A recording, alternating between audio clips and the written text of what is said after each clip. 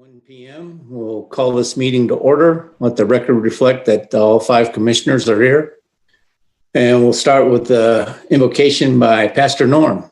Pastor Norm. Thank you. Let's pray. Heavenly Father, thank you for being present each and every time we meet as a board to continue to do our best for Douglas County.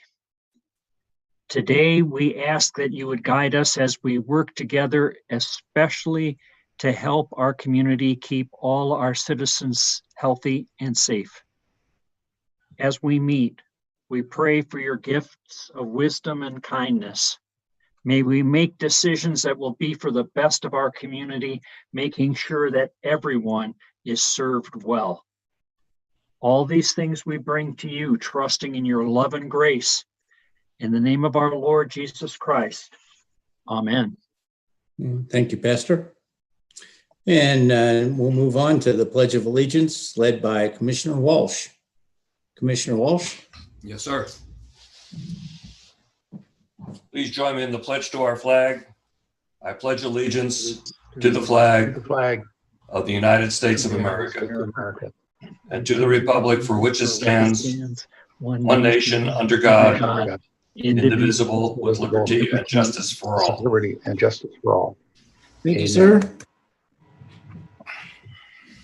And now we'll move on to next item, which is public comment.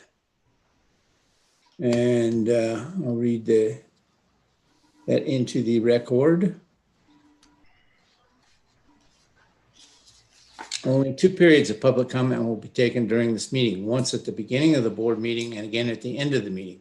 Public comment will not be taken on each agenda item. Public comment is limited to 3 minutes once a public comment period has been opened. The public comment will be heard by leaving a voice message on Douglas County's public comment phone line 775-783-6007. No more than 1 voice message public comment per person will be played during each public comment period. Douglas County's public comment phone line became available to take public comment at 1 p.m. Public comment will remain open for at least 5 minutes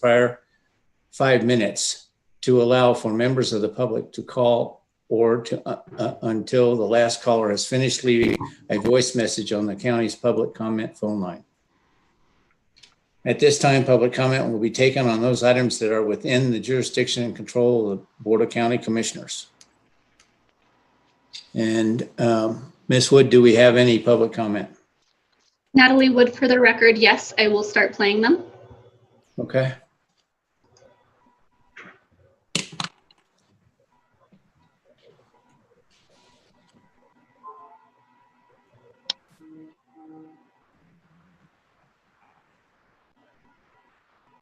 We have received 1 so far. I played it and it was 4 seconds, and there was no audio.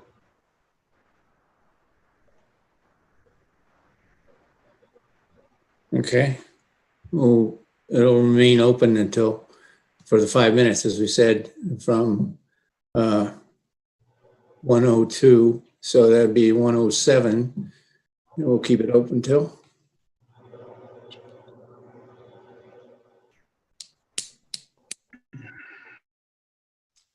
I should really correct that. It's 1:07, not 0.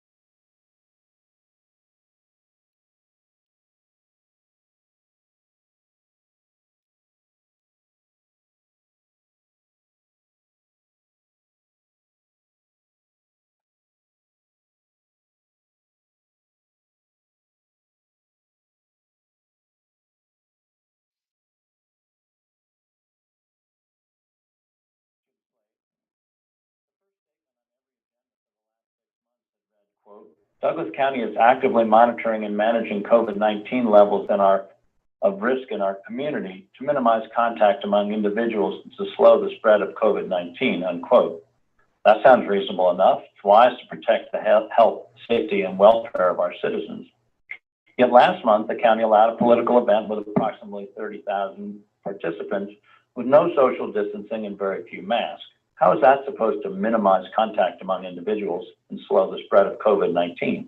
Obviously, it doesn't. In fact, it does just the opposite. Since the county has decided that they're no longer concerned about social distancing, then all county commissioners should again be in person, and the board should revert to its long-held procedure of allowing public comment on each agenda item that is for possible action when it is considered. You no longer have any excuse. If you feel that you need to have those meetings in a larger venue, then so be it. Your continued use of online meetings will only indicate to the public that you really don't want to hear what they have to say. That would certainly violate the intent of the open meeting law. The public deserves to be heard on all items and not so severely limited in time to address them. Equally important, there is now no excuse for not holding in-person master plan update meetings in every community in the county, from Tahoe to Topaz, from Indian Hills to Fish Springs, as has always been done in the past. This is the only way to reach more citizens and to allow them to weigh in on their own community plans. To not do so would be inappropriate and would show that you and staff are not really interested in the public's input on the update.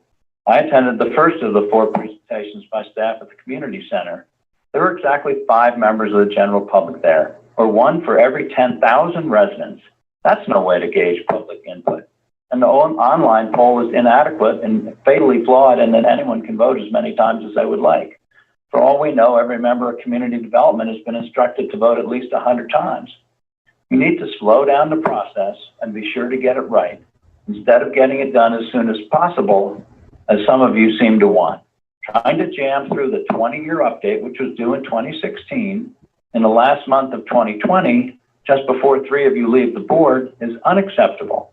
If I were an incoming commissioner and I wasn't happy about this rushed process and its results, I would insist on doing the 25-year update next year as scheduled.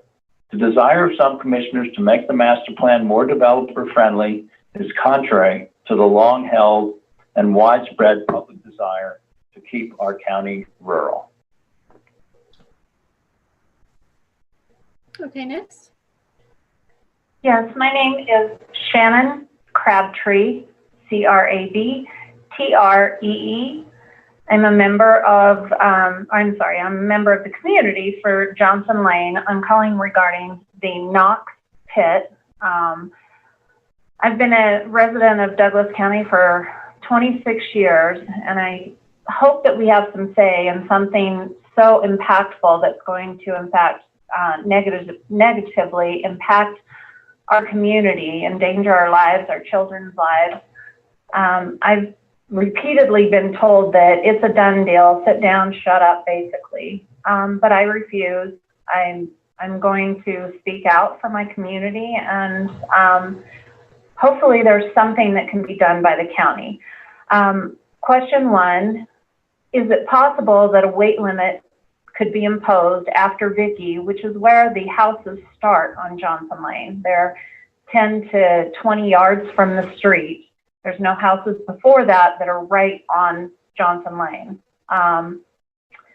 The dump trucks, triple, double trailers hauling 30 to 80,000 pounds up and down Johnson Lane all day, 6 days a week, with bus stops, children getting off the buses and on the buses, houses within 10 to 20 yards from the roads.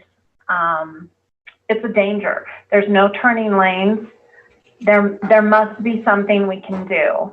And I'm really hoping that my representatives will fight and help me fight it.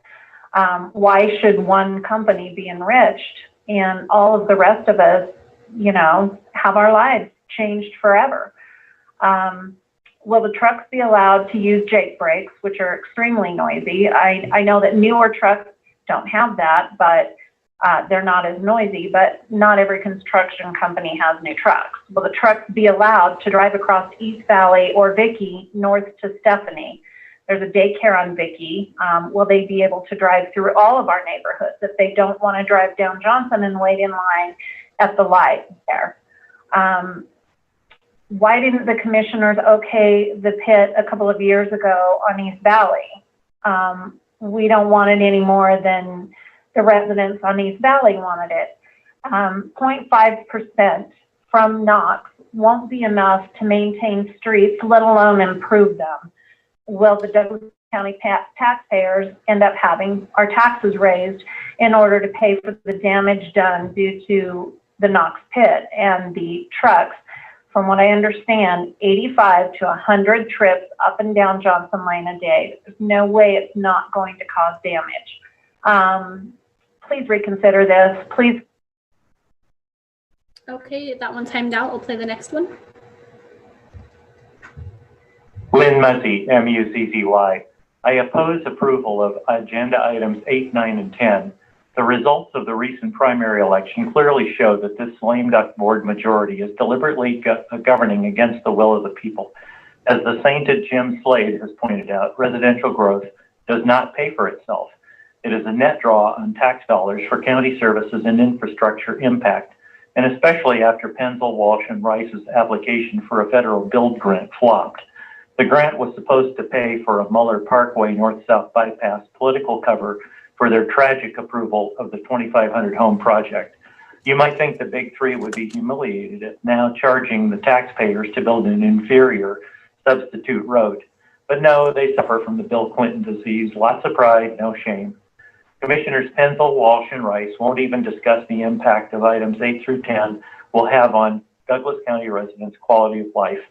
You think traffic on 395 through town is bad now? You ain't seen nothing yet. PWR's legacy is more population, more strain on our infrastructure, more traffic congestion, more streets that go begging for repair. Our friends and neighbors have asked us, don't these commissioners live where we live? Don't they also put up with traffic congestion that they're causing with all this housing, loss of open space? They ask if Penzel, Walsh, and Rice really realize that our water supply is finite, that they need time during their term to address projects like the JLAC building. There is some indication that at least 2 of them have joined with so-called Republicans in the business community to support a flaky District 3 Libertarian candidate in an attempt to undo the District 3 Commissioner primary election results. Are they sore losers? Oh, you betcha. Some question if these lame ducks are in someone's pockets. I say, what do you think? Okay, next.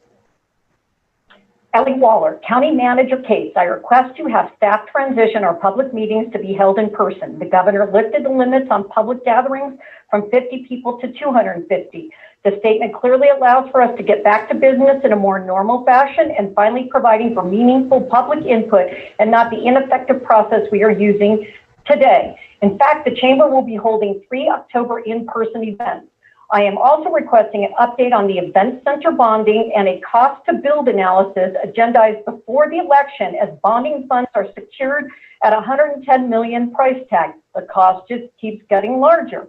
I oppose the draft Main Street Management Plan. No funding information is provided, and in fact, the plan states funding isn't addressed in this document. The BOCC needs to know what funding is expected from Douglas County taxpayers for the proposed ownership of a road segment and any other funding from the plan. Ownership, management, and funding. TTD is the lead and will address changes in ownership of the Main Street project, former rights-of-way, and ownership of facilities, which includes the funding mechanism for project construction, operations, and maintenance. I say the funding must be unshielded as it is not included in this document. The document states funding must be provided by TTD prior to commencement of construction of Highway 50. Where's the transparency always promised? If you haven't read the 117-page document, you need to. I oppose One Tahoe Transportation Funding Initiative, which includes discussion of current transportation funding challenges in Tahoe and potential legislative changes to allow the authority of the TTD to make future decisions about implementing revenue. This item requires additional meetings and I say additional plural, as well as scrutiny. The taxpayers of Douglas County are represented by the BOCC, not the TTD. Funding must be discussed in future meetings. Oppose item number 9. Staff report states density multifamily residential is not designated in the NDCSP. Big George Ventures proposed 181 units is an egregious request until there is an approved updated master plan. The applicant is proposing to develop 58 triplex buildings. Staff report further states the proposal has been designed to meet the requirements of the Douglas County Code Section 2656010 residential development standards and county design criteria and improvement standards because the NDCSP does not include the development standards for residential development. Merely meeting requirements is still violating code. And updated the NDCSP must be required, and the first approval of 298 homes should be null and void as the NDCSP does not include development standards. Do any of you view the Planning Commission meetings to listen to the dialogue and public comment? Okay, that one timed out. Next. Yeah, my name is Jan Groenhagen, Jan Groenhagen, regarding the proposed rock quarry at the end of Johnson Lane, or the access to and from that you're reviewing. The public as a whole is not aware this whole project is going on. I know this probably isn't the right forum for this actual item, but we have been unaware of any information leaking out regarding this. So my whole opposition to this is, as a whole, the project, the transportation, the noise, the scheduling, the road damage, so on and so forth. We would like more information dispersed to the affected neighborhoods, of which we are one, adjoining Johnson Lane. We're at the end of Johnson Lane to the dirt road. The East Valley residents, Johnson Lane residents, I'm sure are as a whole unaware of this whole project going on. Public notice should be given and would appreciate an opportunity to speak. My phone number is required, 775-781-2080. Appreciate it. Thanks. Okay, next. AJ Ursik, URSIC. I just wanted to drop a little note here that the last time I checked a couple of days ago, the sign at the terminus of Johnson Lane roadway directing off-roaders and recreational enthusiasts to the Painted Rock area of the BLM has been torn down, ripped out of the ground and torn down. Very suspicious at this time why that would happen. You might want to go out there and reestablish it because that's part of the BLM land and part of the recreational direction for our citizens. So I want you to take a look at that. Thanks. Okay, that was the last one received at 1:14 p.m. Thank you. And we'll move on. Are there any comments by the board in public comment? Seeing none, we'll move on to approval of agenda for possible action. Are there any additions or subtractions from the agenda, Mr. Cates? No? Okay. No, sir. And so we'll look forward to a motion to approve the agenda. Mr. Chair, We approve the agenda as presented. I'll second that, but did you close public comment? If not, I thought I did, but if not, public comment is closed. Thank We're you. working toward approval of the agenda. Mr. Rice has made a motion to approve the agenda. Is there a second? Second. So we have a motion by Mr. Rice and a second by Mr. Walsh. All those in favor signify by saying aye. Aye. Aye. Any nays? No nays. The motion carries. Thank you, gentlemen. We'll move on to approval of the previous minutes. We have one set of minutes to approve, the minutes of August 20th. We have a motion. Any corrections or additions? No corrections or additions. And we'll look for a motion to approve. I would move to approve the draft minutes of August 20th, 2020. Thank you. Thank you, Commissioner Nelson. Is there a second? Who was the second? Mr. Ingles, was that you? Second. Second.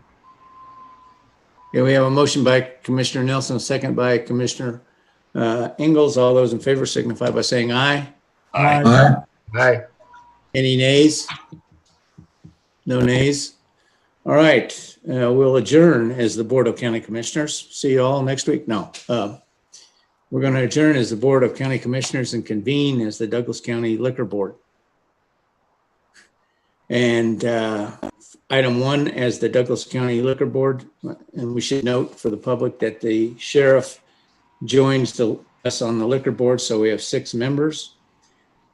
So item 1 for possible action, discussion to approve the package retail liquor license and on-site unrestricted retail liquor license for Shoe Tree Brewing LLC, represented by owners Douglas Young and Jeffrey Young. Douglas Young and Jeffrey Young have both signed a waiver of notice of hearing.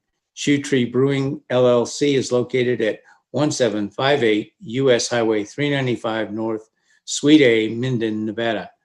Captain Mitchitarian. Or is it going to be? Under Sheriff Ron Elvis for the record. Sorry, Chairman. Mitchitarian got taken away, so I'll be handling it this one. Okay. I don't have any video on you, Under Sheriff. I'm sitting next to Sheriff. He doesn't have any video either. You don't have video of him either? Oh, there you are. Okay. The application is complete. We're not contesting it on this one. There is, it's still pending CFO and health and fire sign off before they're operational. Okay. So we have 2 items pending on it, but the sheriff has no objection. Do we have any discussion by commissioners? Seeing none. Is there a motion by commissioner? Mr. Chair, I'll move we approve the packaged retail liquor and on-site unrestricted retail liquor license for Shoe Tree Brewing Company LLC as presented, pending certificate of occupancy. Second. All right. Is there a second? Second. So we have a motion by Commissioner Walsh, a second by Commissioner Nelson. All those in favor signify by saying aye. Aye. Aye. Any nays? No nays. The motion carries 6-0. We'll move on for second item, possible action, discussion to approve the addition of operator William Hill PLC, Public Limited Company, to the existing racebook and sports pool gaming licenses at Harvey's Tahoe Resort Hotel and Casino located at 18 Highway 50, State Line, Nevada 89449, and Harris Casino Lake Tahoe located at 15 US Highway 50, State Line, Nevada 89449. William Hill PLC is represented by Dennis Gutwald, Esquire of McDonald Corano. The required waiver of notice of hearing has been signed. Under Sheriff Elgis. Under Sheriff Elvis for the record, the application was completed and we're not contesting it at this time. All right, thank you very much for the update. Any questions by commissioners? Seeing none, I'll ask, is there a motion available?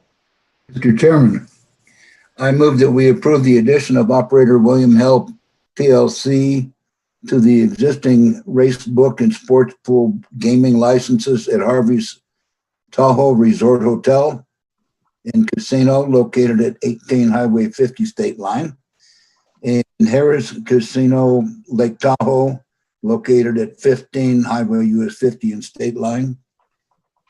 And I don't think I need to read any further. Second. Thank you, Commissioner Rice. Was that a second by Commissioner Nelson? Yes. So we have a motion by Commissioner Rice, a second by Commissioner Nelson. All those in favor signify by saying aye. Aye. Aye. Any nays? No nays. The motion carries 6-0. All right, we're going to adjourn as the Douglas County Liquor Board and reconvene as the Board of County Commissioners. Next item on our agenda is the consent calendar. Are there any items that anyone wishes to pull off of the consent calendar? All right, seeing that there are no hands up to pull any items, and we'll look for a motion to approve the consent calendar items A through K. Mr. Chair, I move we approve the approval of the consent calendar, items A through K. All right, we have a motion by Commissioner Walsh and a second by Commissioner Nelson. All those in favor signify by saying aye. Aye. Any nay? No nays, then the motion carries. So the consent calendar is approved, items A through K. Now we'll move on to the administrative agenda. First item under county manager is for possible action, discussion on one appointment to the Douglas County Public Library Board of Trustees due to the resignation of Miss Lisa Foley for the remainder of her term expiring December 2022. Mr. Cates. Thank you, Mr. Chairman. So with the vacancy on the library board, the Board of County Commissioners appoints the library board members. So this would be to fill Ms. Foley's seat. We received 7 applications. All of those applications are included in your packet, and we have all 7 applicants on the call for you guys to question and make a decision. And that's it. Okay, Mr. Cates, if you would do me the favor of, we'll ask each one to say something, and would you please call the next person in line, and so because I don't have a complete listing unless I pull up the agenda. Okay. Sure. Let's see. I'll just go down the line the way they're listed in the agenda. Henrietta Brandt. All right. I'm sorry. Do you want me to go through all of them, or do you want them to speak? We'll start with Ms. Brandt. Yes. I'm here if you have any questions. Would you like to make any kind of statement about your involvement or your background or why you want to be on the board? Well, I'm organized and knowledgeable, and I would like to continue the essential services that our library provides because it's a vital component of our community. Okay. Any questions from commissioners? Would Ms. Brandt be open to discussing some of her background, managerial skills, education, so forth? Thank you, Commissioner Sure. Ingles. What would you like to hear? I have a master's degree in education and a BA also. I've been a teacher for many years. I'm also a substitute teacher for Douglas County School District. I have been a UNR substitute, for interns.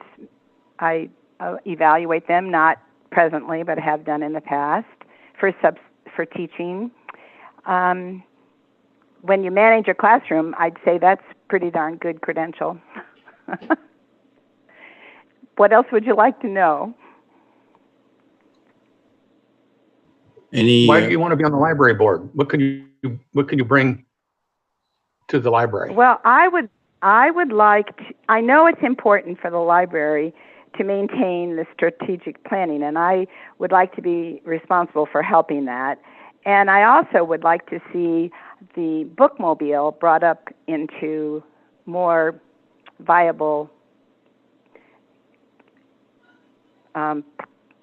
maintaining it. So that's one of the reasons. I also am an avid reader, and I have supported the library as a friend of the library for many years. I also am a reader for the Young Nevada Readers, which I read books for grades 3 through 5 every year, more than 30 usually, and then we make a selection, and then those books are then chosen for the libraries of each school in the state.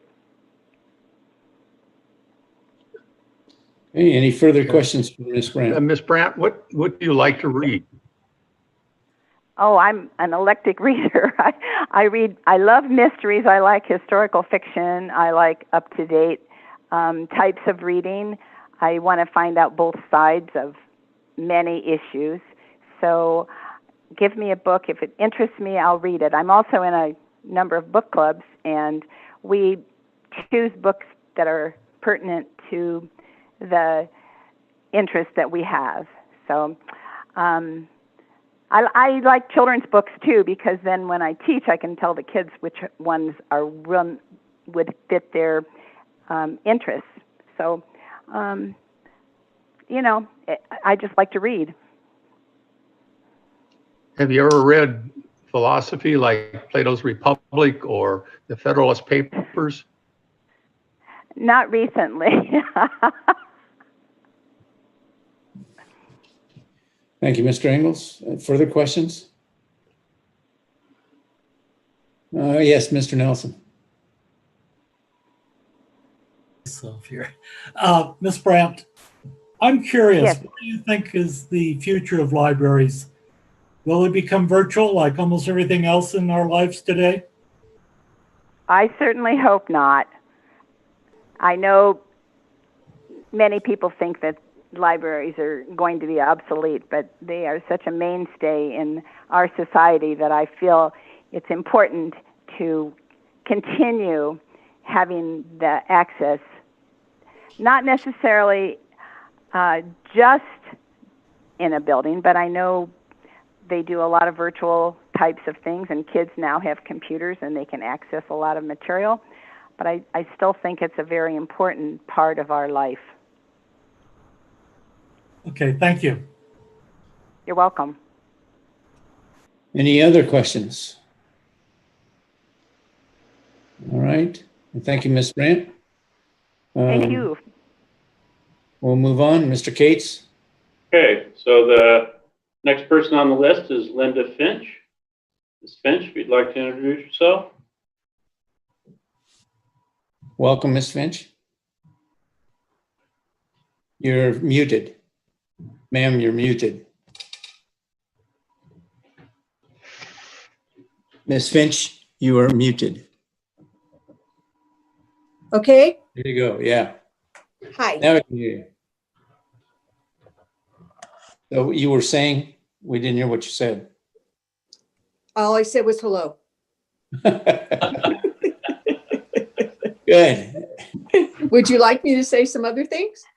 It's up to you. It's I kind of prepared a little speech, if that's okay. Please do. One of my favorite quotes about libraries is, "Libraries are our friends." And for me, that's been my history. I started working in libraries in the 2nd grade because I was such a bookworm. My teacher sent me there to put books away. And that continued all the way through college, where I worked in the college library as a job. I've been a member of the Friends of the Library for over 15 years. I have spent tons of money at the library sales. I also made a presentation last year. I owned, I should say, a bookstore called Shelby's Books in Minden. And I offered to give my bookstore to the library as a fundraising opportunity, like the bookstore that the Carson City Library has. Unfortunately, we couldn't quite work that out. My lifetime dream was to own a bookstore. And I was really lucky that I got to do that for 15 years, and I actually still volunteer there. One of the slogans for the store was much more than a bookstore. And we did a lot of community events. We had seminars, book clubs, women's groups, and lots of music. I've had a very diverse career path, from Fortune 500 companies to the Washoe Tribe. I've been the general manager of 2 auto racing tracks, the director of public relations for the Fairmont Hotel in San Francisco, the director of public relations for the retail store division of the Goodyear Tire and Rubber Company, and a volunteer coordinator for Tahoe Women's Services. I have always believed that we have a duty to make our communities the best that they can be, and I've always been a volunteer. For 11 years, I protected harbor seal pups on the beach. Most recently, I volunteered in Douglas County courts doing victim impact panels. As a matter of fact, 3 years ago, this board honored me for my community service. I would be honored to be on the library board. Thanks. Thank you, ma'am. Appreciate your speech. Any questions by commissioners? Commissioner Rice, then Commissioner Engels. Commissioner Rice. Are you the same Linda Finch that I used to see once a month in Judge Glassen's courtroom? You are my guardian angel. Yes, you took care of me for 10 years. I need to disclose the fact that I have had many experiences listening to Ms. Finch, and but that will have no bearing on my judgment in this area. Thank you, Commissioner Rice. Thank you. Go ahead. Go ahead, Commissioner Engels. Ms. Finch, what kind of programs would you like to see the library have for young adults in regard to such things as our Constitution, our country, how things have evolved? Could you elaborate on that a little bit? Well, thank you for that question. We actually, at my bookstore a couple years ago, maybe longer than that, held a seminar on the Constitution. We had different people come in and speak about different aspects of constitutional law. And then at one point we had a seminar on the Bill of Rights, where we had other people come in and talk. And during those seminars, we used to have maybe 50 to 70 people, and we did it for 9 weeks. So it's something very much of interest. It's interesting you talk about young adults, because young adult books are selling now faster than any other genre. I would love to see put together some seminar type thing like what we did with, things that young adults could understand about the Constitution, because I think we don't have as much government in school as we used to. And I don't think everybody gets that historical perspective. But I'd like to do it. Thank you. Thank you. Okay, any other questions? Commissioner Nelson. I'll probably ask the same question of every applicant, and that is, brick and mortar stores are going away. You see libraries becoming virtual, and if so, what would you see the process? Well, it's been interesting. My bookstore, which I've had for 15 years, has actually been pretty successful and continues to be. And it really kind of runs the gamut of age. And I think one thing we want to keep in perspective is that my business had a lot of senior citizens coming in and out. But we did sell, on the other hand, a lot of young adult books. I would love to see books stay around. I always treasured the books that I could go to the library. Every summer, I would spend 1 day a week at the library and bring my books back and that sort of thing. And I hope young people have books. I think it's important to have that physical part of it too. And maybe that's just old fashioned because kids grow up now with everything being virtual. But I would hope that the library would stay up on top of all of the technology and offer that to as many people who want to get it that way. But I would really hope there would be a balance of in-person communication. Okay, thank you. Thank you. Any other questions? I would just remind the board that we do have 3 questions that each one of them was given prior to on their application. It discusses their qualifications and if they can make the meeting times. And then the third question is, given what they know about the Library Board of Trustees, what is the most important thing they can do for the community? And so I would ask Ms. Finch if she could answer, given what you know about the Library Board of Trustees, what is the most important thing we can do or you can do for the community? I've always seen the library as a safe place to talk about ideas, it's just like asking about the Constitution thing. I think the library should be a place where you can talk about just about any subject there is. I would love to see more community outreach. I would like to, of course, see the technology stay on top of everything. I know they do children's reading groups, and I hope when this crazy disease is all over, we'll be able to get back to do all that stuff. But I see the library as a center of a community, and that's what I would like to see, is that the library be a place for all people. I think the question really is more, what do you think the board should be doing for the library and the community?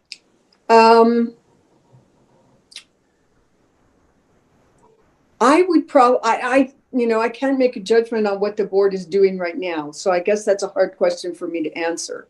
I would hope that they would manage the funding very closely. I would hope they would look for new places to find money. I would hope that they have some sort of cooperative thing with the people who work in the library. I would kind of like to volunteer in the library if I were on the board, just so I know what's going on. Okay, thank you. Thank you. Any other questions from board members? All right, Mr. Cates, who's the next person?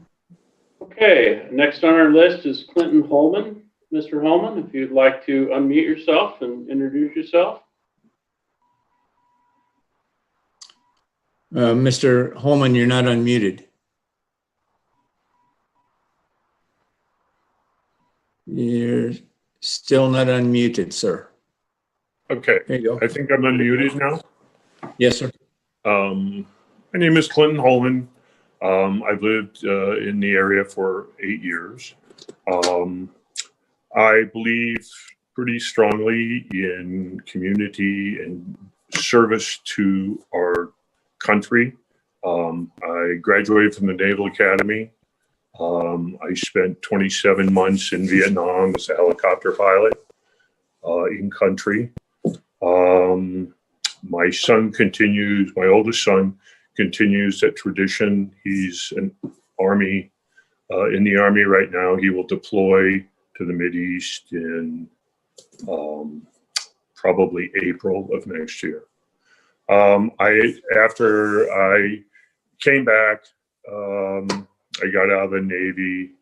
I've had kind of a diverse career involved with farming, fishing, and I ended up having a manufacturing business, and then sort of drifted into being a lobbyist in Washington, D.C. for a long time.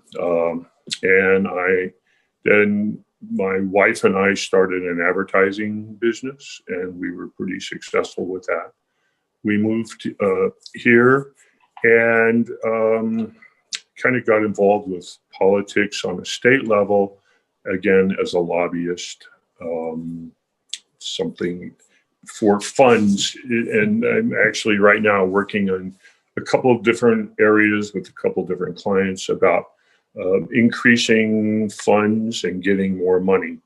It is a qualification that I bring to the library board. I've been reasonably successful at funding local organizations in the past. I think this is a pretty important area of the community. I think the library can be a real focus, and it can open windows for a whole lot of our community that they would never have opened, and windows on the world. And I believe that's important for us as board members to have that kind of obligation to the community, to see that A, we keep up with the technologies, and provide our community with a focal point for learning about the world. I think that's kind of where I'm in. And I would love the opportunity to continue to be of service to my community. Thank you. Well, thank you, Mr. Holman. I appreciate that. Questions for Mr. Holman? Chair, Mr. Ingles, go ahead. welcome home, brother, and my hat's off to your son, because you and I know what it's like. You and I have been there and done that. Yes, sir. We got the T-shirt. Roger, and we both sworn an oath of allegiance to protect the Constitution against all enemies, foreign and domestic. Yes, sir. I've never forgotten. So we don't. At any rate, what are you doing lobbying for the county? No, actually, I was the last time with this. I was at this. No, I'm not. To answer your question, I will continue. I was working with a group, basically working in the state legislature. So we were pretty successful in what we got done. So maybe you ought to think about doing that rather than the library board. Well, the two are not mutually exclusive, I don't believe. And thank you very much. So, okay. Any further questions, Commissioner Nelson? Yeah, Mr. Holman, thank you for your service. I've been asking this of each person as they come forward. Do you see libraries becoming virtual in the future? And what do you think the possibilities of that? And what would be your process for making that happen? I think that libraries will tend to head in that direction. And as a board member, I think we need to work to make sure that we're abreast of the technologies. I also think we need the physical books, the place. The library is kind of, somebody said a safe place. I believe it should be that.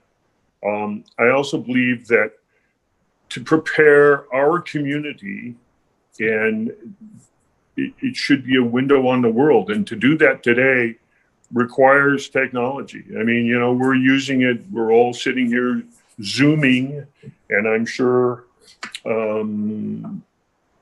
most of us Zoom, in other places. I do. I have typically, 4 to 6 meetings on Zoom a week at a minimum, and sometimes as many as 20. And that's just the way of the world today. Do I think it's going to change? Well, a little bit, but I think this pandemic has caused structural changes that are going to be with us for a long time, and that technology is really important to keep up with. I mean, there are all kinds of things going on out there, and we need to keep abreast of it so that our community is abreast of it. And this is a window for it. And I would like to see that happen and be part of that. Does that answer your question, sir? Yes, thank you. Commissioner Walsh. Go ahead, Larry. Yes, thank you.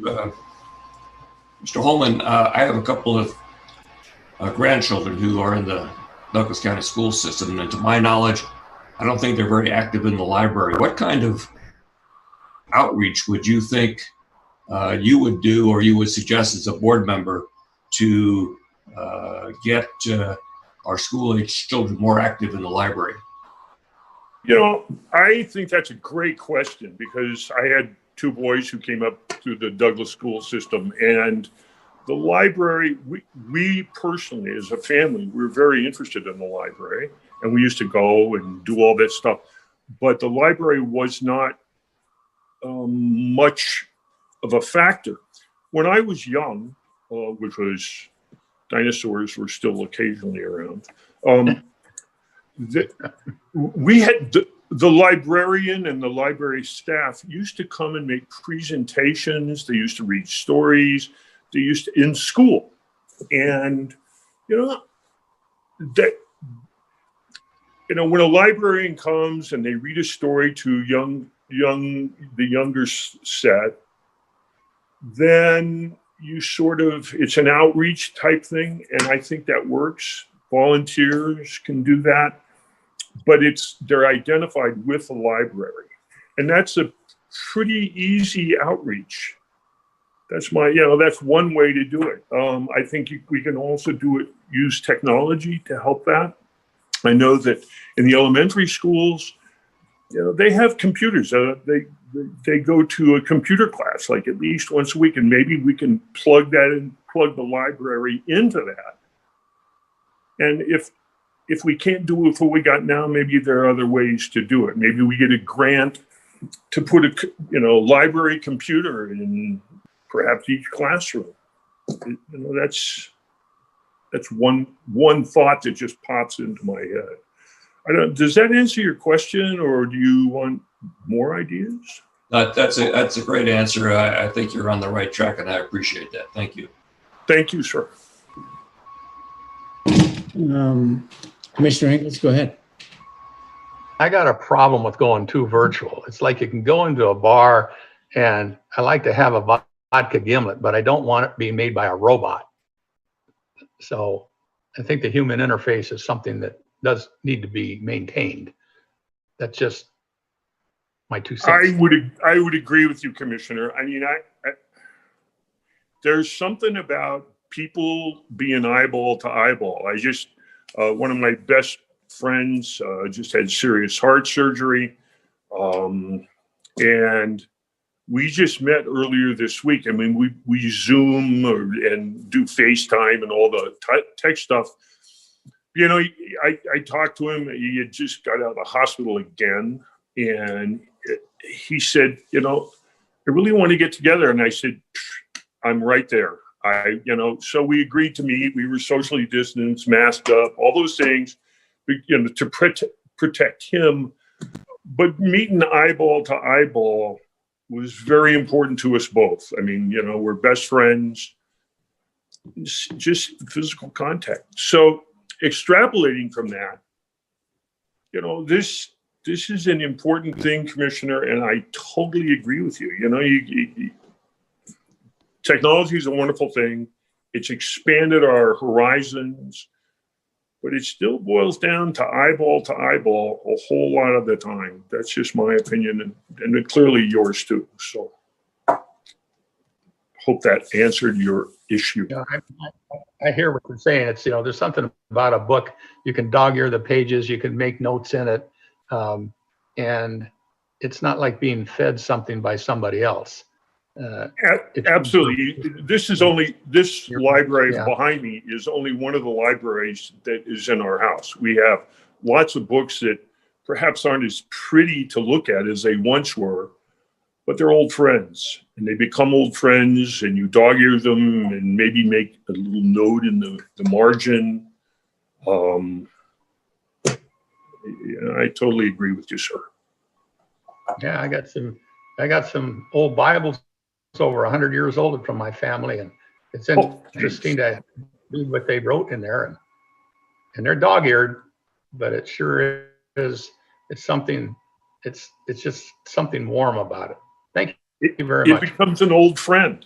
They're your friends. All right. Further questions from anybody? Well, Mr. Holman, I have two for you. Okay. First is, what kind of helicopter did you fly? I flew H-46s, sir. Yeah. Also known as Guns A Go-Go occasionally. And I flew H-46s. And then I also, the Navy, after the war was over, thought that maybe the Harrier would be a good thing to use. And they transitioned jet pilots, and jet pilots pranged them fairly often. So I actually have about 300 hours in an AV-8. Oh, really? Yeah. That's but mostly H-46. I have about 4,000 hours in an H-46. So I'm pretty comfortable with that one. Well, the only people making them now are the Japanese. Yeah, I know. I actually, okay, maybe this isn't appropriate. I actually negotiated a contract for, they with Boeing as a Boeing Vertol rep, even though I was in the Navy in Japan, because they used to do our rework, and they had these great bubble windows for, and so we did that. Plus, they had a great mount for our M60s. It was far better than we had. They were called M60 mounts, but they were way better. The Tsugami mount was awesome. So.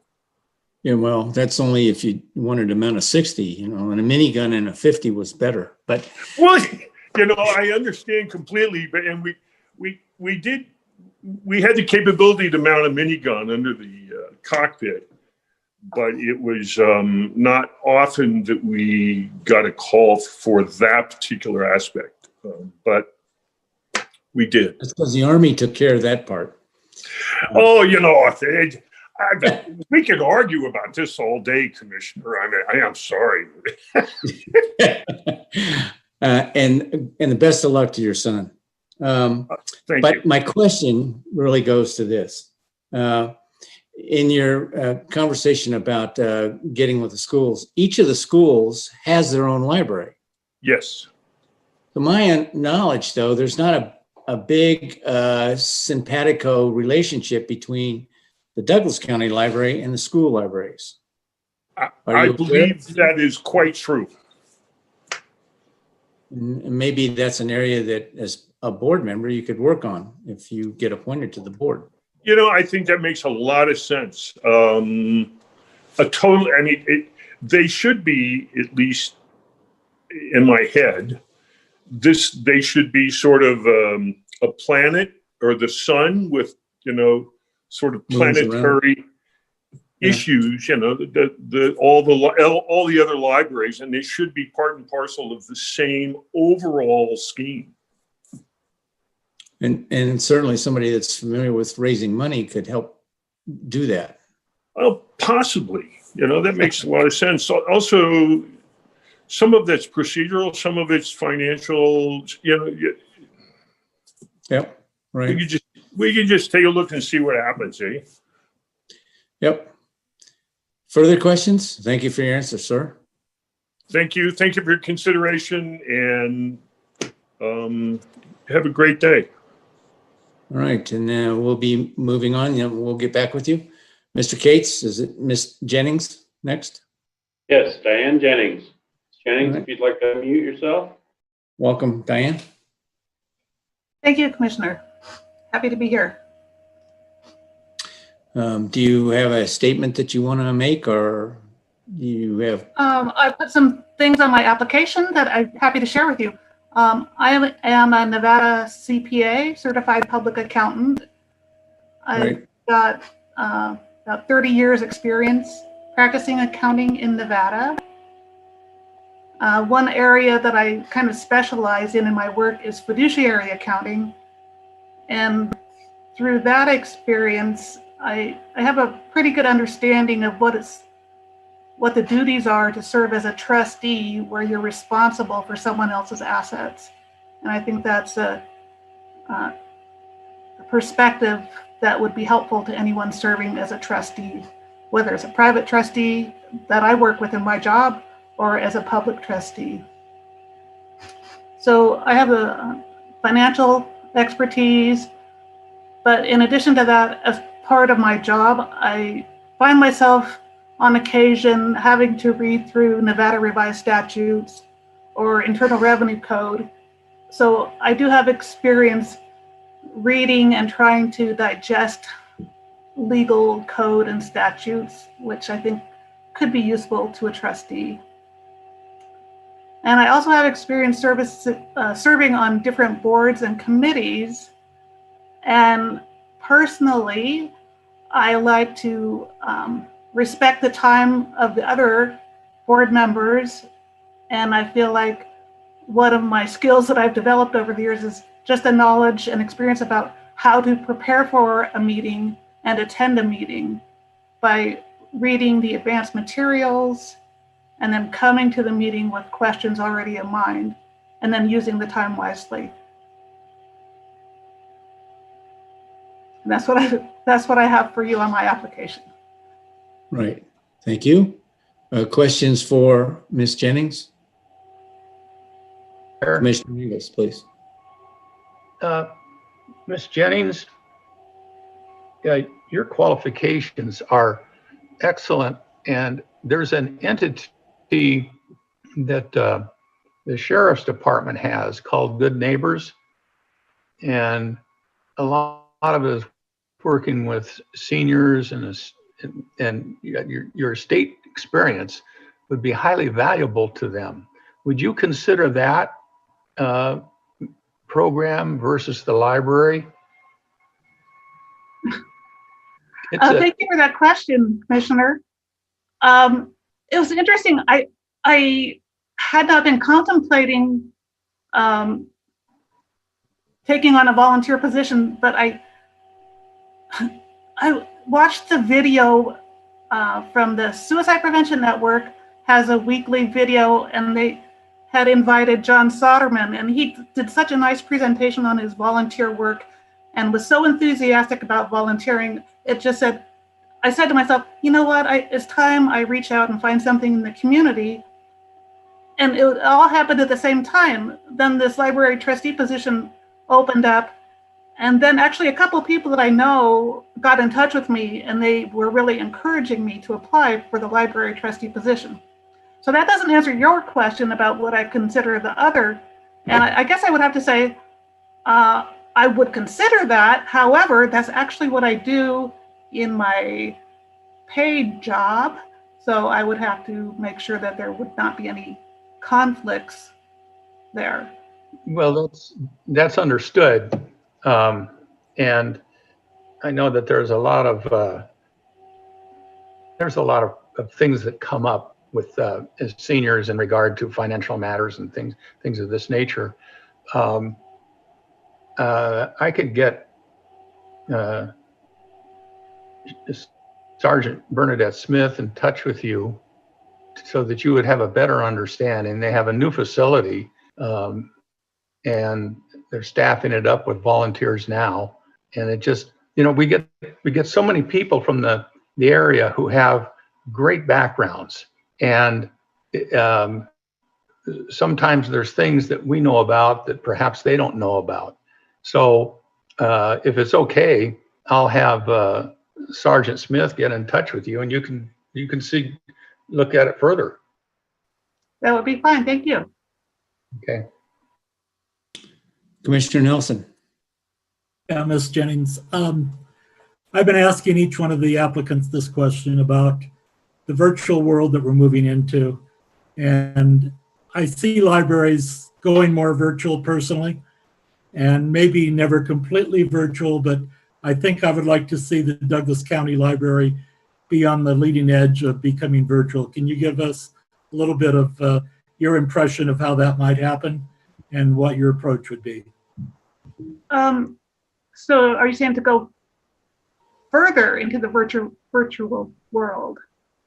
Because right now there's many opportunities for patrons of the Douglas County Library to access materials online.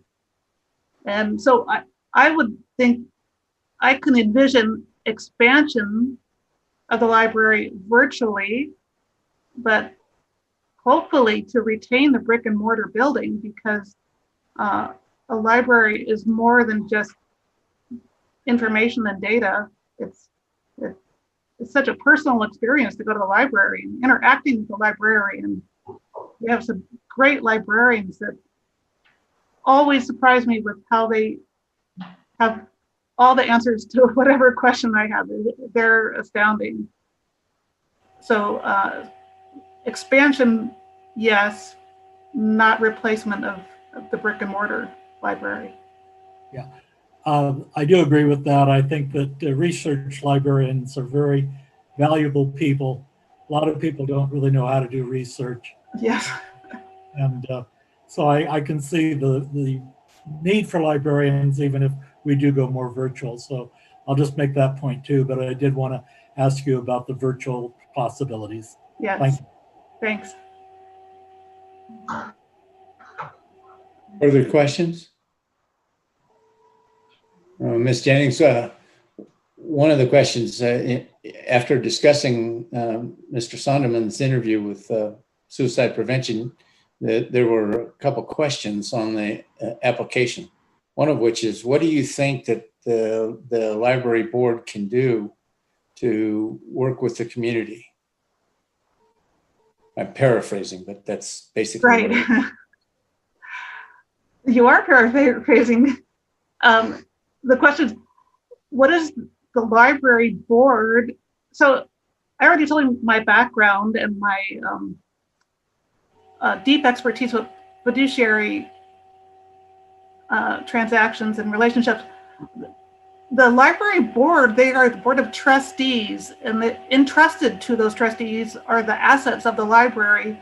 And the trustees' job is to protect and promote the assets of the library so that the library can serve its mission to be a point of access for the community. So the trustee's job is to make sure the library is healthy and vibrant, but also to select a library director who will implement the goals and missions set out in the mission statement and the strategic plan. So I think I probably didn't answer your question, Commissioner, because I went back to the one on the application. That's okay. And you did hit on it. So thank you very much. And it's hard when we ask questions kind of that are a little bit different than what's on the application. That's so all right. Any further questions? Okay. Well, thank you very much, Ms. Jennings. Mr. Cates? Yes, sir. Next on our list is Elizabeth Lenhart. Okay. Lenhart, if you'd like to unmute yourself. Hopefully I pronounced that correctly. No, you're not unmuted. Can't hear you. Now you are. Okay. Can you hear me now? But we can't hear you.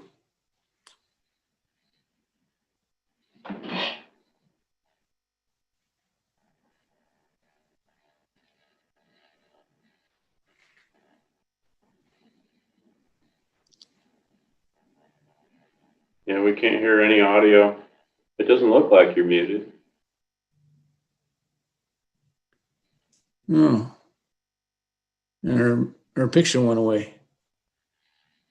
Oh, there it is down the bottom. And she's still muted.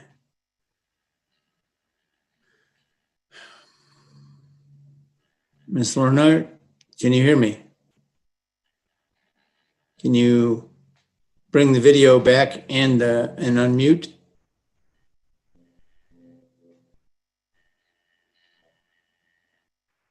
Okay, while she's working on that, who would be next, Mr. Cates? Okay, I'm sorry, let me get back to my list here. Heather Mayer, she'd be the next Okay. one on the list. Can you have Ms. Wood or someone contact her via phone? Hello, Yeah. I'm here. Okay. Go ahead, Ms. Martin. Okay. First of all, I'd like to thank you for the consideration today, and I don't envy you the decision-making, as clearly there are many great candidates who've already come before me today. But I did prepare a little bit following on to the first point on the application, which is, what are my qualifications? What would set me apart in being selected for this volunteer position? And in thinking about that, this will kind of, I guess, help you know how I approach problems and solving problems. And that is, I broke this question down into 3 critical pieces, which is looking at the mission of the trustee board. I see it as purchasing, people, and priorities. The question I would ask myself with purchasing, are the monies appropriated in the county budget being used wisely and strategically for the benefit of the community? And secondly, people, are these resources, are the staff being employed in the right activities? And does it have a culture of service? And thirdly, priorities, are the priorities of the staff and the purchasing budgets aligned strategically with the needs of the community? So my background against these three buckets would kind of go as follows. Over the course of my long career in business, as a professional and a senior manager, I was entrusted with budgets that were either equivalent to or many times larger than the 1.5 million Douglas County Library budget. My direction of these budgets was closely audited by both independent industry auditors, and in the case of my tenure with Wells Fargo Bank as a senior vice president, I was federally regulated. My audits never showed a variation of more than a fraction of a percent. My resume, which runs to 5 pages, provides further detail and examples of my fiscal management.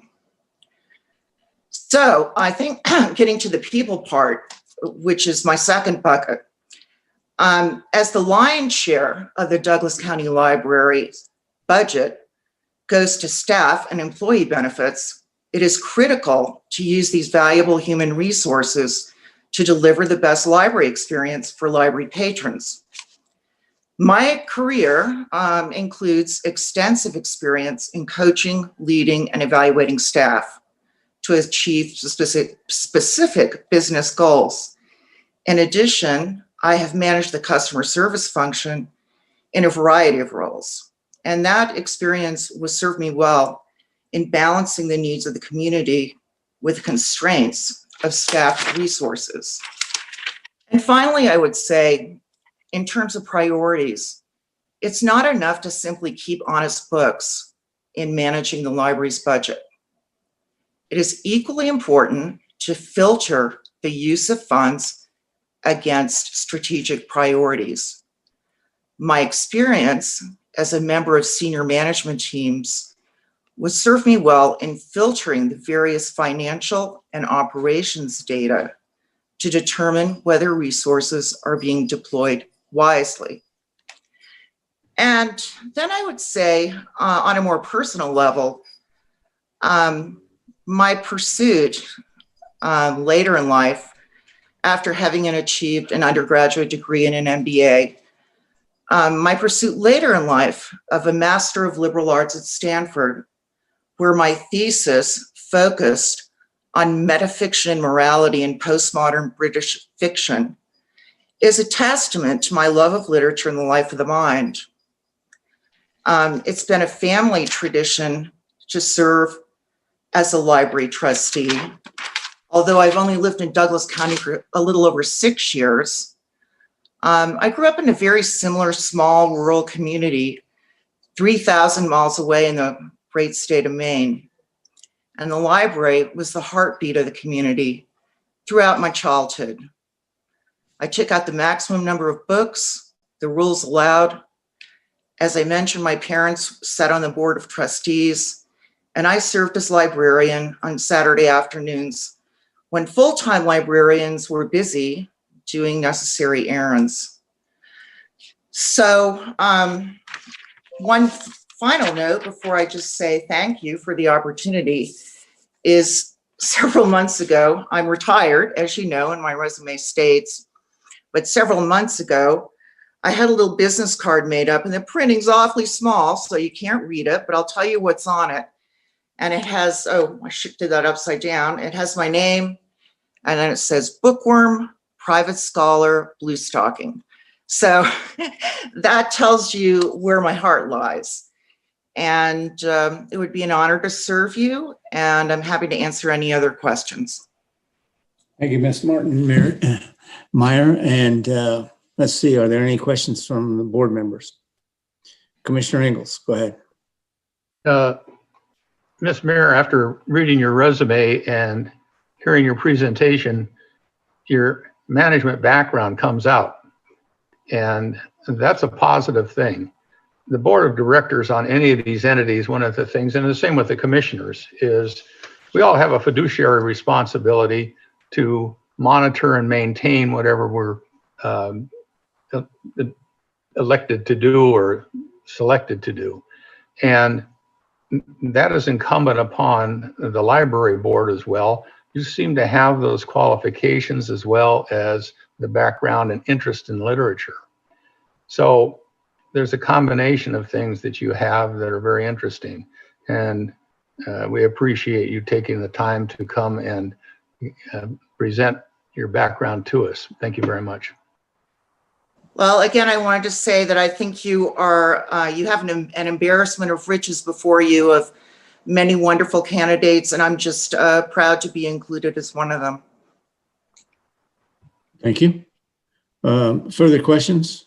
Commissioner Nelson. Yes, Ms. Martin, Mayor. I was asking each candidate this question. We're moving into a virtual world, pretty much. Computers are everywhere and everybody's using them today. Brick and mortar stores are disappearing. I don't think libraries will disappear, but I think that they need to be up to date on virtuality and what can be done with libraries and a virtual world. And I was wondering if you see that happening to libraries and in what direction, and how soon do you think that will be happening even more in today's libraries? Well, you know, in the scholarly world, it is virtual. When I was preparing my thesis, I would say I withdrew maybe 150 books physically from the Stanford Library. But as I also noted on my application, I'm a member of JSTOR, which is a digital resource for scholars, educators, researchers, and students. And that is invaluable in advancing scholarship the way the world is so globally connected these days. So I do think it's where things are going. However, there are many diverse needs for information in a community, and some of those needs are best represented, I think, by a hybrid model, which I think all of us who have been talking and presenting their credentials so far have acknowledged. And people go to the library because they want information about their hobbies. They want information about how to apply for a job. They want information about how to fix something.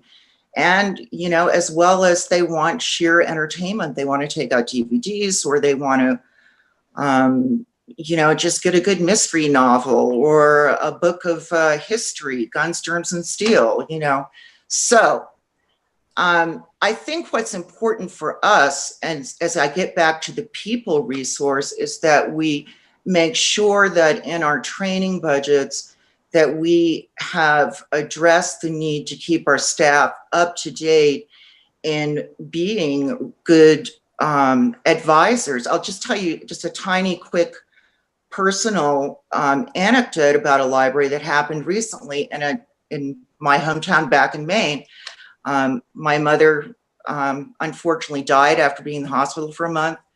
As it turned out, because of the timing of the local newspaper, the funeral director gave me a 1-hour deadline to get my obituary into the local newspaper.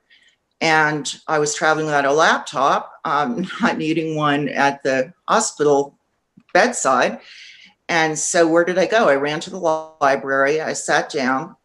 I didn't have an ID, I didn't have a password. I wasn't familiar with their setup because I'm an Apple user, not a PC user. And I went to the librarian and I just explained my situation. And she sat down beside me, she gave me her ID. She helped me, and I'm very computer literate, believe me, but I was in a scramble. And that person helped me get that obituary in and uploaded to the local newspaper in an hour's time. And without that, there would be very few people sitting in the pews at my mother's funeral. So that's an example of how we used the digital connection and resources in the library and the skill of the librarian to make a very human connection. So I think training is very important to keep our staff up to speed. And at the same time, as others have stated, I think having events that bring the community together, whether it's sponsoring book clubs for teenagers or story hour for young children, or book clubs for special interests or age groups, seniors, hobbyists, job seekers, all of these things should be considered and addressed. And they're part of what being in a small rural community can accomplish and should accomplish, versus the challenge that faces, urban libraries, which unfortunately their brick and mortar have become effectively homeless shelters, which is a tragedy. And we have the opportunity to make it be so much more, which we have in the past, but I think we should always strive to be better and do more. Thank you. Answer. Thank you very much. Further questions from the board? Commissioner Walsh.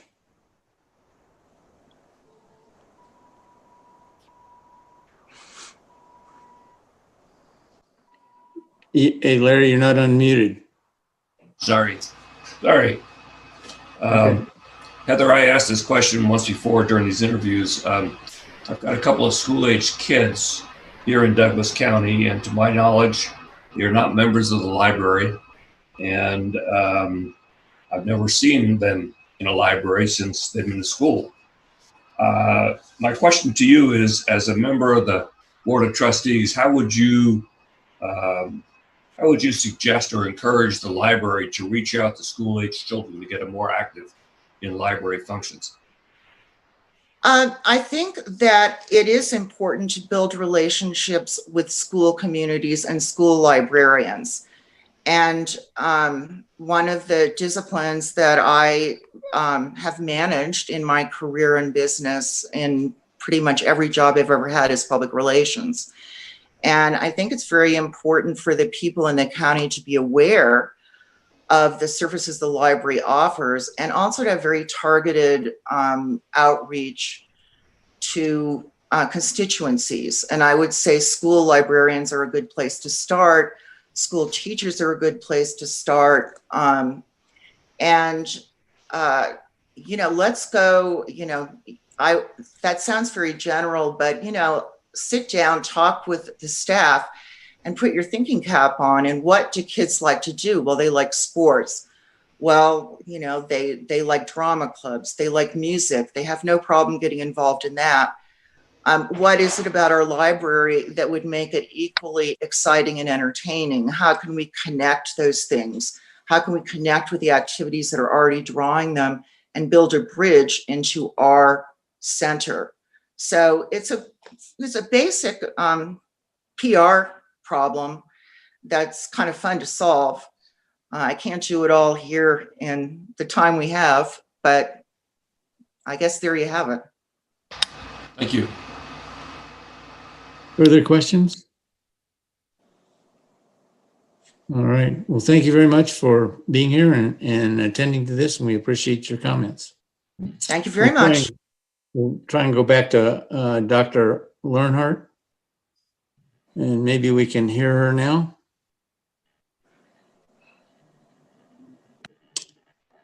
Dr. Learnhardt, there you go. Yeah, can you hear me?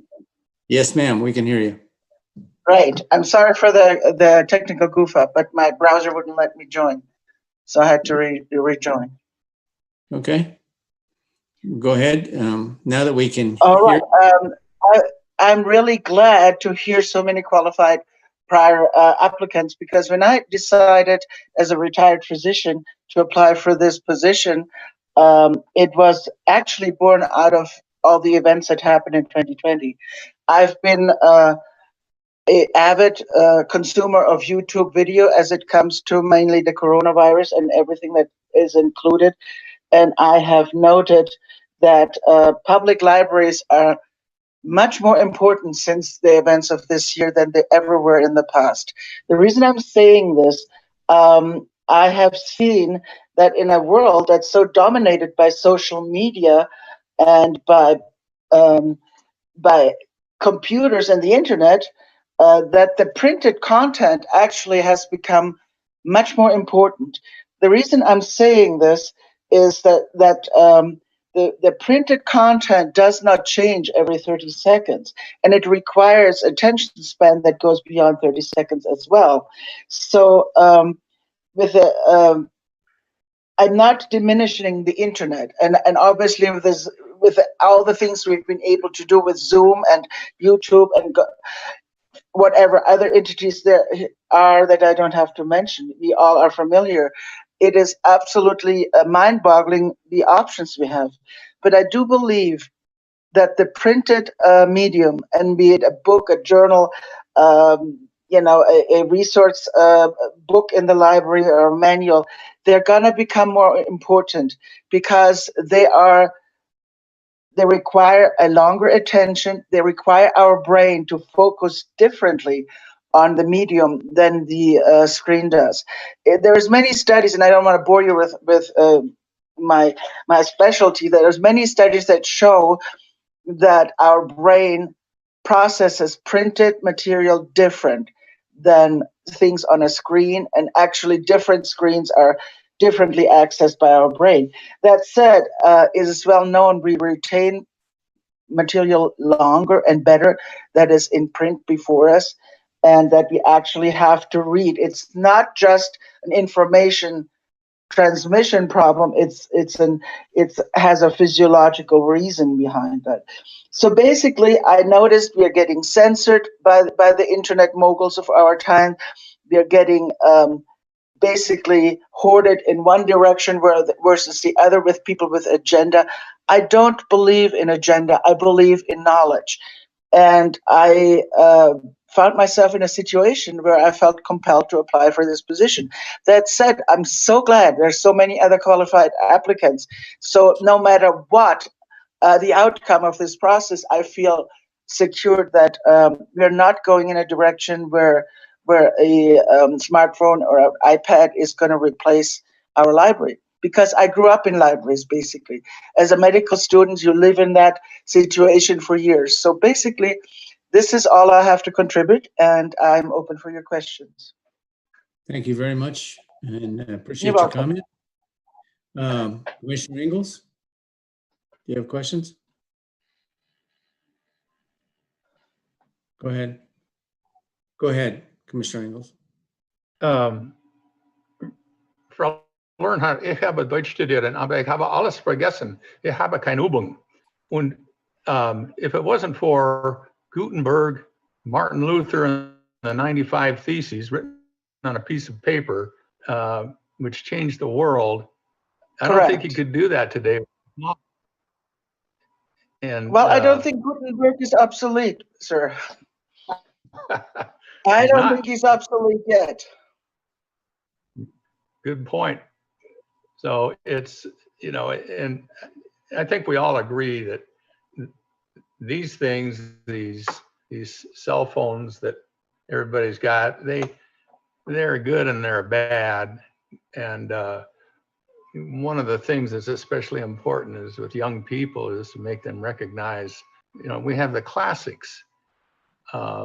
Yeah, they can be online, but it's not the same as having a book and the binding and the paper. Books, some of that binding it's beautiful artwork, and you can't get that.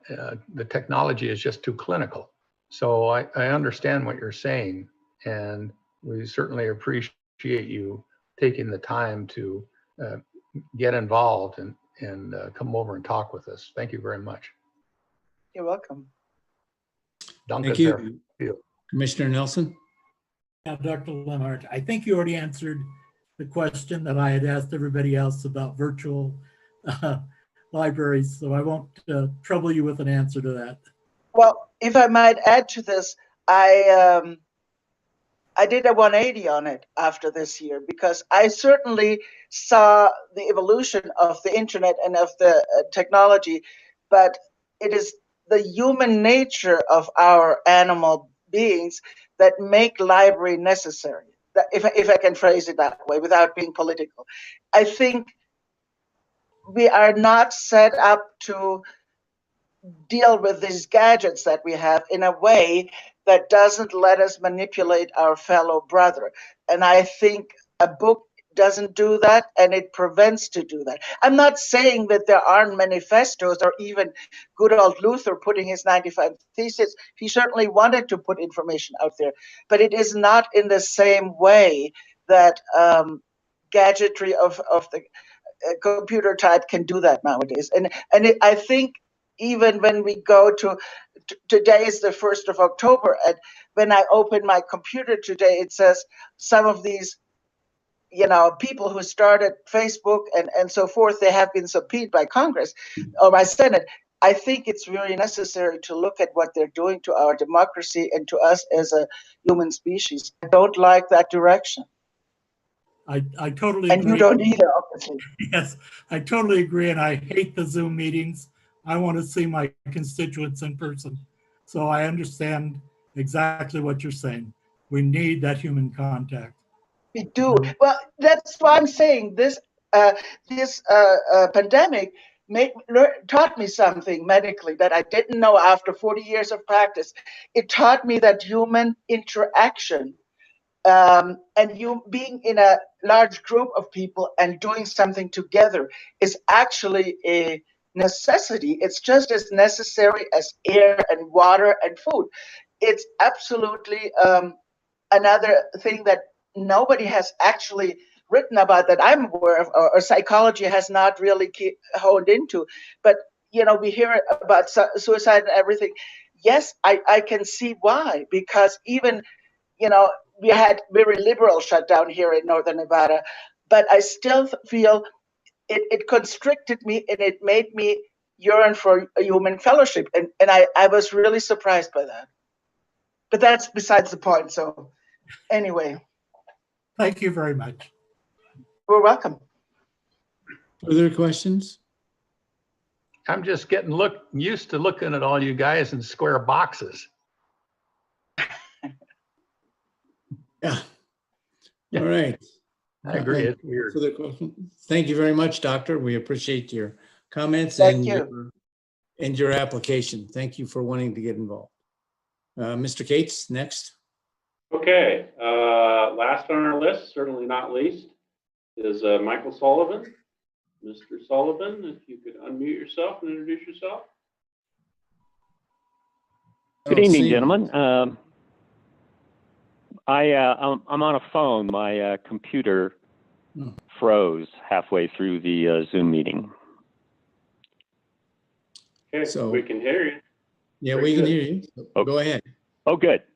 So I too have been impressed with the quality of the applicants who were interviewed before me, and I think I'm withdrawing my application because I think the library is going to be in good hands with the choices you can make amongst 6 of my peers.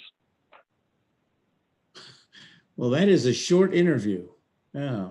Okay, I like them short. Well, we're sorry you're doing that, but by the same token, we appreciate it. We appreciate you taking the time to make the application. All right, very good. Good Don't luck, forget, gentlemen. we also have the airport advisory council. Think about that one.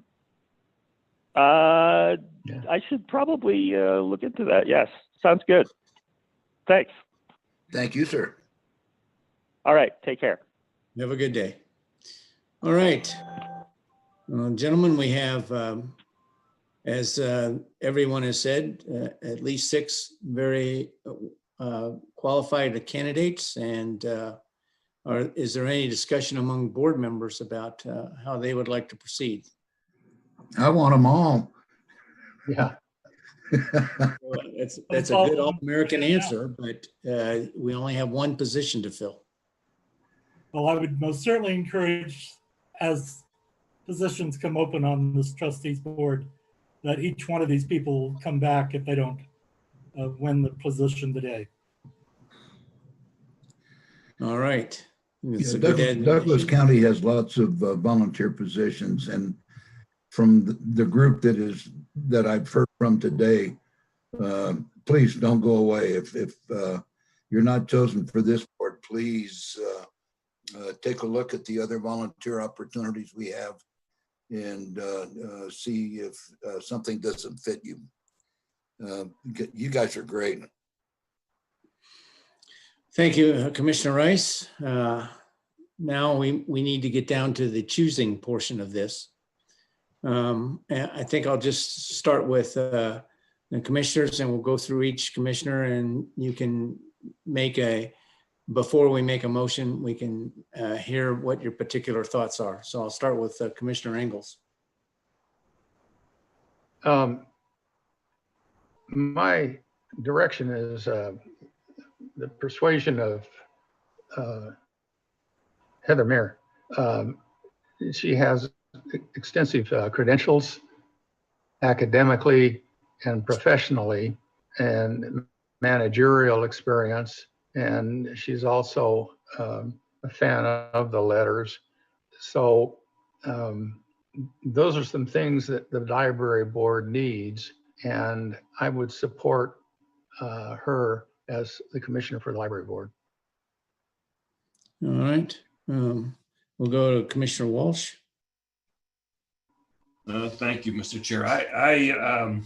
I'm conflicted here. I certainly liked Mr. Holman and Ms. Jennings and Ms. Mayer. I think we have a hard choice ahead of us, but I'm happy to say that in fact, I just really enjoyed hearing from everybody here today. But I would like just to hear from my fellow commissioners. But those are the three that I have thought highly of. All right, Commissioner Rice. Muted. You're muted. You're. All right, there I go. All right. Gee, you gotta love it. Yeah. I'm conflicted. I've known Linda Finch for a very long time, and I know how excellent she is as not only a person, but as an educator.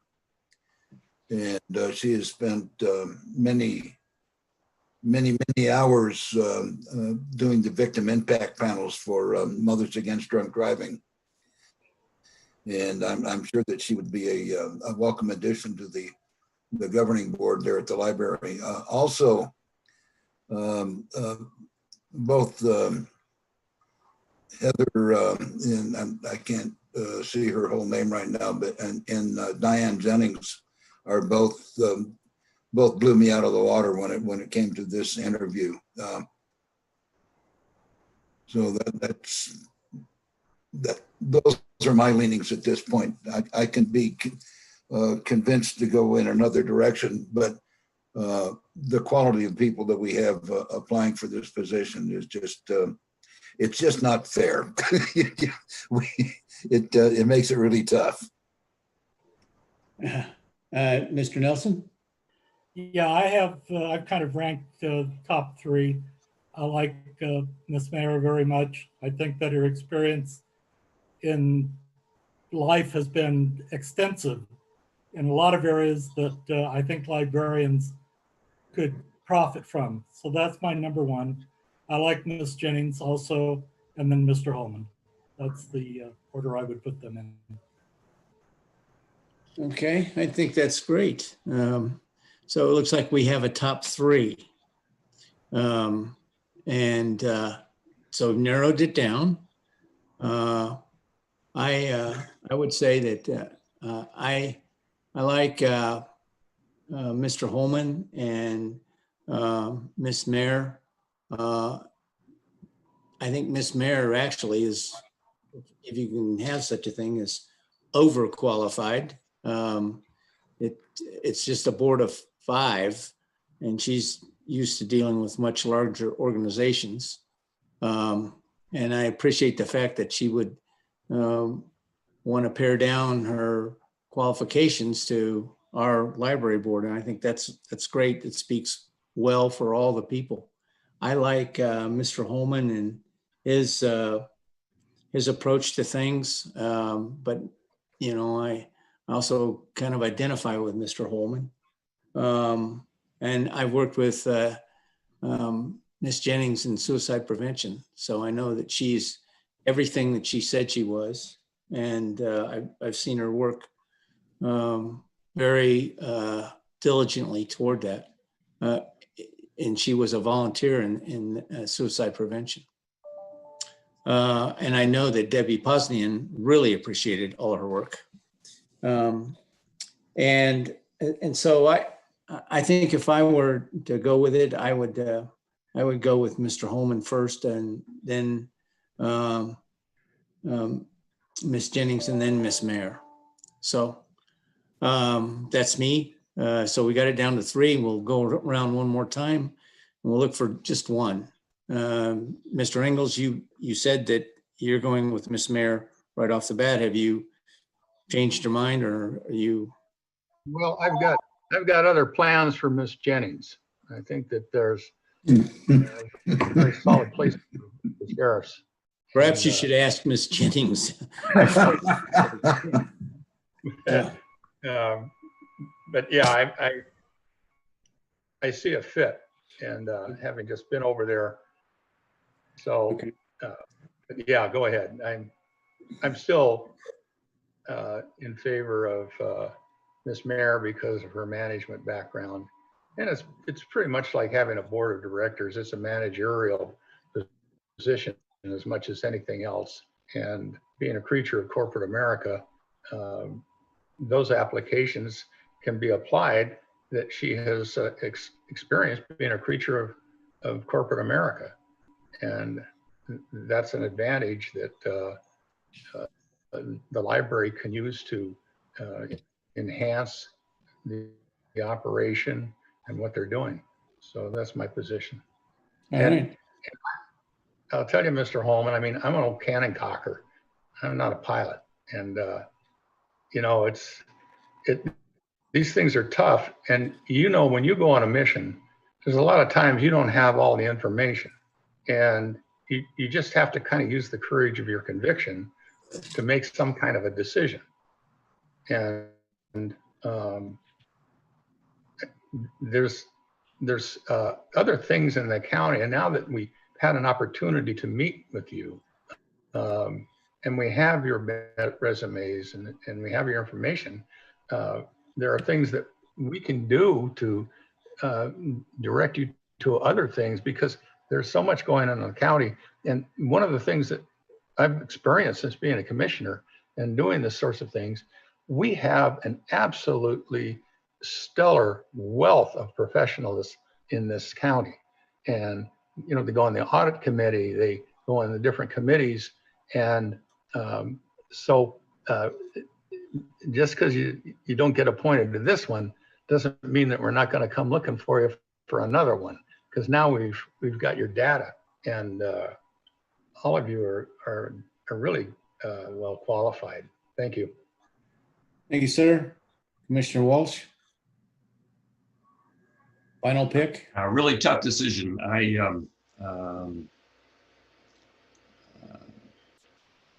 You know, I hear from Commissioner Nelson and Commissioner Ingalls that Heather Mayer is on the top of their list, and I have no problem with that at all.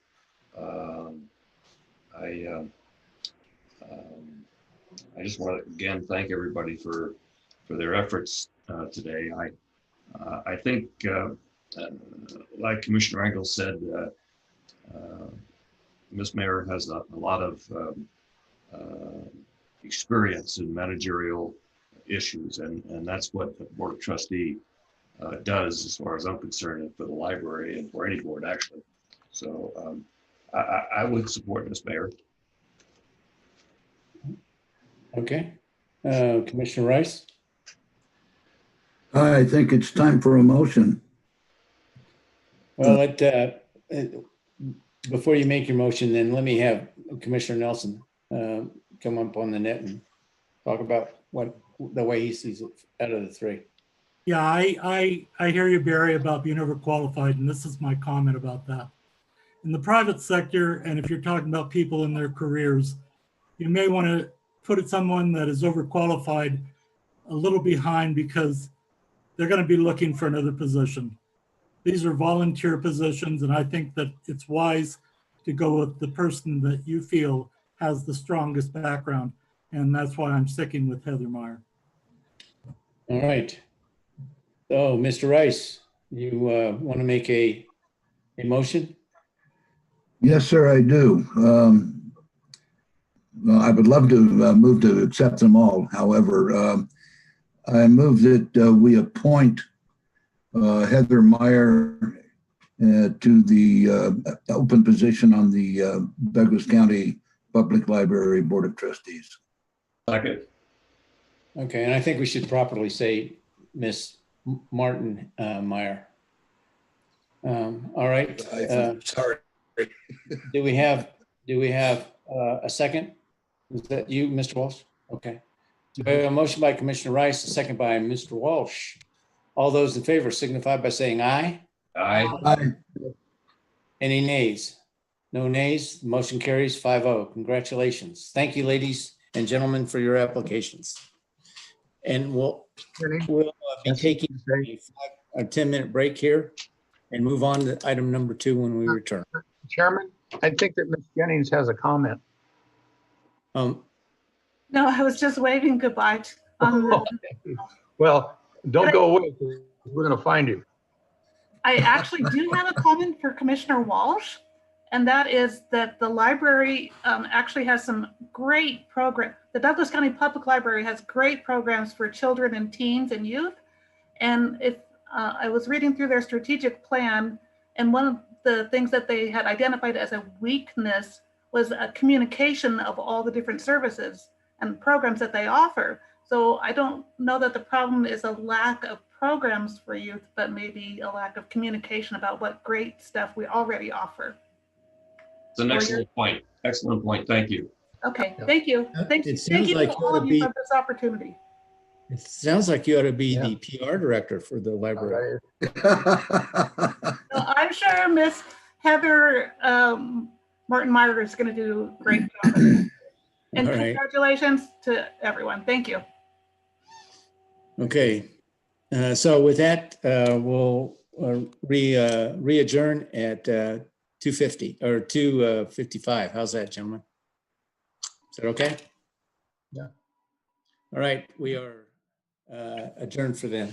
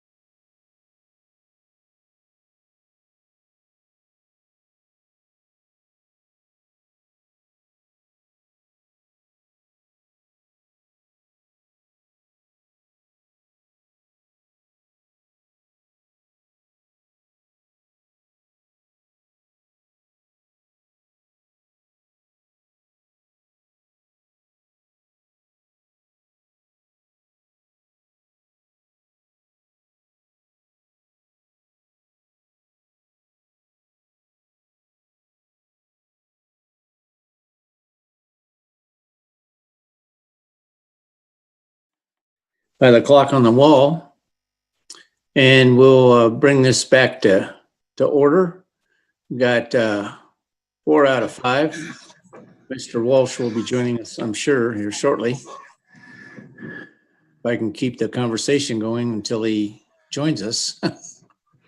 If not, do a little song and dance. Yeah, little song and dance. Well, what we can do is I don't think you really want to hear the song, do you? We'll call it back to order and have Commissioner Walsh join us. In the meantime, we'll get on with the business. Presentation only. Presentation. This is item number 2. Presentation on the draft Main Street Management Plan, a component of the US 50 South Shore Community Revitalization Project. John Hester, Chief Operating Officer, and Alyssa Bettinger, Associate Planner, TTPA. Carl Hasty, District Manager, and Zach Thomas, Capital Program Specialist, TTD. 20-minute presentation. So who's going to do the presentation? Ms. Thank you, Bettinger? Mr. Chairman. This is John Hester. I'll start it off, and then my colleague, Alyssa Bettinger, will take it. So just to give you a little bit of a background, we can go ahead and go to the second slide.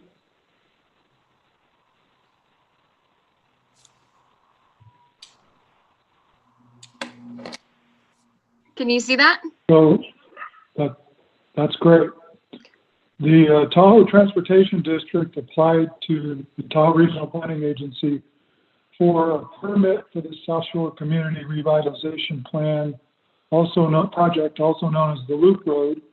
TRPA approved that permit in November of 2018. One of the conditions was that a Main Street Management Plan, which is a more detailed plan for what would be the former US 50, be developed before construction started. So there are many components of that plan that Alyssa will present to you in a minute. There are 2 that we are holding back for future approval that the Tahoe Transportation District, or TTD, will be carrying forward. Those are parking management and the ownership, operations, and management. But what we did was we created a stakeholder working group that met 4 times, and it had 21 members, including Commissioner Rice. There were 4 meetings that shown on the previous slide. And so where we are today, next slide, as we move forward is we are getting ready to take this as it's a condition of approval, much like you would put on a subdivision or other development, that this plan be approved by the TRPA Governing Board. So we're in the process of getting ready to take that to the Governing Board in November. We would like to get your comments if you have any today, but not necessary if you don't have any. We're going to be with the City of South Lake Tahoe City Council next week, the Tahoe Transportation District Board next, before we get back to the TRPA Governing Board, and then the TRPA Governing Board. As you can see from this slide, there are some remaining components. TTD is working on housing, and they're also working on the Rocky Point Neighborhood Amenities Plan, as well as the ownership, operation and management, and parking management I talked about. When all of that's done, you will begin to see construction of the project, and the Main Street plan that Alyssa's getting ready to present to you will be implemented at that point. So I'll turn it over now to Alyssa to go through the plan for you, and then both of us, as well as Carl Hasty and Zach Thomas, will be available for any questions and to hear your comments after Alyssa's finished. Thank you. Thank you, Mr. Hester. Ms. Bettinger, go ahead.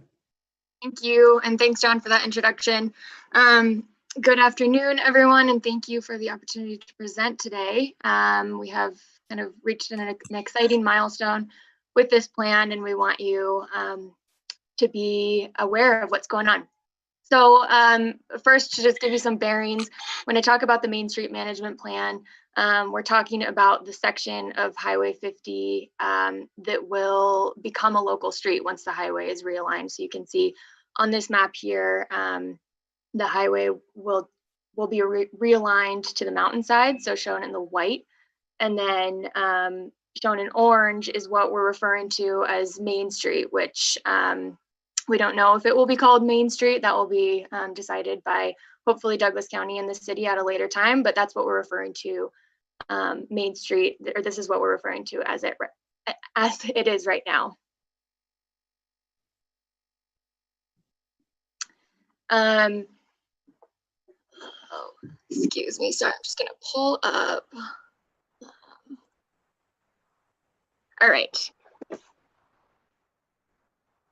So the purpose of my presentation in the next few slides is to really go through step by step the key components of the plan. And the first component, and really the most exciting part of it, is the street design. What will the street look like once the highway is realigned? And just the fact that there will no longer be a highway going through this corridor, that, as I'm sure many of you know, is very active and very busy right now with the casinos and the Heavenly Village. There's a lot of opportunity with what we can do with this street. And so this graphic here, I know it's pretty hard to see, but to give you some bearings, on the right is the intersection of Lake Parkway and what exists as Highway 50. And then on the left side is the intersection of Pioneer Trail and what exists right now as Highway 50 as well. And the road, would be continuing further down off of what this graphic shows. And as John mentioned, we went through about a 2-year process with a large stakeholder group to develop this design. So this design wasn't developed by GRPA staff or TTD staff. This was really a community vision. And we held quite a few public workshops throughout the process to gain stakeholder input on what they wanted to see as well. We also hired a landscape architecture firm to help us sort of guide us through the process and make sure that we were using best practices for street design as well. And throughout the whole process, we've really been focused on the spine, anchor, and connections concept. So making sure that we're not just looking at the street design, but we're making sure that whatever we're proposing complements the existing anchors on the street. So those could be the Heavenly Gondola, the casinos, the future event center, and then also looking at how can we provide connections to surrounding locations like Van Sickle, the Bi-State Park, and down to Lakeside Marina towards the water.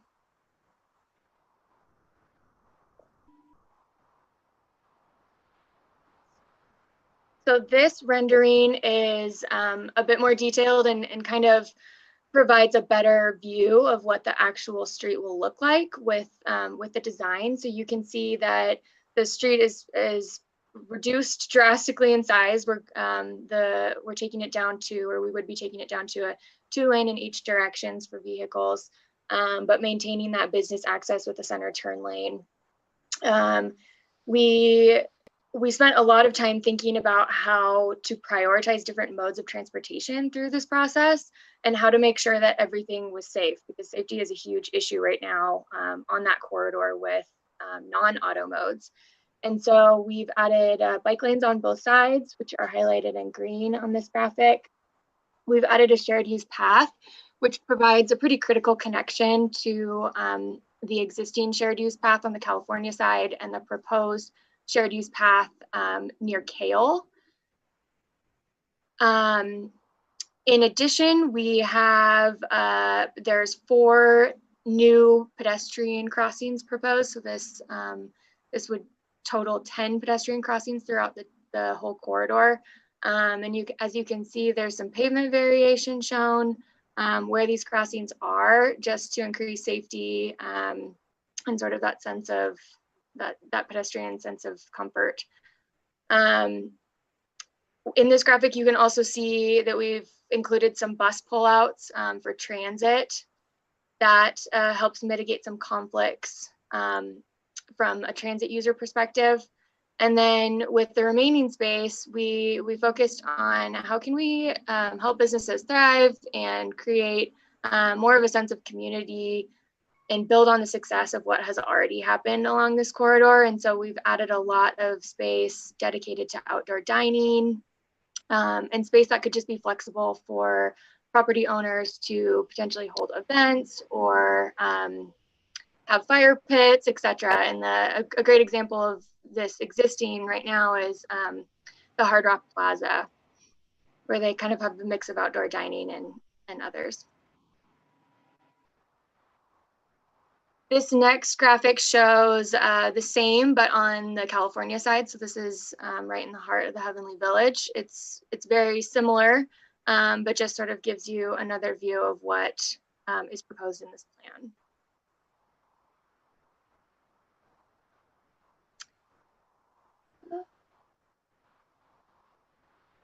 Let's see. So this would be the first community hub in Tahoe that isn't located on a major highway. And so we took this opportunity to build in some functions that would have been previously difficult or nearly impossible. And one of these is events, the opportunity to hold events, to close down either the full street or portions of the street to hold events. And so we went down to Sparks and talked to their city staff, and we learned a lot about what to do and what not to do. We learned about the rib cook-off, the hot August nights. They had a really successful farmers market that was sort of a victim of its own success that we learned. And so we've applied some of those lessons learned to our street. And we also wanted to really build on the success of the events that have already been happening along this corridor. And so the plan provides some diagrams for how events would work and some more details about how vehicle circulation, emergency access, and service access would happen during events as well.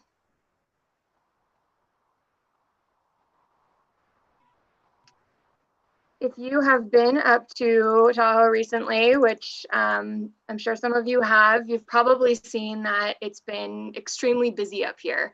Our roads have been experiencing a lot of visitors, and transit and transportation in general have been a pretty hot topic. And on this corridor, transit ridership, it hasn't really been where we want it to be. It's been a little bit lower. And so throughout this process, we looked at sort of what are the challenges to transit right now and how can we build in some improvements with the design to help up the transit ridership along this corridor. And so this graphic here is kind of a snippet of the design. We've included 6 dedicated bus pullouts like you saw in a couple graphics, a couple slides back. This prevents traffic from backing up. Buses are able to pull out into a designated area. It's also safer. We've proposed some transit infrastructure upgrades. So shelters, this is particularly important in the winter when it's covered in snow. And then we also heard from TTD that there's conflict between transit and delivery access.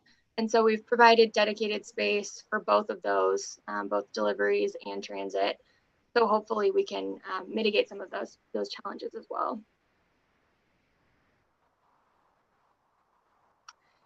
And because this hub is no longer located on a major highway, we knew when we started this that we needed to create a signage system that got people to their destination, whether they were going to a casino along the corridor or just traveling through. The signage is extremely important in making sure that we don't have those huge backups that we're seeing right now. And so this map shows some specific locations for where physical signage would go. We actually had a consultant working on this part of the plan as well. So this was straight from them. And in addition to physical signage, there is also a heavy emphasis on technology for wayfinding and making sure that people understand where they are and where they need to go. And so technology, this includes online or in an app, and this really becomes important for parking, transit, and then pre-trip planning. So people want to know where they can park if they're going to an event. It all kind of syncs up together and works together. And speaking of parking, Parking is definitely an important and very complex part of this plan. And as John mentioned earlier, it's still being, fully developed. There's going to take some work working with our parking stakeholders in the next, few months to a year, probably to make this happen. And so if you've been up to Tahoe and you've driven along this corridor, you've probably noticed that we have parking, but maybe there's not as much of it, as we should have. And actually there is quite a few parking spots, but it's generally underutilized because people can't find it or it's not close to where they're going. And so instead of proposing to use existing land for more parking, the plan includes some key objectives for how to better utilize that parking. And some of those objectives are better coordination over the state line, and better coordination with public-private, because there are quite a few parking spots along the corridor that are owned by private entities like the casinos. Bringing in paid parking where applicable. Parking can be a huge source of revenue. And if paid parking is based on demand, it can work really well. And it can also help to mitigate some of those traffic problems that we're seeing. Another key objective of the plan is to make it easy. So tying that in with the wayfinding plan, and making sure that people understand where they can park. They don't have to circle around for parking. They know what price it is, where it is, how many spots there are left, etc. And then another key component is the coordination with transit, making sure that people have other opportunities for getting around the corridor, getting around the South Shore of Tahoe without their vehicles if they choose to do so.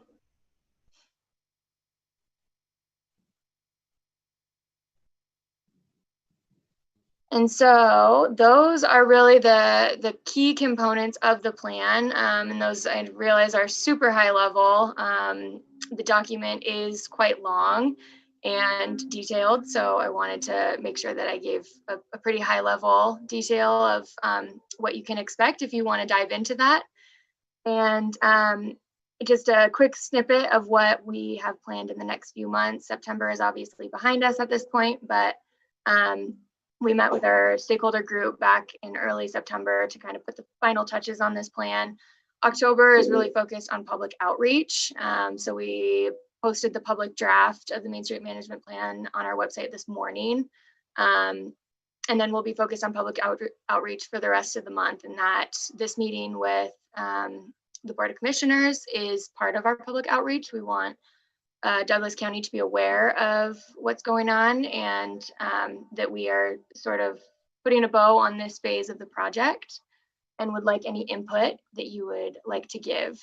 John also mentioned this, but next month we plan to first do a presentation, informational presentation to the TTD board, and then it will be considered for approval by the TRPA governing board at the end of the month.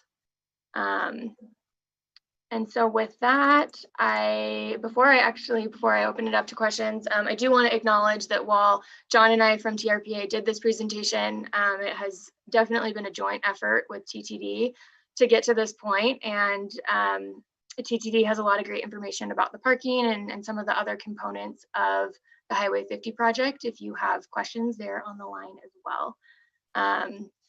So with that, I would open it up for questions or comments. Thanks. Okay, you need to release the screen from you need to release the whole thing. There you go. Okay. One thing I want to clarify before we go on the questions is in reading the item into the record, it assigned to you TTPA as the organization you're from. Are you from TRPA or TTPA? We're from TRPA, Okay. the Tahoe Regional Planning Agency. I think that must have been a typo. Apologies for that. When I read it, nobody corrected it. That's why I was that's how it came to us. All right. So we'll go with questions from commissioners. Any questions from commissioners? Commissioner Walsh, then Commissioner Ingles. Yes, thank you. You talked about paid parking. Right now, there's paid parking, I think, at the casinos. It's quite a bit of money.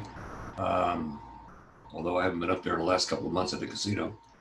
Anyhow, have you talked to the casinos about paid parking, and would they share in it, or would it all come to go to the transit authority or whatever you could call yourselves? Mr. Chairman, I think that question would be best answered by the TTD staff who are working with the casinos and other property owners right now. All right, thank you. Yes, this is Carl Hasty. I'm the district manager for the Tahoe Transportation District. Good afternoon.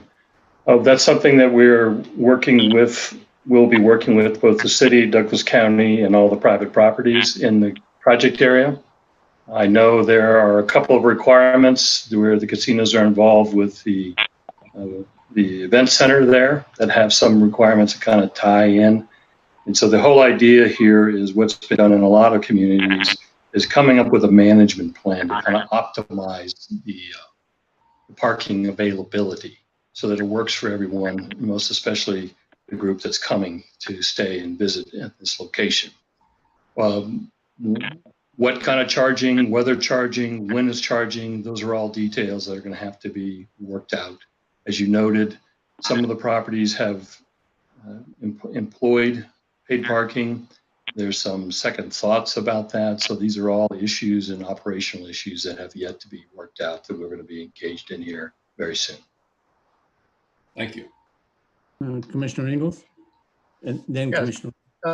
I don't know who anyone who can answer this. So the county takes over Highway 50. Is this correct? Douglas County? That's one of the options, Carl. Well, yes, right now Douglas County has the road that loops behind the casinos there. The idea here is that that would become the new US 50.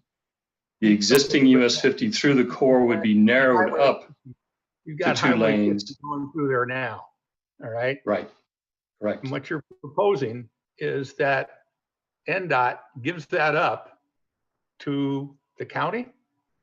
That would be the idea, is that would become the local street in exchange for what the county now has for the lanes that go around behind the casinos, because that's county currently. Okay, so how many miles of roadway is that? I don't have the figures right off the top of my head, but I would say about a half mile. That's it? Both of these. That's correct. On the Nevada side, on the entire length, California and Nevada, ends up with the new road ends up being 1.1 miles. So it would go from about the California border to Edgewood? That is correct. And all of the flora and everything else and the landscape and all that, that also is a responsibility incurred by the county. There would be options there, and that's part of what needs to be discussed because, and as we move forward in the design of this project and the operations, because now there's more right-of-way that becomes available as pedestrian space, or as you're noting, landscaping. So how can that be done? There's a number of ways that can be done. It could be all county. It could be set up a business improvement district that will maintain that. That right-of-way, the county may even want to sell or give to the business community, and they will take care of it all. So there's a number of ways that could be addressing that issue. And that's also part of continuing to work with Douglas County and the city of South Lake Tahoe, for that matter, about how we would like to work to address that from an operational perspective over time.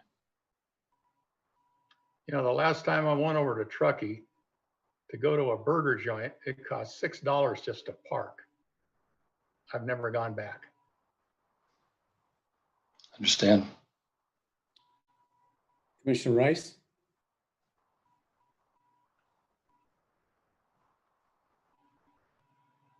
You're muted. Muted, Wes. Wes, you're muted.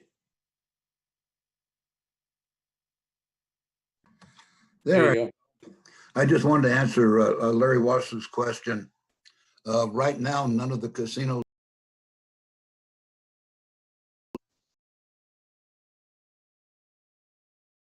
that, and with the pandemic, they have this all of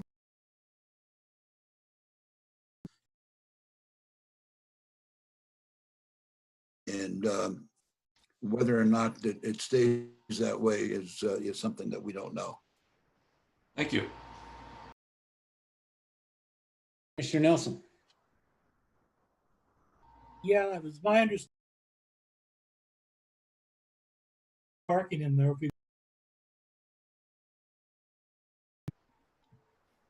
Mr. Hester?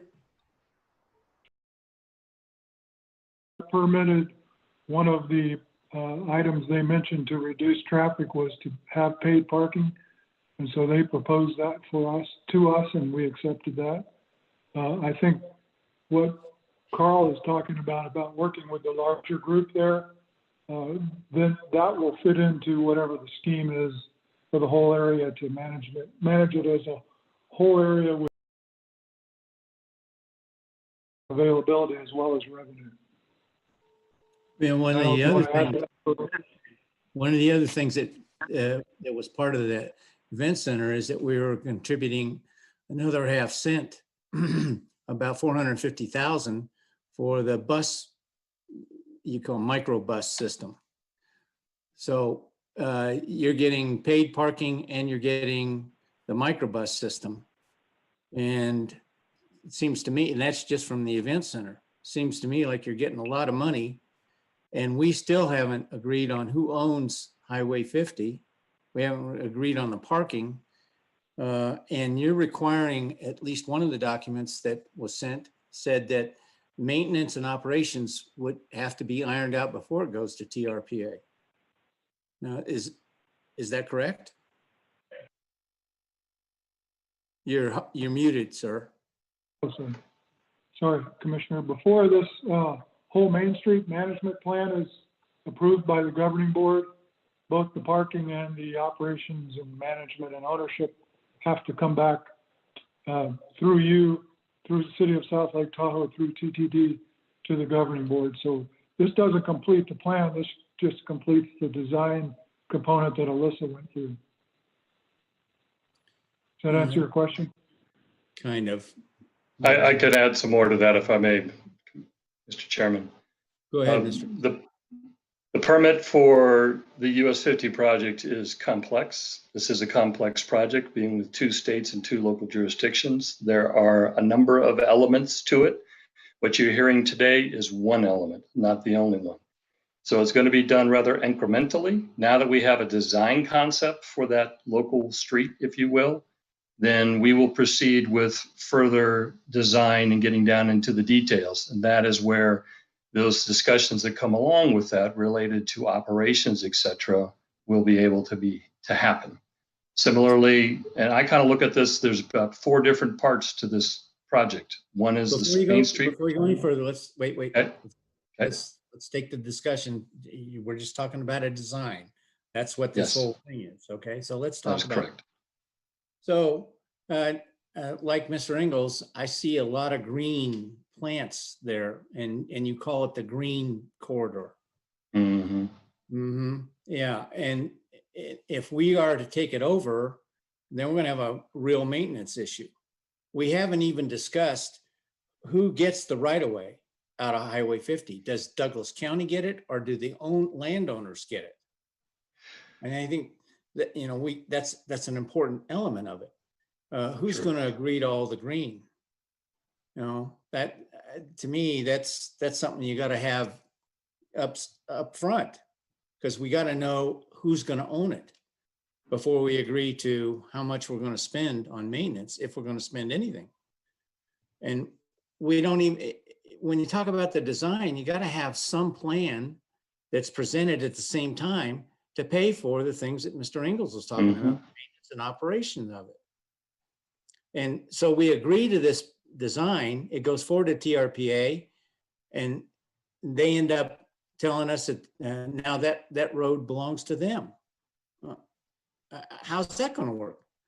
I don't get this whole thing. I was always briefed that the road was our responsibility and we were going to take care of it. Okay, so we started putting money aside to do that. And I think we have, I don't know, the county manager probably knows the number, but I've heard 1 million set aside. Mm-hmm. Now, if that's the case, then that seems to me like that takes care of the discussion. We're owning it. We're going to maintain it, but we need to know what we're buying into. And the design should somewhere along there say, hey, this is what we're looking at doing. Every time it goes to TRPA, it comes back to us as a law, a rule. I'm really not in favor of approving anything that goes to the TRPA now until at least me, and I think the rest of my colleagues, have a real good understanding and grasp of where this is going. And I'm speaking for them, but they're all here and they can speak for themselves. But it seems to me like you're asking us to buy into something, goes to TRPA, becomes a rule, now we got to do it. Is that the way it's going? And Mr. Cates is on this. He's been listed on your group as one of the four or five real contributors to this thing. Maybe he can clarify where we are on this. Patrick? Chair? Just a second, let's see if Mr. Cates can. Yes, go ahead, Mr. Cates.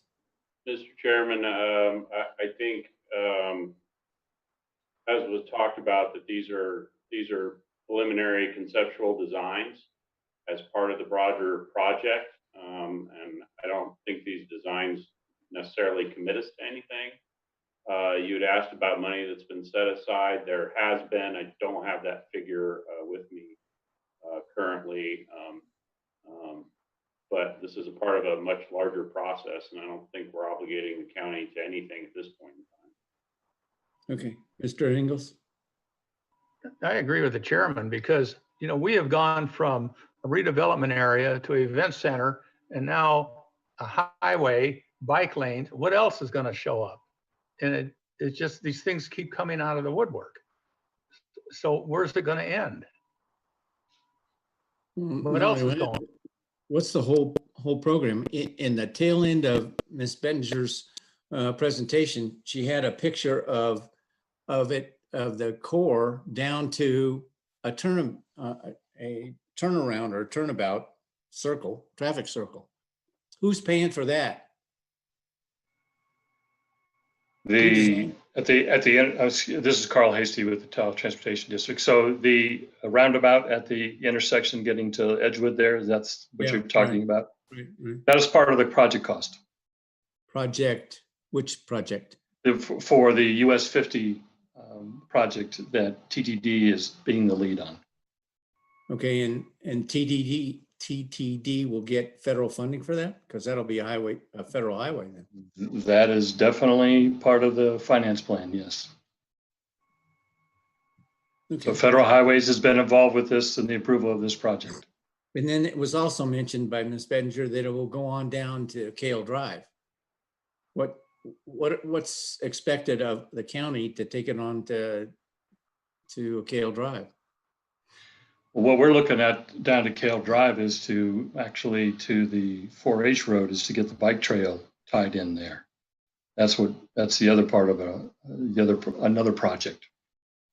As far as the highway, that highway remains as it is between the Edgewood turnoff to the Kale.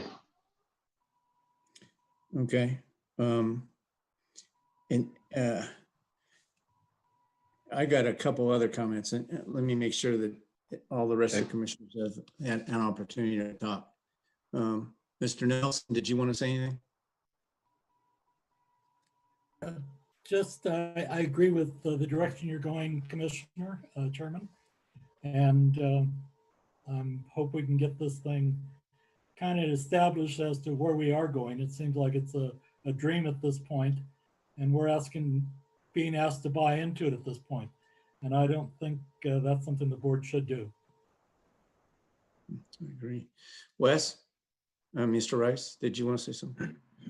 Correct me if I'm wrong, Mr. Hasty, but it seems to me that what we're being presented with today is a concept and a vision of where you would like to go. And at this point, nobody has committed anybody to anything.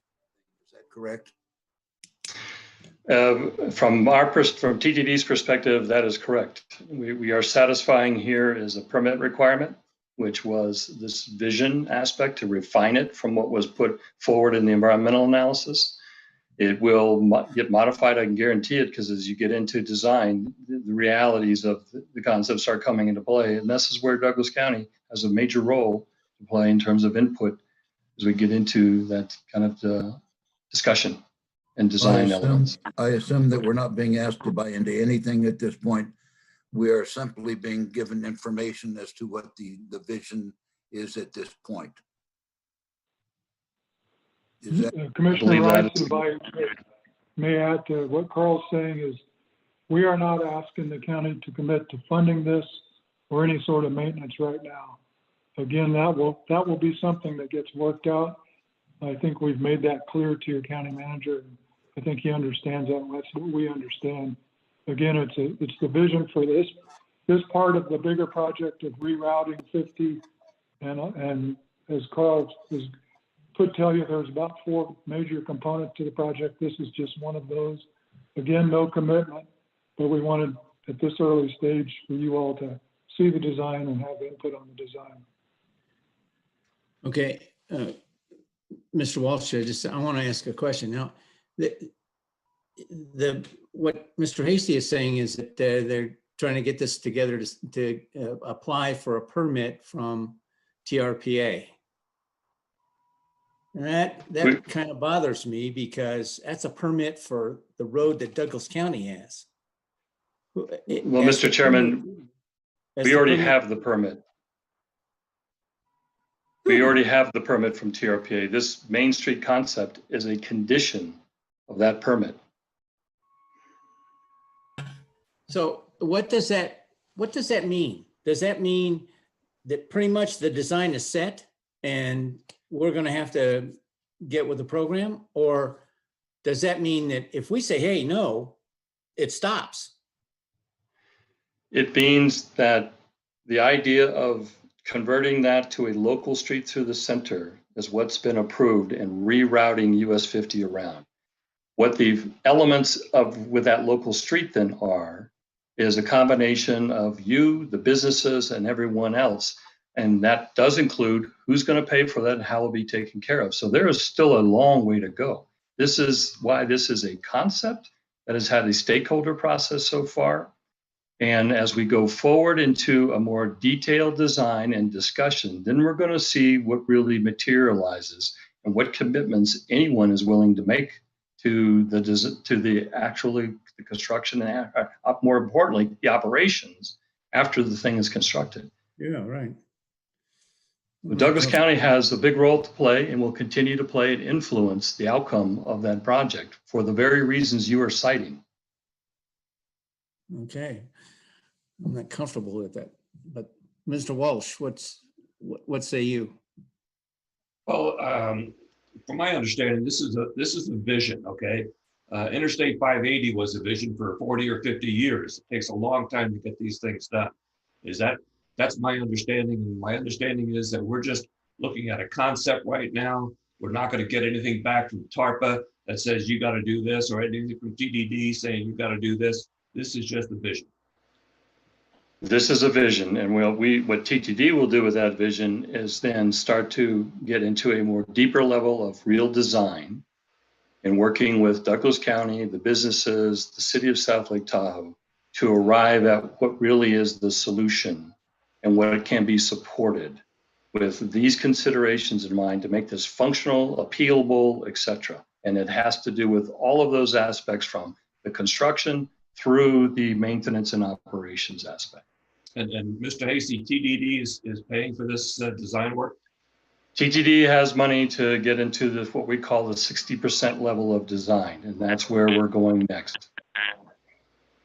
Okay, And so Commissioner, if I may add to that, TRPA will not be approving this vision until those other agreements that you're asking about are finalized. So the condition that TTD has to meet will not be fully satisfied till TTD has worked out with both you and the city of South Lake Tahoe what's going to happen to the local street, who's going to own it, who's going to pay for it, how it's going to be maintained. So we're starting now with the vision, and as you've said, and as we've said, we're not looking at this as committing you to any funding of the project or any ongoing maintenance or ownership or anything. the permit is what really concerns me.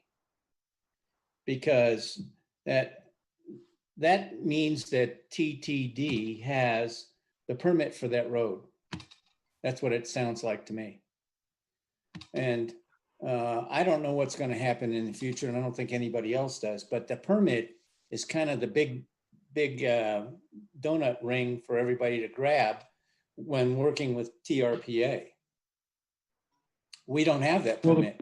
If all things went to south and we decided what we're going to do with our portion of Highway 50 and we have the right of way, then do we have to apply for a permit to TRPA, or do we have to apply through TTD for a permit? Or can we even do that since they already have a permit? This is Carl Hasty again. So trying to understand, make sure I'm clear about your question. Relevant to the construction of the project, TTD now has the permit. Once that's done, it's done. And then if we've gone through the exchange process, or I should say Douglas County and NDOT have gone through the exchange process, then that ownership aspect will change hands. And what the county will want or need to do with that local street is the same as what it looks to do right now with what it has up at the lake. And it won't be TTD. And some of those operations or some of those things may require TRPA permits depending on what is being asked. And other things are just going to be regular maintenance that the county does now. If that helps answer what you're asking. No, it doesn't, because I'm sorry. Mr. Chairman, may I jump in here? Yeah, sure.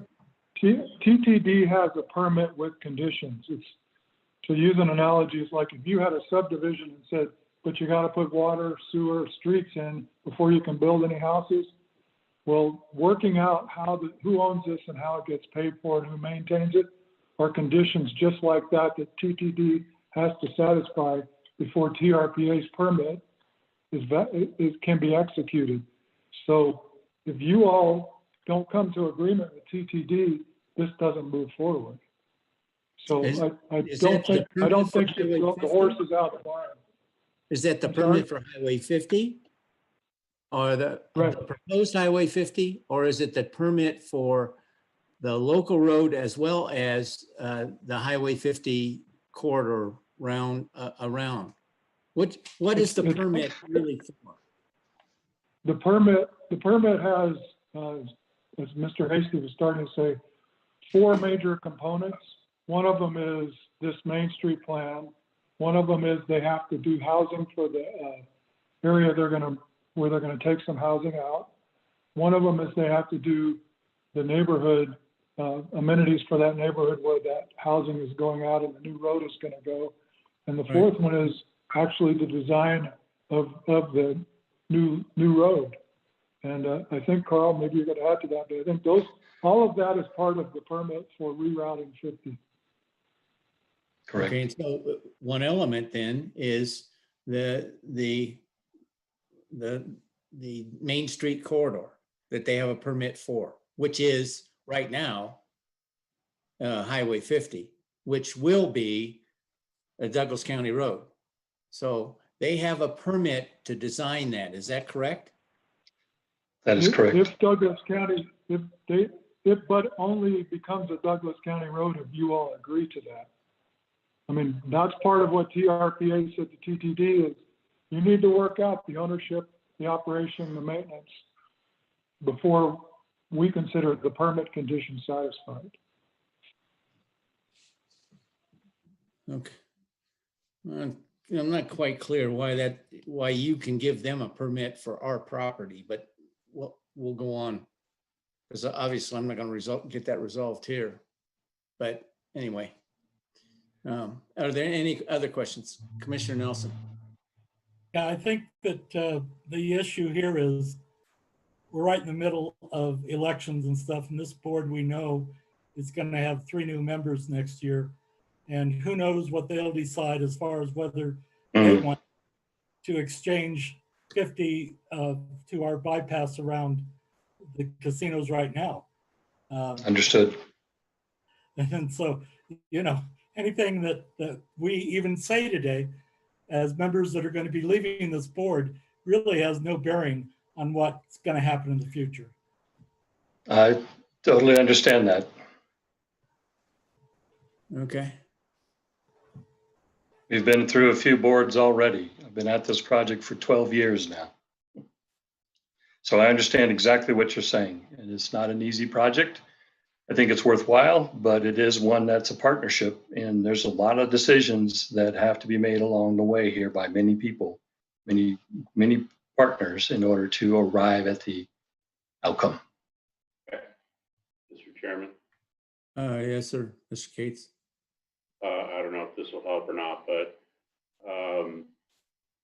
this project has been many years in the making, and it's going to be many years in the making in the future. There's a lot of pieces that have to fall into place. South Lake Tahoe has to develop some housing for the people that would be displaced. I think it's going to be several years down the road before this would be a reality, and the Main Street piece would be the last piece of this project. And there would be an obligation of Douglas County regarding that road, but that is something the county would have to agree to at a future date. And that is probably out in the distant future. And we've talked a lot about potential funding mechanisms, and I think it's premature to say exactly how that would be funded. But one of the things we've been talking about is a business assessment district. That's just one possibility that I think makes some sense for how this could be maintained. But it's an opportunity to turn our business core at State Line from a highway thoroughfare to a special place to have events and to help the businesses in that district to redevelop their own properties in a way that uses that as an amenity instead of a highway. But there's no obligation being made on the county today, and there won't be for a while, and that'll be a decision that a future board will have to make. Well, it does concern me, and so I think I have an obligation to speak up on those things that concern me, and paid parking really concerns me. I think they're proceeding down the route of we're going to make everybody pay to go to Tahoe, and it's going to become some kind of elitist opportunity. And then you look at what are you talking about on the road? The road itself has been a problem because people try to go across between the casinos, and there's only one underground corridor. The only way you're going to solve that is either restrict the traffic, which is basically what you're doing. You're only going to really have buses going through that corridor. And that's all you've got it set up for parking. And that's the reason that you're trying to get the paid parking in, is you're trying to make everybody use a bus. And all of those things are counter to what Tahoe used to be. And then, is that what we're going to really allow to happen? Is that the way we want it to go? And if we don't speak up now and we just allow it to run over us, then we have a real problem. And I think we're going down the wrong road to say, okay, well, go ahead, turn in that design, because that's great. Everybody talked about it. But the one group they didn't talk to was the 5 of us. And we're like the end of the road. We are the last ones to be told what the design was. I mean, I've looked at it for 8 years, different kinds of designs. And now somebody actually has one they want to put forward, but they never asked us. And what happened to the representative part of this? You know, yeah, you had a large group. I mean, I read through all the people that were on that what do you call them? Anyway, all the people that were commenting on it. But it never came to the Board of Commissioners as, here's where we're going. We're going to present this now. We're going to get public comment, then we'll come back and talk to you. This is a bad way to run the railroad. And I am really afraid, since TTD has the permit, they can just go ahead and run right through us. And I don't have an assurance. I'm not warm and fuzzy about this. I wasn't warm and fuzzy about giving the money for the buses, because I could see that's where we're going with it. But I went along with it. And I'm concerned about the way we're going. And most of all, I'm concerned about the recovery of the corridor. And it's not going to do us any good to have traffic still on the corridor. I think if you just block off the road, period, you'd be better off. You know?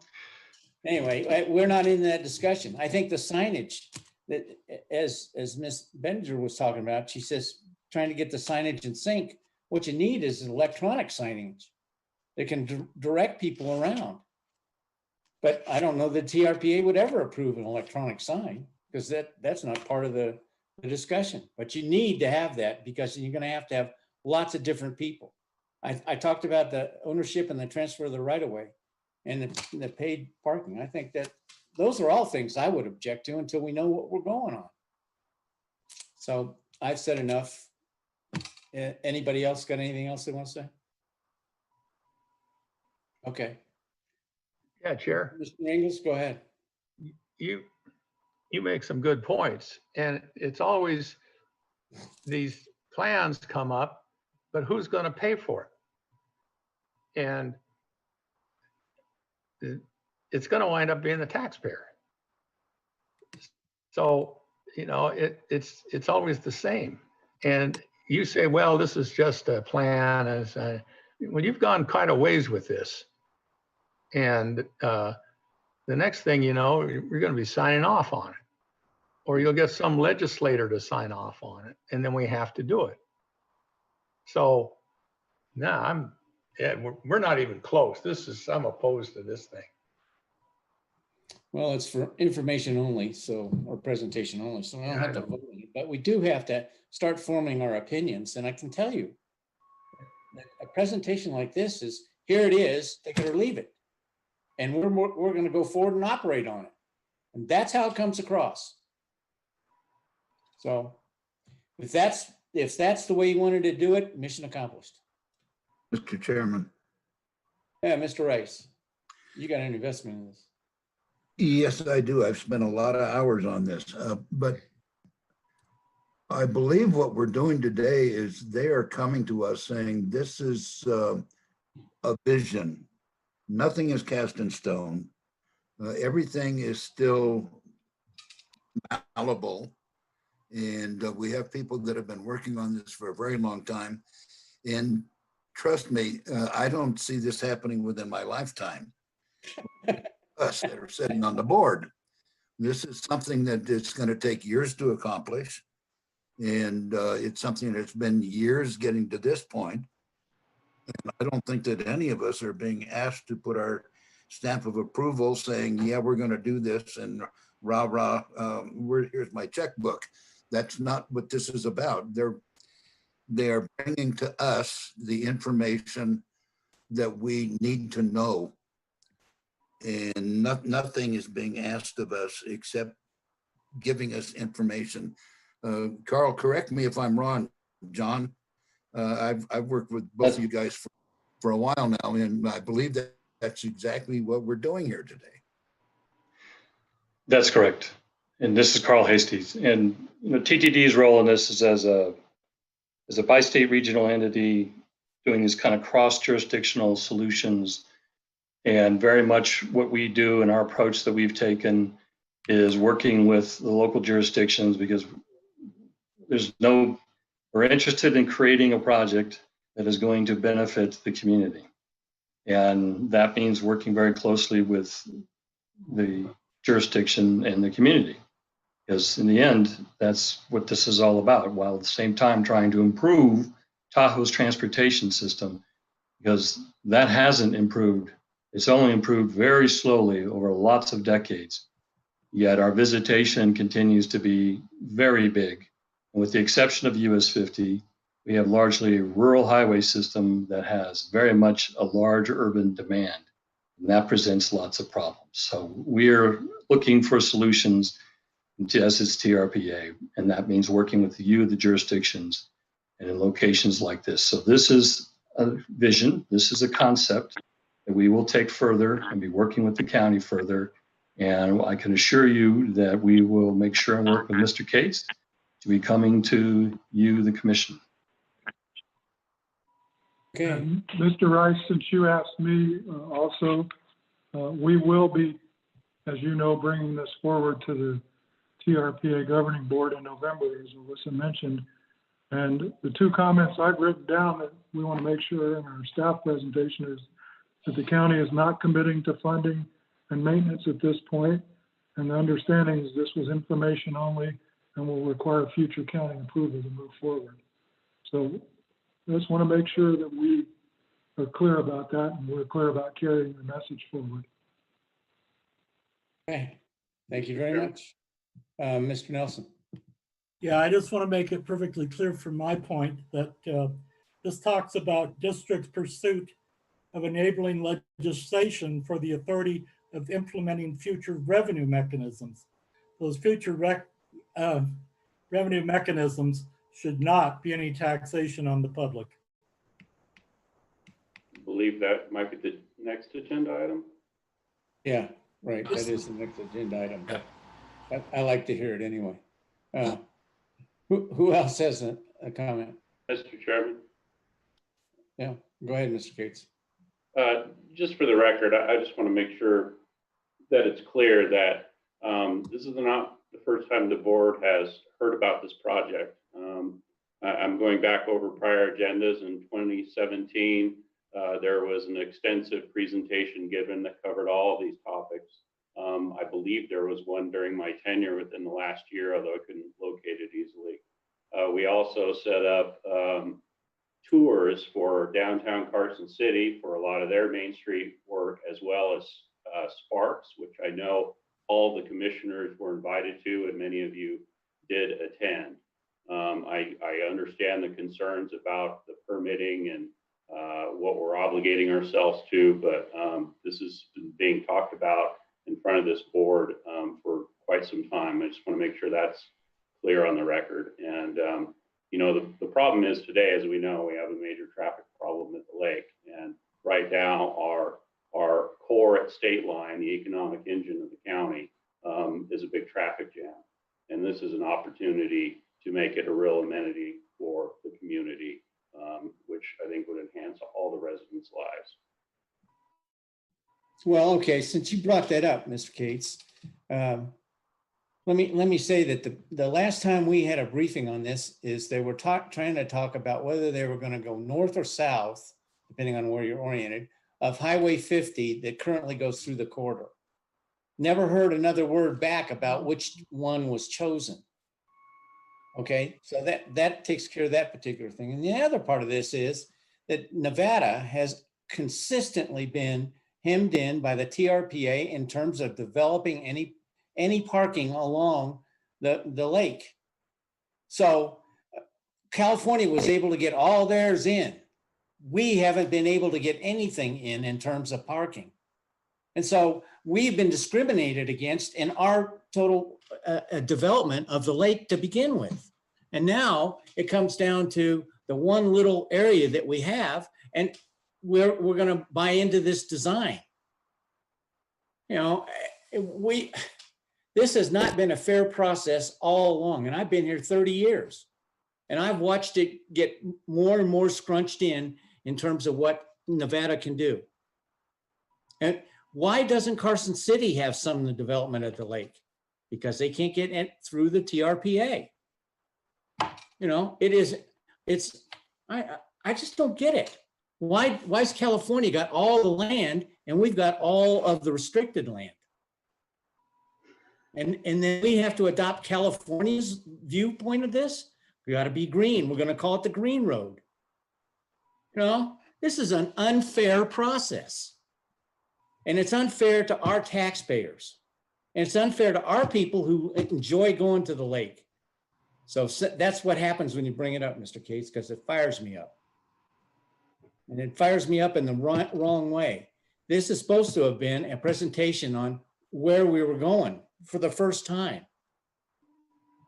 And it brought up real sore parts on my part. And I'm sorry for that, but I am very much involved emotionally in this. I've spent a lot of time. And I've seen it go in 8 years to down to nothing. And I feel sorry for those folks that own those casinos up there because they've been put upon. And I don't know if this is true, but I have heard that they were told that they have to have restricted parking or pay parking. Do you know if that's true, Mr. Hasty? I was not involved with that, so I cannot answer that. I think that you're referencing the event center. I was not involved. No, I'm talking about the casinos that are up there started charging, and they were told they have to start charging. I'm not aware of that. I was at the well, I wasn't that. I listened into the TRPA meeting, and that was part of the agreement that they came to. There's going to be $20 a day charge parking. No, come on. That was the event center discussion. Yes. Understood. Mr. Chairman, they proposed, they imposed paid parking before we ever got the proposal for the event center, and they offered it up as part of the event center project. We didn't require it until they offered it up. No, but it's cut down on the number of people that got up there. Obviously it has, because they opened the parking back up for free. You know, they're an economic engine, and they're put upon on all sides. And in fact, we've lost one. And that's tragic, because that's a lot of employees. We just keep getting. My understanding, Mr. Chairman, was that was a corporate decision that they were going to charge for parking, and they've done it in a lot of their other casinos as well, because we didn't require that. My understanding was that it was to cut down on the traffic up there to keep the miles required under the right. TRPA agreement. The daily number of miles, daily number of trips or whatever. They proposed that as part of the event center application. Yes. Okay, we're not going to get any further on that, but. Chair, go quick. Yes, sir. Mr. Ingles. Mr. Case, you seem to be an enthusiastic proponent of this project. Could you enlighten us as to who the primary beneficiaries are going to be of this endeavor if it gets done?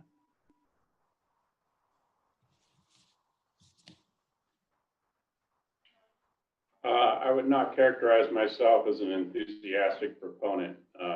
This project's been underway long before I got here, but it's intended to benefit the residents of both California and Nevada sides of Lake Tahoe, as well as the residents. It's an amenity for the whole community. Not the casinos. And the businesses of both Nevada and California. I.e. casinos. Yes, sir, and that's why we're having discussions about a business assessment district or something like that to maintain it. All right, if there are no further questions, then we'll thank you all for coming. I appreciate it. And we'll see Mr. Hasty in the next yes, sir. Presentation. Okay. Any last comments? Thank you, Mr. Okay, thank you, Mr. Hester, for coming down. Thank you for your presentation, Ms. Bettinger. Okay. We'll move on for possible action.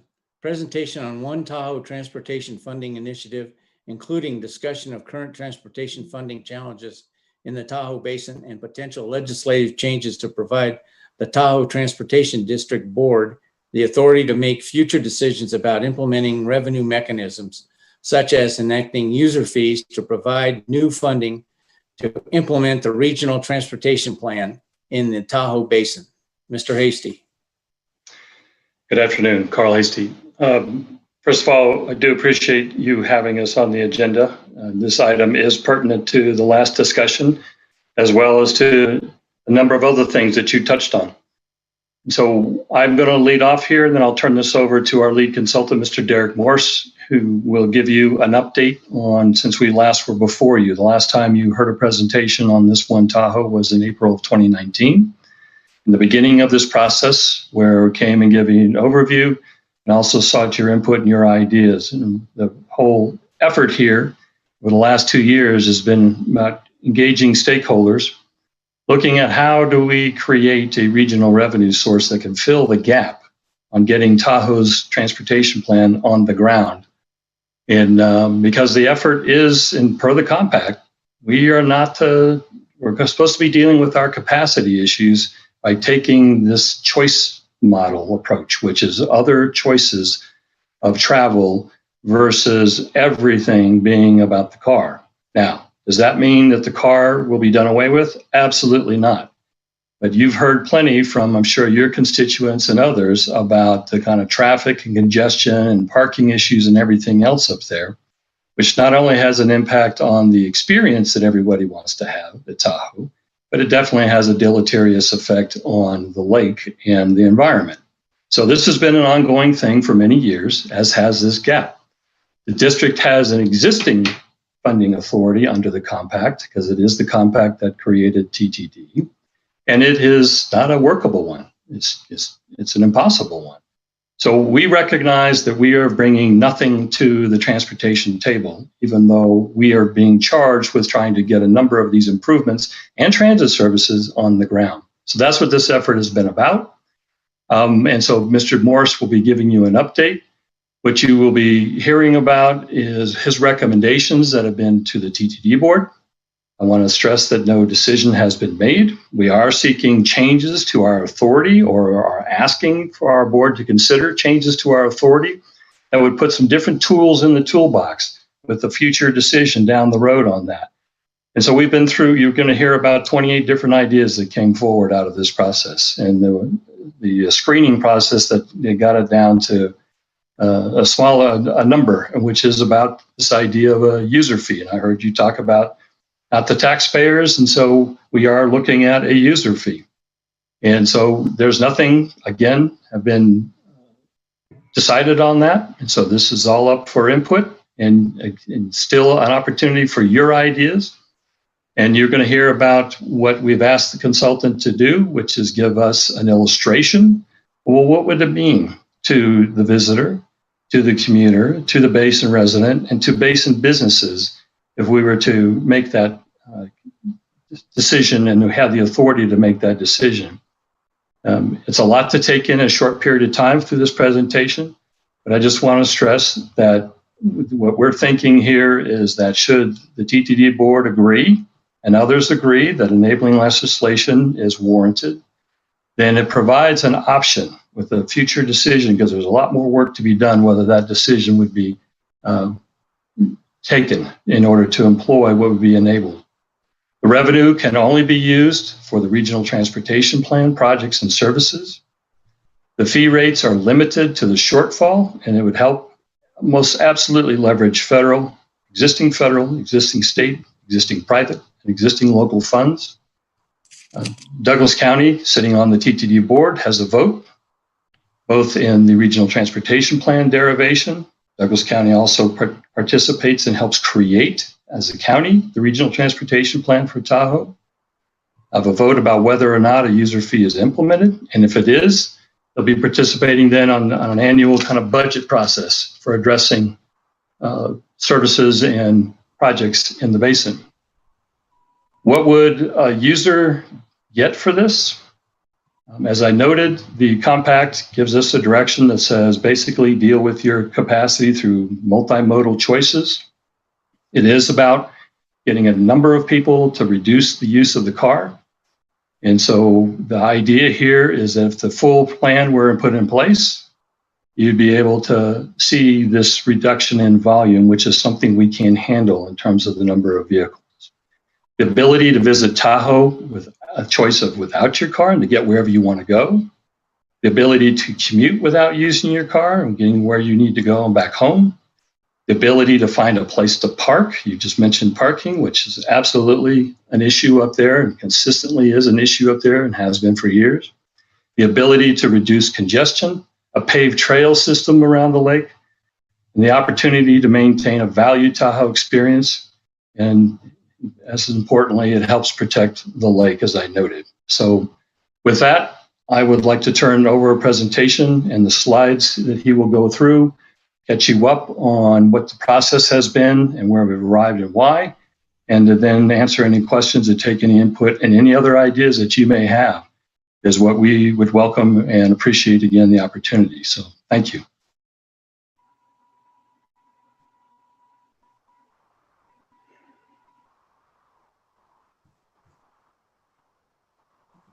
Thank you, Mr. Chairman, members of the commission. I hope you can hear me and I hope you can see what's on the screen. It's a pretty picture of the lake. Can everyone hear me? Okay, great. Thank you. Again, for the record, my name is Derek Morse. I'm here on behalf of the TTD today. I appeared before you in April of 2019 as we were kind of in the early phases of the project, and we had a good discussion then about what we were about and where we were going with this thing. So let me kind of catch you up on some of the highlights for the last year here, where we've been going with this. The big picture, we've heard this time and time again, heavy reliance on the automobile. It's creating congestion, air pollution, water pollution, unsafe conditions, and all this is degrading what we call the Tahoe experience. It's why people live up there, why people want to visit up there. And as we degrade that experience, it also makes us less competitive as a destination. And this could have potentially severe impacts to the economy. And the lake is the driver of the economy in the basin. Comment, visitation actually seems to be even more intense with the COVID crisis. The solutions, as we've discussed before, do exist. We have these transportation plans that have been around for more than 40 years. At the heart of it, it's about taking what you have, taking care of that, keeping it in good shape, and then making additional investments in transit, ped and bike facilities, ferries, water taxis, traveler communications to create this integrated system of transportation in the basin with connections beyond that offer realistic alternatives to the auto, again, not for every trip, but for enough of them to peel off some of the trips and reduce congestion up there. For decades, these transportation visions have never come into reality because there's a shortfall of funding. So we were retained by the Tahoe Transportation District, my firm, to look at and refine the needs, revenues, and shortfalls for transportation within the basin, to undertake some pretty significant outreach, discussing with the public and decision makers and stakeholders the shortfall, and to seek ideas for new funding mechanisms, to take and evaluate those funding mechanism ideas, and ultimately to make recommendations on what we felt were the best mechanisms suited to Tahoe's unique circumstances. So just to recap, I showed this to you back a year and a half ago. The transportation funding shortfall, when we put all this in constant 2017 dollars, and the basis for this is the currently adopted regional transportation plan. We're doing an update on that. But we have about $3.11 billion in transportation investments that are needed over the 23-year period covered by that plan. Roughly half the money for that is expected to come from existing revenue sources. And so there's a projected shortfall over 23 years of $1.53 billion, which is the other half of the money.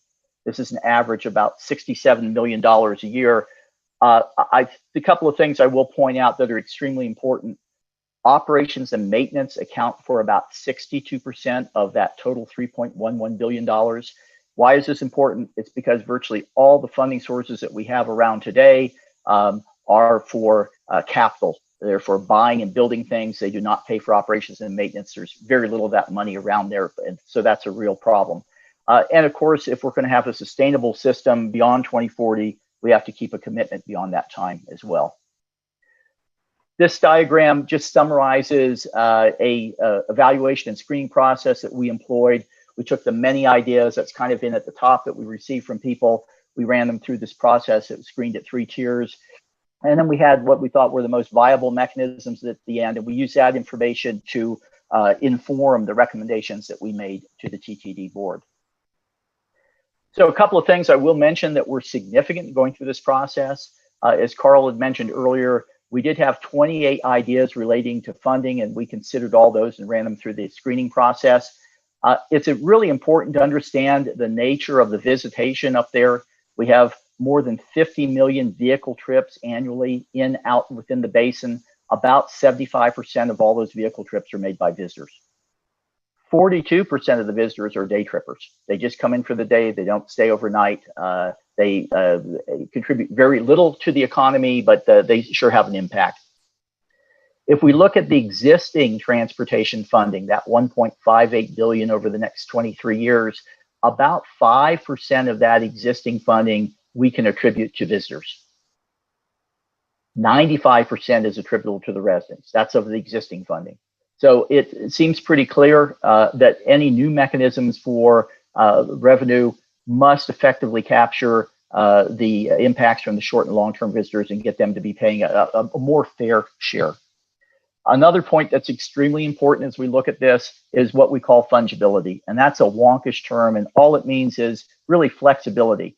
We have, with our existing funding, severe use restrictions. Some of the funding has restrictions that can only be spent in this county or this city or this state. It can't be spent outside those boundaries.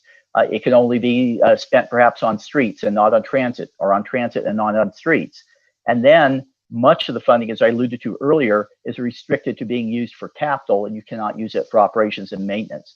So in order to fully fund an integrated, complete system that serves the entire basin, we have to make sure that any new funding mechanisms have minimal restrictions so that we can fill in all the gaps and have a true funding mechanism in total that will fund the system that we need.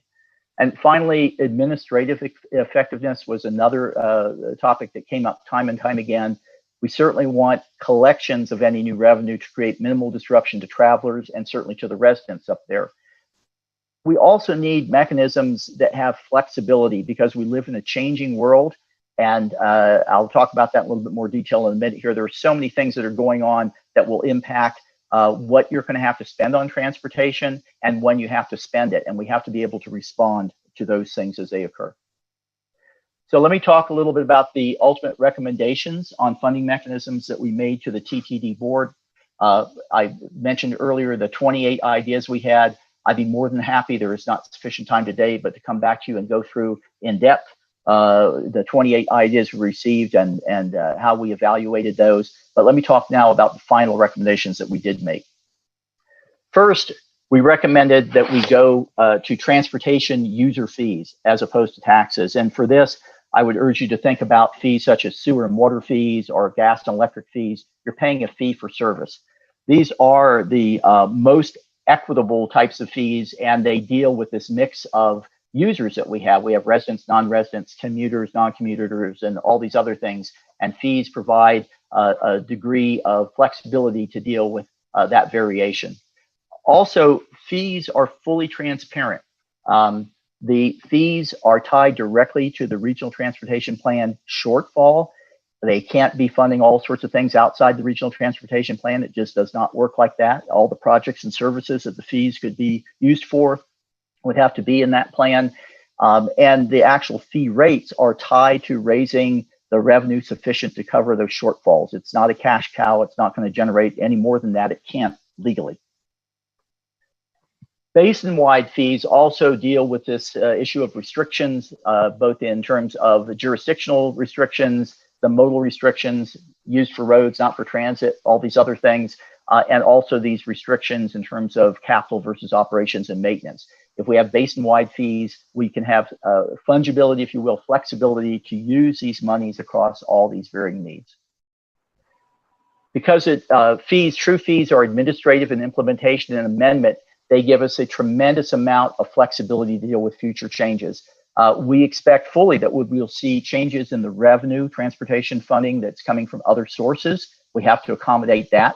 Maybe we'll get more, maybe we'll get less, but we still have to deal with that one way or the other. We have new mandates that we expect fully will appear for air quality, greenhouse gases, congestion, water quality, and other things. And that will probably accelerate your transportation investments or it may change them. You have to be able to deal with that. New technologies will come along. We have evolving community goals. The community, this is their plan, the regional transportation plan. If they change what they want to see, that will also change. We have to be flexible to deal with that. And over time, we need to be able to make adjustments to maintain equity in who is paying for the transportation system. And these fees will give us that type of flexibility. So let me talk about the specific recommendation we made in terms of the fee types. We did recommend that we have really two types of fees. One set of fees would be focused on non-resident groups entering the basin. The second type of fees would be focused on residents. They're a little bit different mechanism, each one. And we've shown here some what we call illustrative fee rates. These are not final fee rates. They're not cast in stone. They were just run through some pretty high level economic and revenue models to give you an idea of the order of magnitude. I mentioned earlier that from the existing transportation funding, 5% is attributable to visitors and 95% to residents.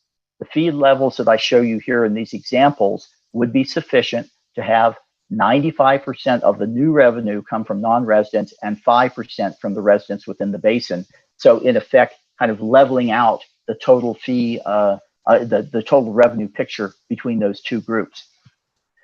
These are, as I said, illustrative. There's a lot of work that would have to be done on fee structures and fee rates to finally come to some final determination of what the final fees would be. And the final comment I'll make here is that these are levels of fees that after you deduct all the administrative and collection costs would net you the sufficient revenue to cover $67 million a year in 2017 dollars, which was the shortfall. If you look at this chart, this shows you the geographic distribution of transportation investments in the entire transportation plan. What it means for Douglas County, if we have a new revenue source that can fill this gap, is about $158 million over a 23-year period in additional investments within Douglas County, mostly within the basin. Some of it, though, on services connecting the basin to areas outside. How do we get there? We looked at this a lot of different ways. There are many pathways to get there. The one that made the most sense to us has to do with the fact that Article 9 of the Bi-State Compact, which created TDD, already gives TDD a mission to implement projects and services in the transportation plan. So it's got the right mission. The geography for the TDD is coterminous with the TRPA boundaries, that is the basin, but TTD can also go outside the basin for connectivity purposes. So it has the right geography. As Carl alluded to earlier, TDD does have a revenue authority to pursue transportation taxes, but this has proven to be impractical over the years. Article 9 is the only article in the compact that can be amended by the California and Nevada legislatures without U.S. congressional approval. Any other articles within the compact, you'd have to go back to Congress, which is a very, very steep hill to climb to try and get them to agree to anything at this point in time. Because of all these reasons, we recommended that in terms of a legislative pathway, that it would be most straightforward to amend Article 9 of the compact to give enabling language to TTD to levy transportation user fees. This graph is a very high level graph kind of showing a schedule of where we could go. The only thing I will point out here is that even with this aggressive schedule, the earliest time by which we think you could realistically begin collection if the community decides to implement user fees would be the first quarter of calendar year 2023. Looking ahead, as I just said, Q1 2023, that's the earliest date you could begin fee collections. But if you miss the 2020 legislative sessions, both in California and Nevada, and in terms of getting enabling language, collections couldn't begin until the beginning of 2025 or possibly later. In order to be successful in getting a legislative language, enabling language, we really do need to demonstrate that we've got broad-based support from local governments and key stakeholders. And that's kind of where we are in terms of the process now. And finally, I would just point out that there is a huge amount of additional work that needs to be done on processes and procedures that need to be done in parallel with pursuing the enabling legislation so that you actually have a fully functioning system. Just putting it on paper and saying, here, we can do this, doesn't give you the mechanisms and the procedures and all the processes to actually be able to make a system like this work in terms of setting fees, in terms of deciding where the money is going to be spent, that is budgeting process, all these types of things. There are dozens of things that would have to be worked out so that you have a truly functioning system.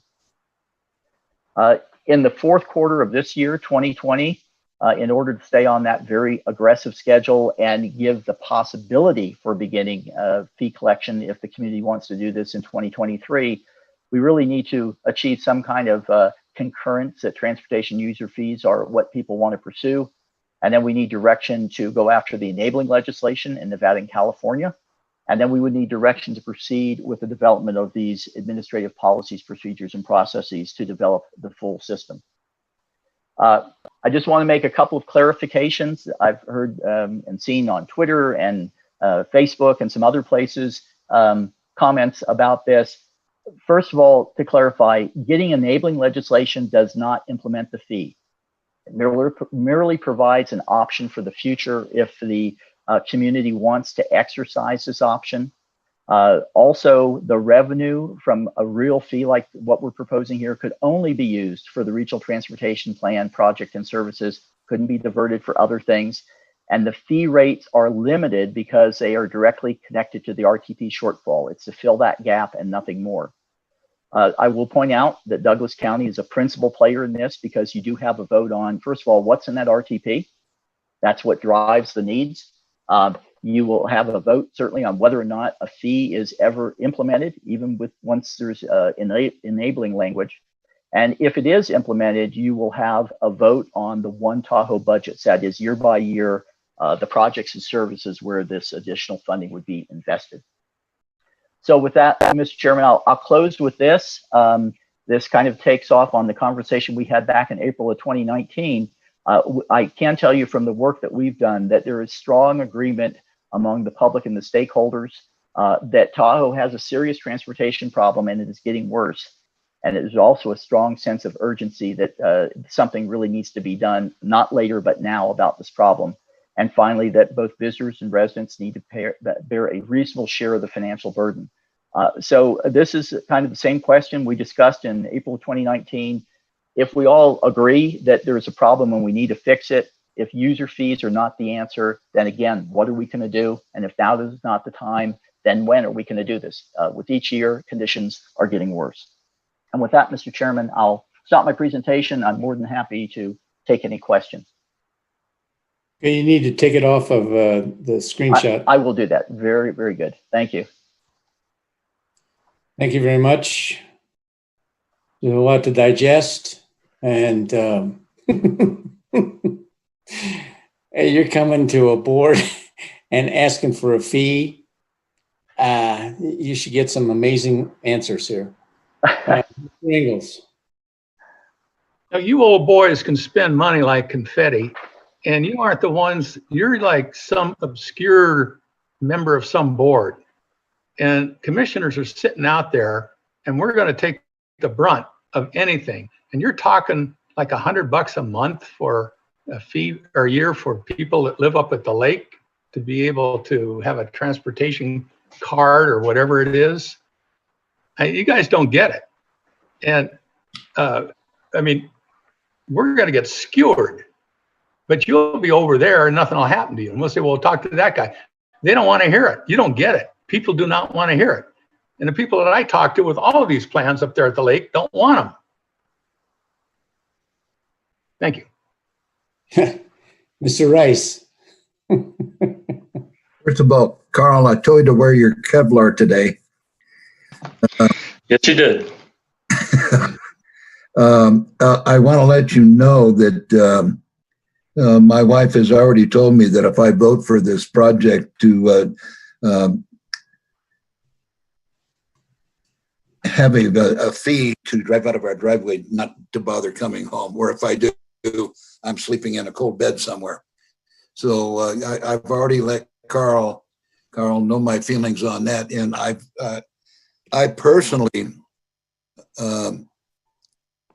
have a tough time supporting user fees. The people in the valley see Lake Tahoe as their backyard and their playground. And to tell these folks that are Douglas County residents that they're going to have to pay to come to Lake Tahoe, I don't think is going to fly very well at all in this county.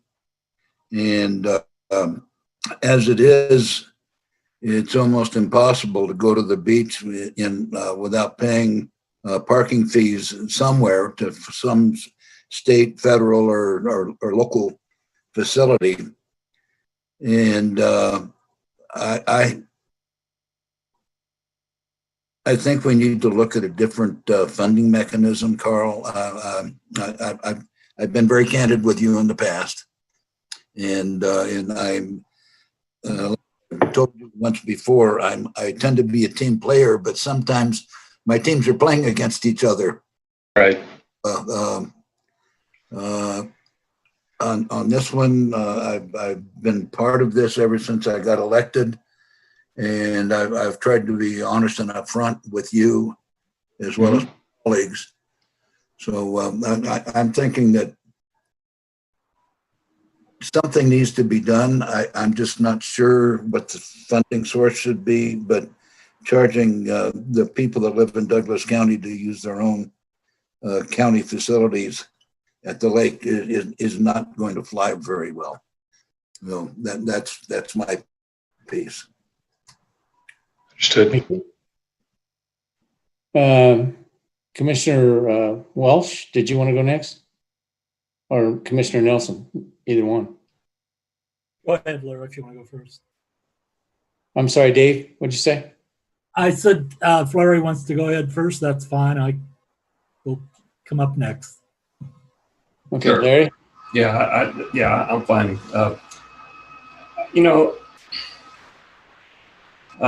First of all, to have enabling legislation, to have some entity that's not controlled by the Douglas County Board of Commissioners like TDD, to give them authority to raise taxes or fees, I'm totally against that.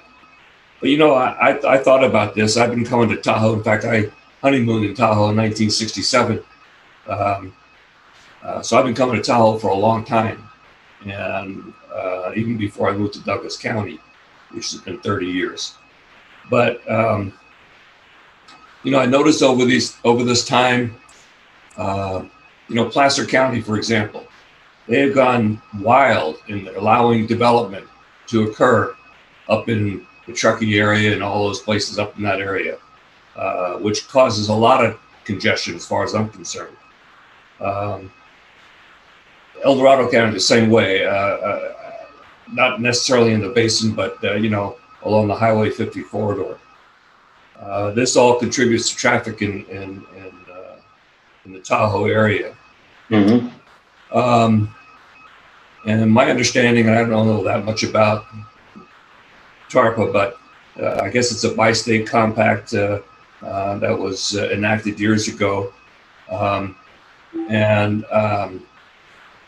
Have you ever considered the option to say, you want to use buses for transportation around the lake to eliminate the car as much as possible?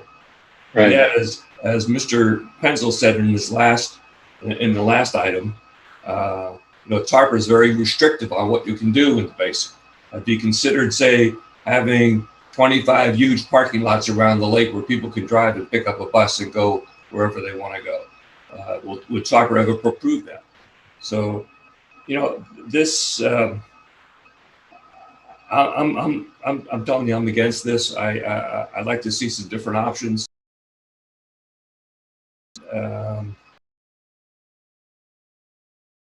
See what he has to say.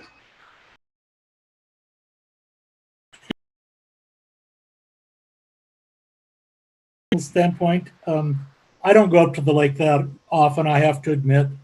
I may go up once a month for a meal. I have a few restaurants up there that my wife and I enjoy going to.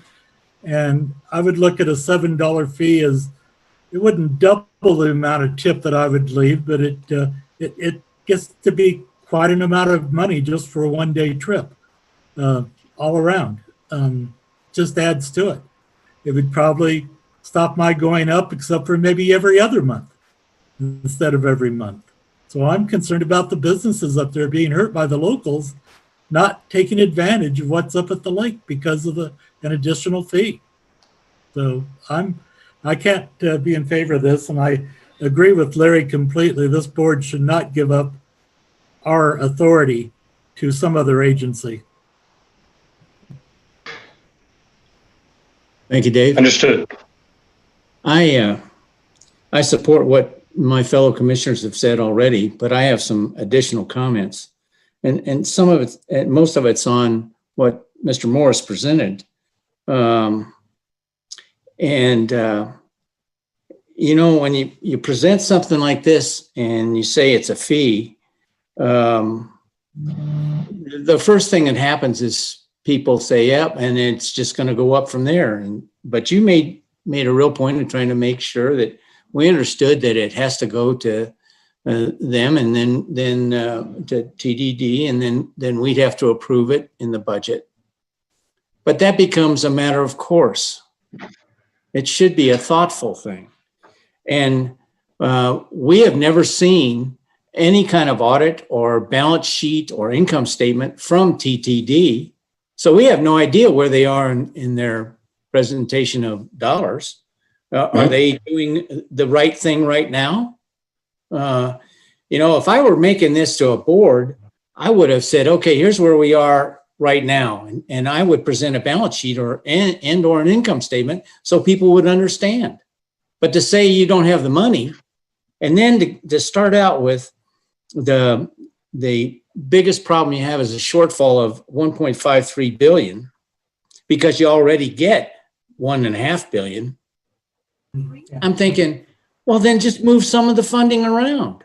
Billions are a big number. That's a lot. But how do you get there in the first place? That's not shown. And you say the O&M is 1.53 billion in shortfall, or at least that's how I understood it. I may be off a little on that, but the operation and maintenance of what? We have all of our maintenance of all of our roads accounted for between GIDs, the 3 miles that the county pays for, and the state and feds pay for the balance, and the GIDs take care of their internal roads. So if you're asking for money for operations and maintenance of roads, we're already doing that. We don't need to contribute to that. And I don't think it's fair to charge the folks that are already up there and paying for their roads more. That doesn't make sense. I really took issue with the day tripper. And you said day trippers contribute very little. I'm a day tripper, but the more you charge me to go up there, the more I'm not going to contribute. I mean, that's a simple thing. And we have a lot of employees that would be considered day trippers live down here and go up there. In other words, you're going to charge them to go to work. That doesn't seem very American. And I think that's wrong. And you talk about who the visitors are. Well, there are people that live in the valley. There are people that live in Carson. There are people that live in Reno itself. And you're going to charge them to go up to something that's part of their philosophy, part of the reason they're here. And I've heard that the analogy is that, well, you know, it's just like a forest. If you go to the U.S. forest, you got to have a pass that you pay for. Well, it's not just like a forest in the Forest Service. We don't get anything from what they charge up there, but they do allow you to deposit trash up there. They do allow you to stay up there. But that's also paid for on a basis when you go up there. Then we don't go to the forest every day, but we do go up to the lake almost every day. And in fact, our job requires us to go up to the lake. So you would charge the county, because that's who would pay for it, money for us to go up and conduct our business up at the lake. I don't think that's a good way to do business. We'll then charge you for coming down here. Huh? And you say everyone has a restriction, a capital restriction. Well, I'm not sure. I haven't seen your financial figures, so I can't go to that. And you say the restrictions are mostly provided on things like by the people on roads and all that kind of thing. And you want no control. That's what you're going to ask for, is no control on that. Well, I don't think, as Mr. Walsh said, that we would ever sign up for that. I don't think, as Mr. Nelson pointed out, we're going to have a change in philosophies on the board, we think. And I don't think they would be even wanting to listen to this presentation, much less voting for a fee. And the fee is, you say it's a fee, but it is a head tax. It's not like our utility fees, because our utility fees, while they are fee for service, if you just go up to the lake and drive around, you've already paid your fee by virtue of the tax that we collect and the taxes that the state and federal government collect for those roads. So I don't think that's the most equitable way to do it. And you say it's fully transparent. Well, if it's fully transparent, why don't you show what that projected amount of money is on the bottom line of your projected financial statement? Okay, so I beat the fees up pretty much, and so I'm going to move on to what I think would happen. You said, if not now, when? We see if you implement those fees, what I see happening when is that they'll apply those fees to various places where you can go and places where you can't go, because you're going to have a yellow fee card and he's going to have a blue fee card. And that's going to allow you to go to these areas, but not to those areas. So by restriction, you're going to control the traffic. And that makes it even more elitist. This talk has been going on for a long time. I've been here for 30 years, and I probably hear it every 10 years or 5 now. And I don't understand why we can't be more inventive. You talk about what would you do instead? Well, I agree with, I would expand parking. I would think that the TRPA could sell some of the land, that's especially on the Nevada side, and they could sell it and get parking. But they don't want to talk about that because they want zero growth. You can't have that. You can't stop growth. We have a group of folks that say you can. And so far we've kept our growth down. They have kept the growth down. But that isn't going to apply to some place like the lake. It's already at zero growth. Zero. So you've got to turn some way to get people to come up there. So the casinos have run all kinds of things, buses, specials, all that, to get people up at the casinos. And then you look at what Mr. Walsh talked about at Truckee and at what's the skis place up there? Squaw Valley. Squaw Valley is expanding. Squaw Valley, I don't think is in the TRPA. And they're expanding, and they want to have the Olympics up there. And what would you do for the Olympics? Would you charge everybody that drives up there? And unknowing folks that are from Europe? I mean, this is an incredible grab. And so what I would do, in addition to this in the future, is I would have things that make people want to leave their cars. There was a proposal to run a gondola from basically the Kingsbury exit down in the valley up to the top. I don't know where it would go. But that wasn't supported by anybody. That wasn't supported by the TRPA. That wasn't supported by investors. If you can get investors to come up with ideas, which we in government don't do well, but investors do, you could come up with ways to get people up there and still gain dollars, because you could charge that on whatever the service is. You could say, if you're on the gondola, it's another $10. But you got to use your imagination, and that's what you were hired to do. And just out of curiosity, Mr. Morris, what was your company paid to do come up with this good particular program?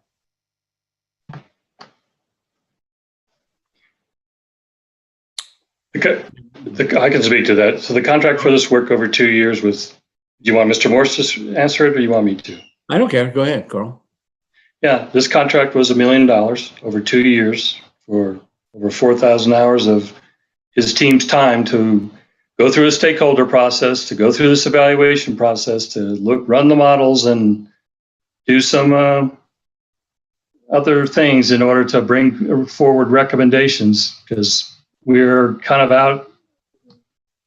It's once again, it goes to imagination. I talked to you about, what they did down in Las Vegas is they drilled a road and pedestrian thing underneath the strip so they could move more people. And the reason they want to do that is they have a demand for 12,000 people an hour to move around.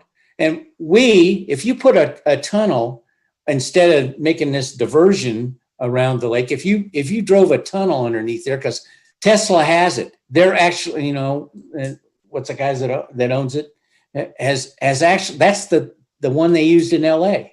If you did that, you'd have people clamoring to park their cars and use that tunnel because it's unique. And you can charge for that. There are a lot of different ways to do it other than to say, we don't want your car up here. And if you're in the car, we're going to tax you because your head is what we're going by.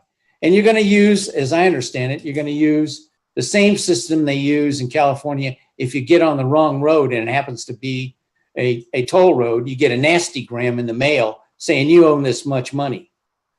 And there's no way you can do it if you made a mistake. You got to pay. And all of that is terrifically unfriendly to the very population that you're counting on coming and going.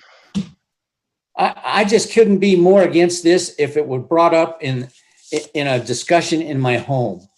I just am appalled that anybody would even have the audacity to present it. A lot of times I thank people for their presentations, but this goes beyond the pale. I have had businesses that are owned up at the lake, and the owners down here call me and tell me about these things. I just can't believe it. I don't see how we could sign up for something that gives you unlimited power in the first place. And in the second place, I don't see how you can propose a tax on this. Would you be exempt from paying it? No. Okay, well, at least that's one thing. Would anybody in the TRPA be exempt from paying it? I'm not looking at that. There's all kinds of ways of doing this if one were to really do it, and all kinds of exclusions and so on. And that's not any of the work that's been done yet. Say if this were to go forward. So we appreciate everything you've told us. This is good feedback. We appreciate any other ideas. There's a lot of information to share, and it has been a very short time to give you a lot, so we can give you more if you would like. And we really would like to hear ideas, because we are looking for ideas about how to be able to move forward. These are not easy things, and I know you can appreciate that. Yep, they are not easy things at all, and yet we're trying to find solutions, and that's where we're at in order to be able to make a difference here with some of the things and address some of the issues that the community has. I can tell you right now, the community up at Tahoe is pretty fed up, and this summer really was. You saw protests at roundabouts to keep people out because they didn't want them to come anymore. These are the kinds of issues and the over-tourism we hear talking about all the time. So what are we collectively going to do, and how do we do that? It's a tough nut because, as you're pointing out, growth happens outside of Tahoe, in northwestern Nevada, the Truckee area, in California, and Tahoe's in demand. And as we saw with COVID here, that did not keep people from coming to Tahoe, even though there was no celebrity golf, there was no fireworks, there was no concert series, the hotels were full, and people were everywhere. So they're still coming one way or the other. And that's what we're trying to address. So I appreciate any ideas that you all may have and any solutions that you can give us, because we're not trying to, we're just looking for ways to go. So appreciate the time. All right. This also was for action. Do any of the commissioners want to put forth an action, say in non-support of any tax, or do you want to just say thank you very much? Commissioner Walsh. Thank you very much.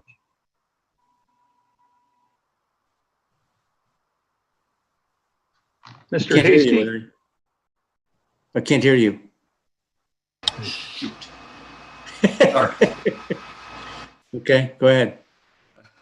I said, I think the recommended motion is partially right. We did provide input on the One Tahoe initiative, but I would move that we do not support the Tahoe Transportation District's pursuit of enabling legislation for the authority to implement future revenue mechanisms or to provide other input on how to fund.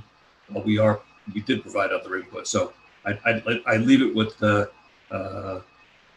my motion would be do not support the Tahoe Transportation District's pursuit of enabling legislation for the authority to implement future revenue mechanisms. Second. Okay, so it was like we had 4 seconds. We have a motion by Commissioner Walsh, and I think Commissioner Ingalls beat you in, David. And so we have a second by Commissioner Ingalls. All those in favor signify by saying aye. Aye. Aye. Any nays? No nays. Carl, welcome you back anytime to give us a different approach on this. Okay? Hey, Carl, I got an idea. Are you old enough to remember when they had the East and West German during the Cold War? Oh, yes. Do you remember there was a place called Checkpoint Charlie? Yes. Set one up at the border. A museum, though. Any All right. other comments? Well, thank you. Thank you. We'll see you when you come back again. Well, I probably won't, but we'll see you when you come up with another idea. You're welcome back anytime. Oh, and I'm sure I'll still see you around. Yeah. Yeah, I'm like a bad penny. I keep turning up. All right. We'll move on to item number 4. And this is for board members to recover their blood pressure. Fairly easy. Okay, for possible action, discussion to enter into an agreement with Aetna as Douglas County's medical insurance carrier, providing preferred provider organization, PPO, and PPO high deductible health savings account, HSA, health insurance plans for Douglas County, the towns and district court employees at a 9.47% premium increase for calendar year 2021, and authorize the Human Resource Director to execute the related agreements and documents. Ms. Lang, you have a 10-minute opportunity here. Good luck. Thank you very much, Chairman. Wendy Lang, Human Resources Director, for the record. Commissioners, I'm here today to speak with you about our health insurance renewal for county employees and their dependents for the upcoming plan year, which begins January 2021. I have just a couple of slides that I'm going to attempt to show to you.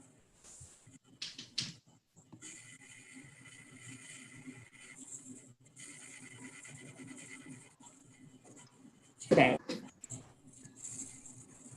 There we go. Thank you. So a little bit of background for you. Douglas County moved to a plan with Hometown Health for plan year January 2018, and renewed that plan with no increase to premiums in 2019. 2020, the current year that we're in, there was a 9% increase to those costs. And there was a maximum increase for next year's coverage of 12% negotiated at that time. Our utilization is rather high as a member of this plan. However, we went ahead and put out bids for coverage. Our insurance broker did that on our behalf, LP Insurance, and we received a couple of competitive bids worth looking at. These are the results of that effort.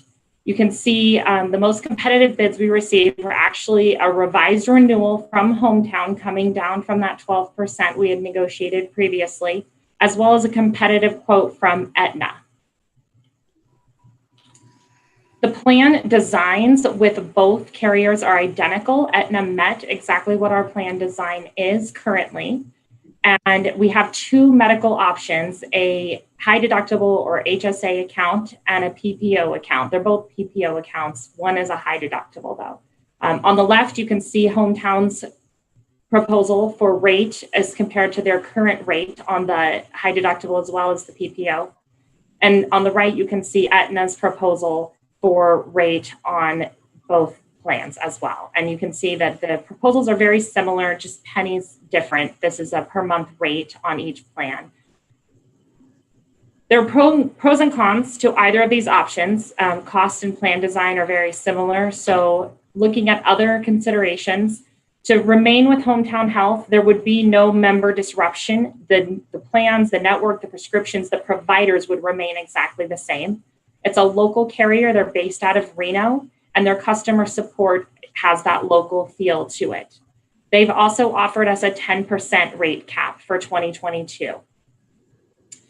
Some of the cons are that they're out of state. Access for Nevada residents requires special approval, and there is no access at all to St. Mary's and some other providers in the Northern Nevada area. They don't have additional features which are available with Aetna. The pros with Aetna include a national network access for all of our members, regardless of where you reside, where you're traveling, any of those things. That includes the Mayo Clinic, some renowned hospitals at organizations across the country, wherever your services need to be sought from. It does not require special approvals or out-of-network utilization of some of those major providers.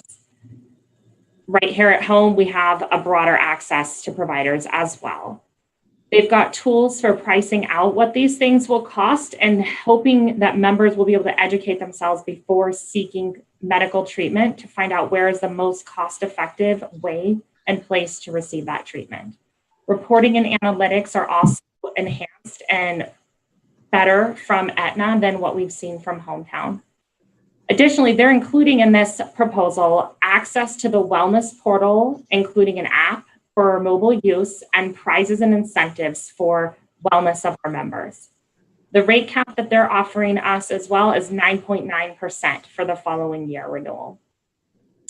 That rate cap, one of the cons with Aetna is that rate cap is subject to a 5% change depending on potential legislation, a little bit of a CYA that they put into place to protect themselves should there be some major legislation changes coming forward. They are a national customer service number. We would probably be in queue with everyone else that has Aetna coverage across the country. And there is definitely network disruption. We have received feedback that there are providers who don't accept this insurance currently. However, despite that local network disruption, there is broader network disruption as well, locally and nationally. And that is the reason that the Douglas County Internal Benefits Committee has recommended that we accept Aetna's proposal with a 9.47% overall increase in premiums to coverage. And I'm happy to answer any questions that you may have. Would you take the slide down so we can look at everybody? Of course. Thank you. All right, questions?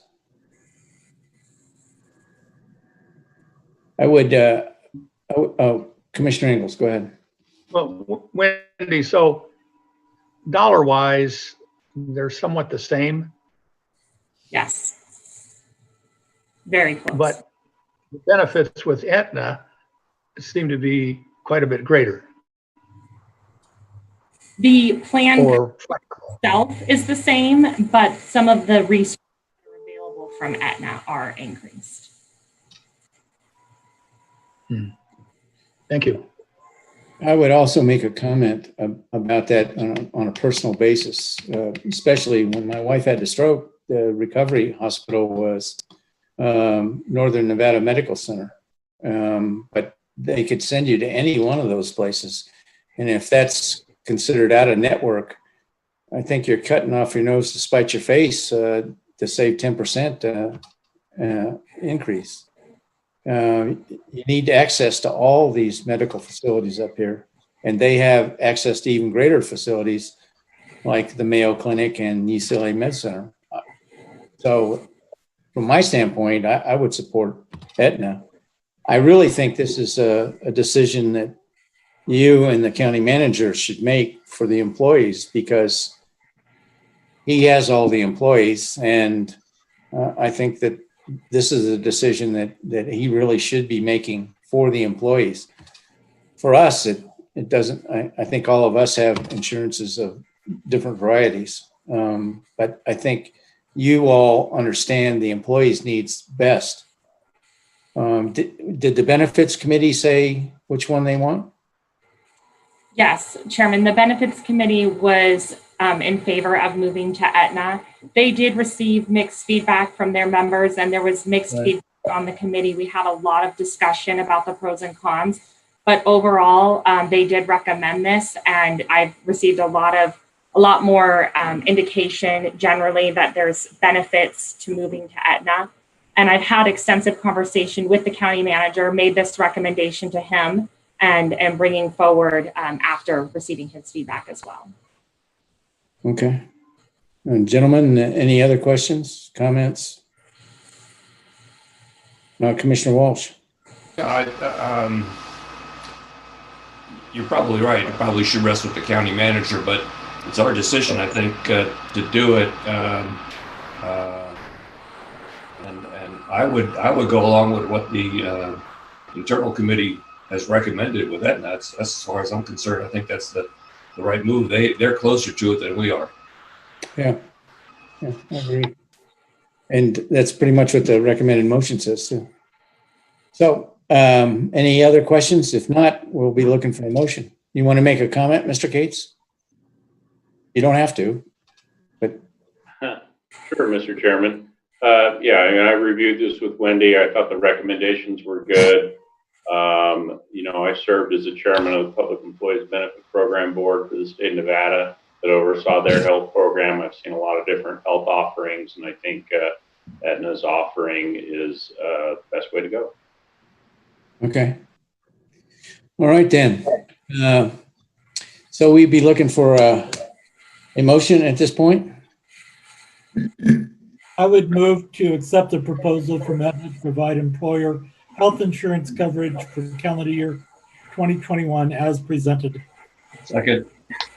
So I have a motion by Commissioner Nelson, a second by Commissioner Walsh. All those in favor signify by saying aye. Aye. Any nays? No nays. The motion carries 5-0. Thank you very much. All right. It's been 2 hours since we had our last break, and I think we'll take a break. We'll be at 10 minutes after 5. We'll rejoin. All right. So we'll take is there anybody that disagrees with us? Okay. Well, we'll take a break till 10 after 5. Thank you, gentlemen. We are adjourned.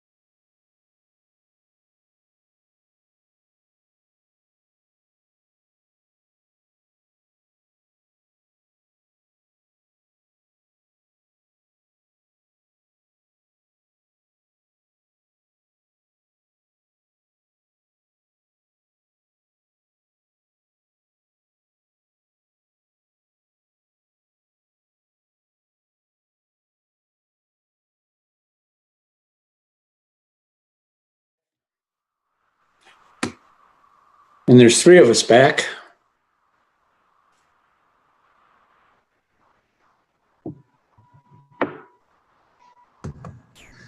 I'm here. Okay, and we need Mr. Walsh.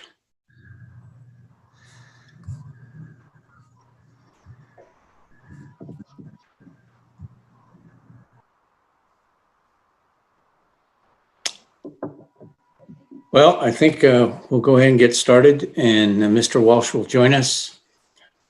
And we'll start with item number 5 for possible action. Discussion to approve an $86,675,000 contract with J.E. Fuller Hydrology and Geomorphology Incorporated for work related to the Johnson Lane Area Drainage Master Plan implementation and compliance with the National Environmental Policy Act, and authorize the county manager to execute the agreement and change orders up to 10% of the contract amount. Ms. Walker, welcome, and it's your turn. Good evening. Can everyone hear me okay? Yes. Welcome, Mr. Walsh. Yes. Okay, great. Good evening, commissioners. Thank you for the opportunity to present to you this evening. I bring to you a contract with J.E. Fuller to go through the NEPA process. That's the acronym for the National Environmental Policy Act. It is a requirement of BLM that we go through this national environmental permitting in order to determine what types of impacts may occur from the implementation of the Johnson Lane Area Drainage Master Plan basins that were identified in the Johnson Lane Area Drainage Master Plan. As you know, as a result of the settlement agreement that occurred last summer, the county is required to construct 2 of the basins identified in that plan, the Stephanie Basin and the Romero Basin. And so in order to be able to get approval from BLM and eventually obtain a right-of-way in order to construct these basins, we have to go through the environmental permitting process, which basically means that you have to do surveys for cultural resources, biological resources, which would be plants and any sensitive animal species in the area. They need to do a hydrology analysis and the like. And so this is kind of an unprecedented process for the county thus far. It's kind of a long process. It's going to take definitely a while to get the approvals from BLM, although in my conversations with them, it's definitely attainable. And it's a long process. Therefore, I really don't want to have to try to go through it more than once, as I would say our long-term goal is to implement additional flood control basins in the Johnson Lane area. And so I approached J.E. Fuller as far as who to talk to about initiating the NEPA process. It's not something that I've personally ever been through. And it turns out that they have a NEPA specialist on staff. And so I began some conversations with her and Mike Kellogg, who conducted the study.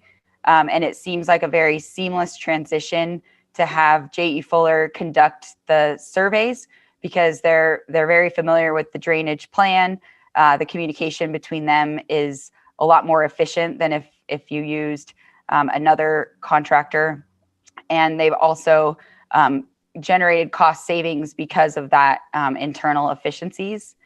And so I obtained 2 quotes from them. One to go through the NEPA process and get us approval for the 2 basins that we are required to construct. And that came in at about $65,000. I asked her to also provide a quote to get us the NEPA approval for all of the basins that are identified in the Johnson Lane Drainage Master Plan, except for the Johnson Lane Wash Dam.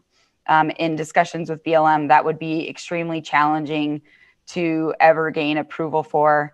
And so the other basins that are identified in the plan are definitely all kind of along the same lines. So in order to do all the surveys for everything and ultimately gain approval from BLM for a right-of-way for all of the basins identified in the plan except for the dam.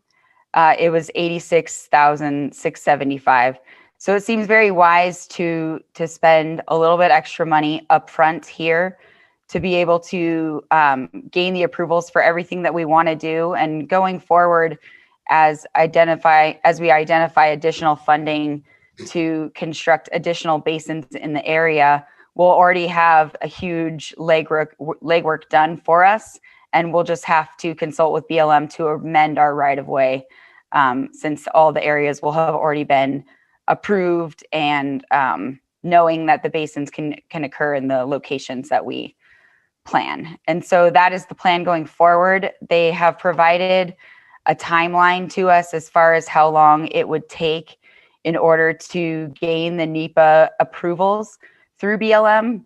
And there was a timeline that was attached to their scope that has since been amended based on some new information that was learned by J.E. Fuller. And that's in regards to a flower that is called the monkey flower. And it's not a federally listed threatened species or endangered species. However, the BLM has identified it as a sensitive plant in this area. And so we're unsure at this time if that's going to impact the schedule. It really depends. Apparently, you can only identify it when it's flowering, and it flowers in March and April. Therefore, they wouldn't be able to survey for that particular plant until that time, if that is what the BLM indicates will be necessary. So going with kind of our worst case scenario, the project schedule would basically, we would initiate the NEPA process pretty much if this contract is approved right away. And then once we go through everything in order to get the BLM approval and actually be able to bring these basins up to 100% design, at least the two that were required to construct, that would occur by February of 2022. So that's the absolute worst case scenario as far as time frame. So if we plan for the worst case and it happens sooner, great. But if we can gain approval by February of 2022, then we would be able to finish the design and then put it out to bid in the summer of 2022 to actually get these basins installed, the Romero and the Stephanie. And with that, I'll take any questions on the contract or scope. Any questions from board members? Commissioner Walsh. You're muted still, Larry. Still. Okay. There you go. Courtney, what'd you call it? The monkey flower or something? What flower was it? Yeah. The monkey flower. Yes, it's called the monkey flower. Is the BIA aware of this in their assessment for the Knox excavating? I am unsure. I haven't reviewed their EA, their environmental assessment document. I'm not sure if that was a requirement of the assessment that they had to go through or not. It would be interesting to find that out and to notify them of this finding. Other than that, I would support the contract. Thank you.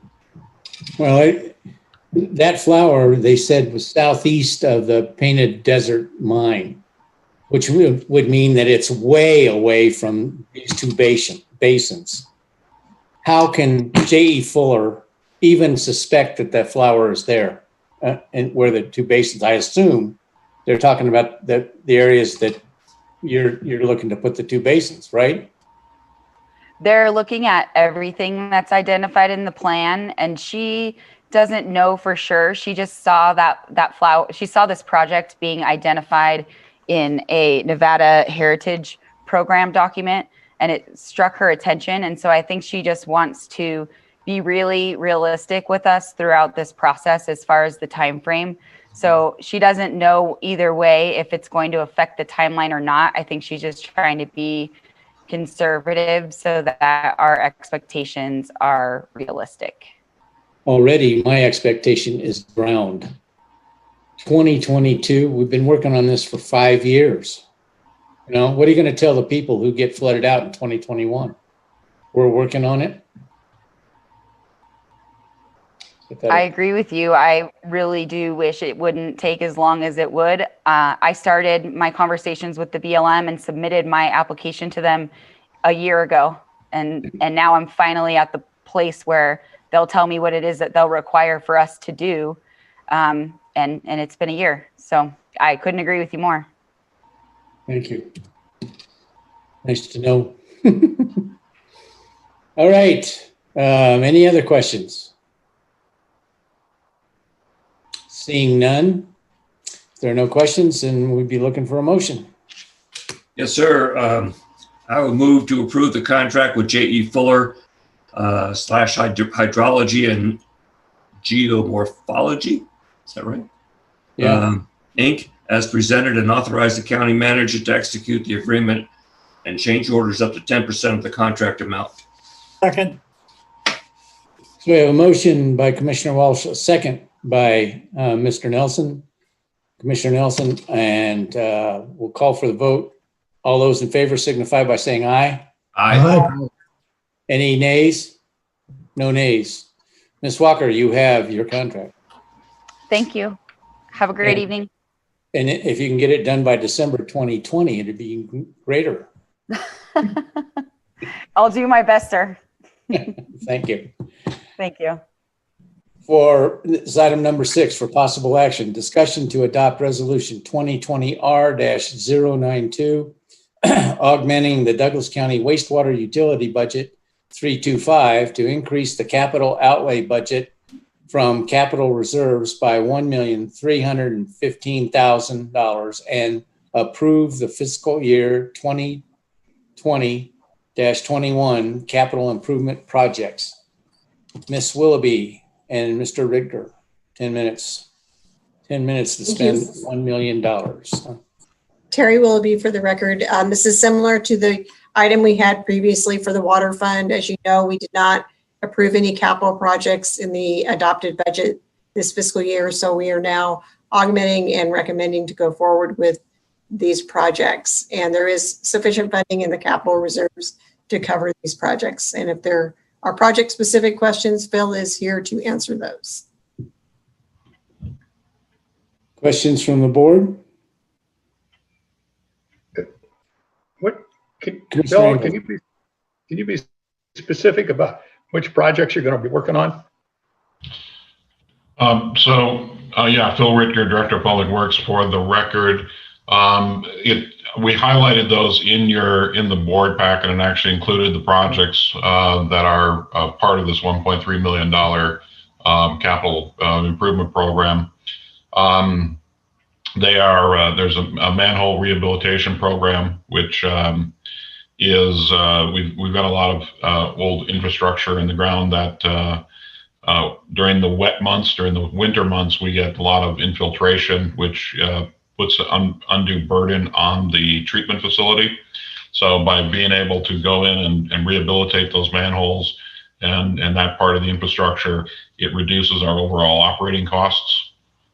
So that's really an investment in lowering the operating and maintenance costs long term within the system.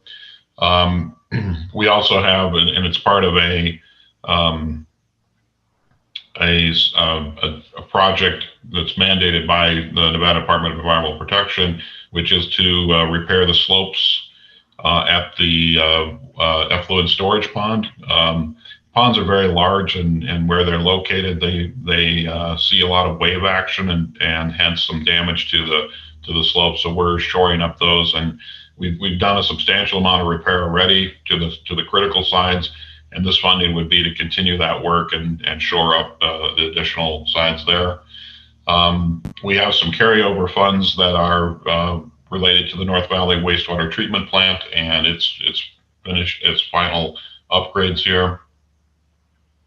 Also along the forced main repair along Foothill, which is the primary forced main that takes all the flow out of the Juneau area and the Juneau Lakes complex area and moves it down Genoa Lane and out to the treatment facility. That's some of the oldest infrastructure we have, and as a forest main, it's under pressure, so we're doing rehabilitation and engineering work on that. And then the last two, which I think are relatively new now to this program, or to this, and one is on Saratoga Street as part of a settlement agreement with Arvell Properties. Is we will be putting in there's sewer lateral that's going in to support that development, and as part of the settlement agreement, we are putting in laterals for the properties along there for future connection, and that is really an investment in the first steps towards trying to reduce nitrate levels and the number of septics in the system out there in the Johnson Lane and Stephanie Way area. And then the last one is with the completion of the wastewater facility, the new North Valley Wastewater Treatment Facility, which is now up and running and processing waste. We are going to be rerouting the lift station at Topsy, which handles the commercial flow out of Topsy. Presently, that flow is pumped up into Carson City, and they actually treat that effluent, and we pay them to treat our effluent. Now that the treatment facility is done, this is a project to reroute that back down to the treatment facility. And so again, it's a cost reduction on operating on our operating system, because we will stop paying someone else to treat our effluent. So those are the primary projects. Those are the projects that are built into this $1.3 million capital improvement program. Quick question, Phil. The one you mentioned where you're putting in the sewage because there's a problem with the septic tanks, I forget what street that was. Saratoga Street. Yeah. That's going to require people to hook up to the septic system or to the county waste system.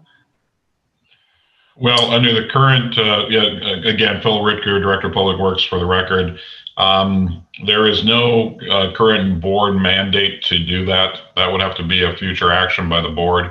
Right now, the policy is if someone's septic fails, they are required to hook up. We would be putting in the infrastructure in advance so that it's there and available. I think a future board decision and whether we get forced to do this by the state and by NDEP would be a different scenario. But at this point, without that direction, it would have to be a board action to put a timeline and require people to connect. What would be the cost to connect to the system?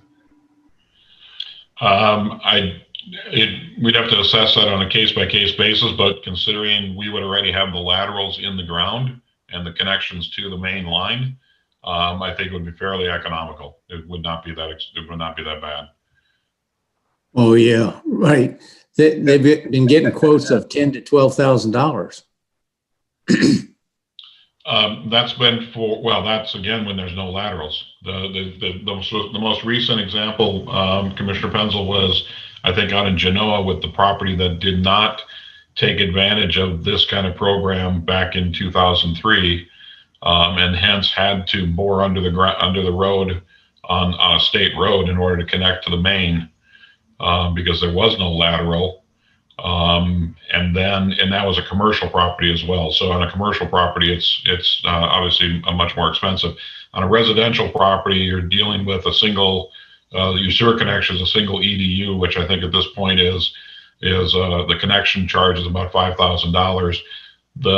And considering the laterals would already be into the property line, it would simply be a matter of redirecting flow to what would be a septic tank over to this lateral.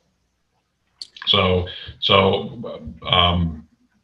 you know, and I know at the time when they did the program in Genoa, the board approved, I think either a 3 or 5 year payback period on that, which again would be something I think would be something the board in the future would want to consider to make this a smoother transition. Ms. Reynolds, that's not the Mr. Ingles, did you have another question? That's kind of sort of. Thank you. Well, I think, Mr. Ricker, you've kind of compounded the answer. First of all, there's a Douglas County connection fee. And what would the Douglas County connection fee be? That's not just the lateral, but that's a fee. And what are you setting as the Douglas County connection fee? So on a residential connection like that, the connection fee is I think $5,400. I have to go to the resolution. It's in resolution, but it's order of magnitude about $5,000.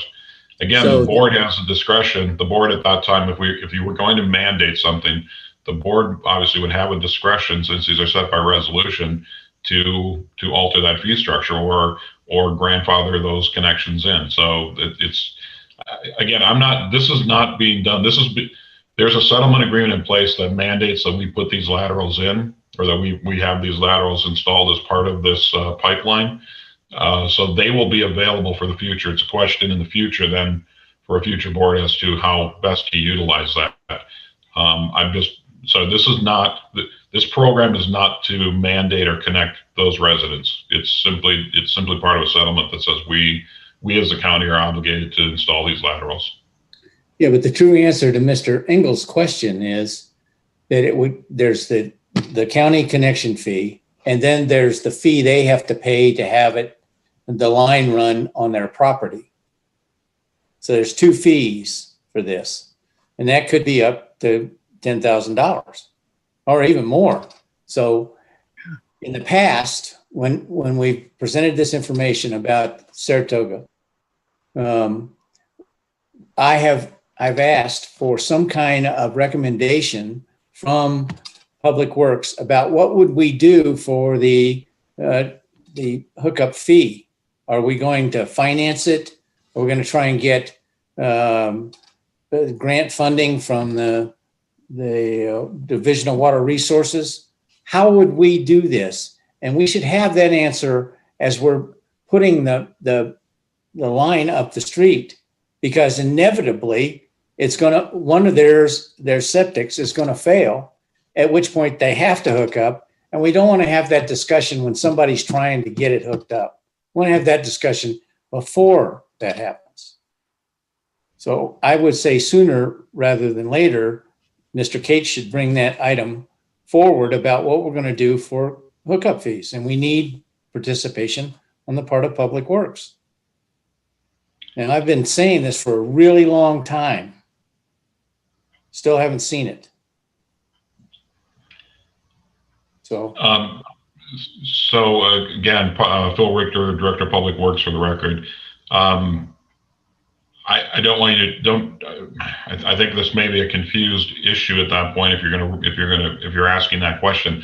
I think if the question you're asking, let me put it this way, if the question you're asking is if the board wants to mandate hookup and everyone has to, whether your septic failed or not, you've got to hook up, then I think, yes, we want to come forward with proposals as to how we would not either charge a connection fee or amortize that or reduce it, or whatever we have to do to financially assist the customers that we are mandating that be hooked up. Right now, there's no mandate, and I guess we could have some sort of incentive program, but I don't know that we ever go through the process of paying for someone's installation. It's not done on new construction. It would be I think we'd find ourselves in a very difficult situation if we started doing it for existing residents, and we're not doing that same thing for new construction. And so you get yourself in a catch. Your statement of the question is entirely different than mine. Mine is, what's it going to cost somebody to hook up? And then how are they going to pay for it? And what are we going to do? Or are we going to do anything to assist them? And we have to have that discussion. I'm not saying we're going to come up with a mandatory program. That's what you're mentioning. I'm talking about. No, yeah, go ahead. We'll have this discussion with the county manager. We don't need to waste time on it now. But going to become an issue. So, any other questions? Comments? Okay. So if there are no other questions or comments, do we have a motion? No motion. Okay.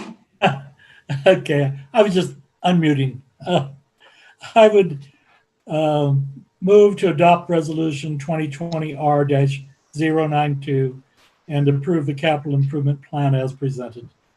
Second. We have a motion by Commissioner Nelson, a second by Commissioner Walsh. All those in favor signify by saying aye. Aye. Okay, the motion carries 5-0. And we'll move on already to number 6. Nope, that was the last one. Number 7, for possible action, discussion on application for a tentative subdivision map to create 17 industrial parcels ranging in size from approximately 1.9 acres to 2.2 acres, and discussion on the roadway easement and abandonment on the north side of lot 16, approximately 50 feet wide and 455 feet long, which is also proposed as part of this application, development application DP 20-0182. The project site is located on 38.6 acres at the southern terminus of Nolan Road between Hayborn Road and Business Parkway, and is within the Airport Community Plan APN 1320-05-002-013. The property owner is Ray Van Winkle, V&C Construction, represented by Ms. Susan Pansky, Mr. Booth for Community Development, and Ms. Pansky for the applicant. 15-minute presentation. All right. Who's going to present first? Sam? I can do that, Mr. Chairman. I will share my screen if that's okay with you. Yeah. Okay, hopefully you can see that now. And as the chairman just read, first of all, good afternoon, Mr. Chairman and members of the commission. Sam Booth, planning manager for the record. Thank you for your time. As the chairman just read, this is a tentative subdivision map to create 17 industrial parcels ranging in size from about 1.9 to 2.2 acres in size. The project is located just north of the airport in Bliss Road and south of the southern terminus of Nolan Road, which comes off of Johnson Lane to the north. You can see that highlighted on the map here in blue. And the zoning designation of the site is light industrial, as well as the master plan future land use of the site is industrial. Again, this is 17 industrial lots averaging about 2 acres in size. They're designed at 2.25 units per acre. The lots will meet the minimum width and depth standards of Douglas County Code. The light industrial zoning requires a minimum of 1 acre lots. So of course, at 1.9 to 2.2 acres, they will meet that requirement. Street right-of-way dedication will include about 4.44 acres in area. This slide shows an image of the tentative subdivision map. North on this map is to the right. So you can see just on the far left side of the image here is Bliss Road coming around the north side of the airport. On the far left, which would be the southern end of the site.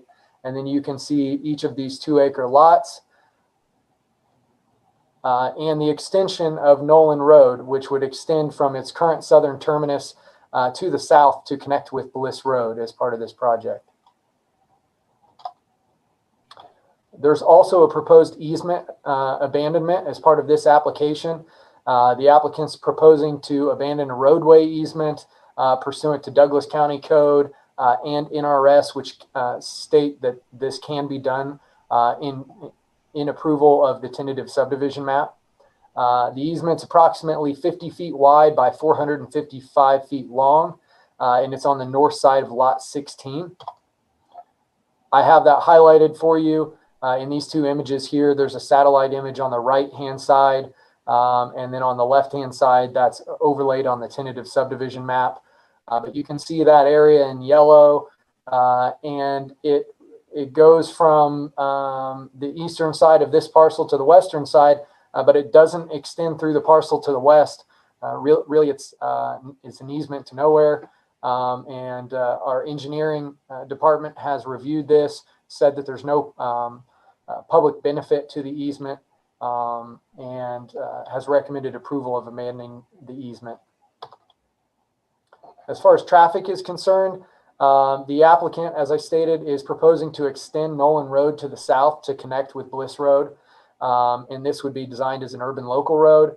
The applicant has submitted a traffic study that estimates these 17 lots will generate around 1,760 average daily trips, with 210 peak hour trips and 210 AM trips and 210 peak PM trips.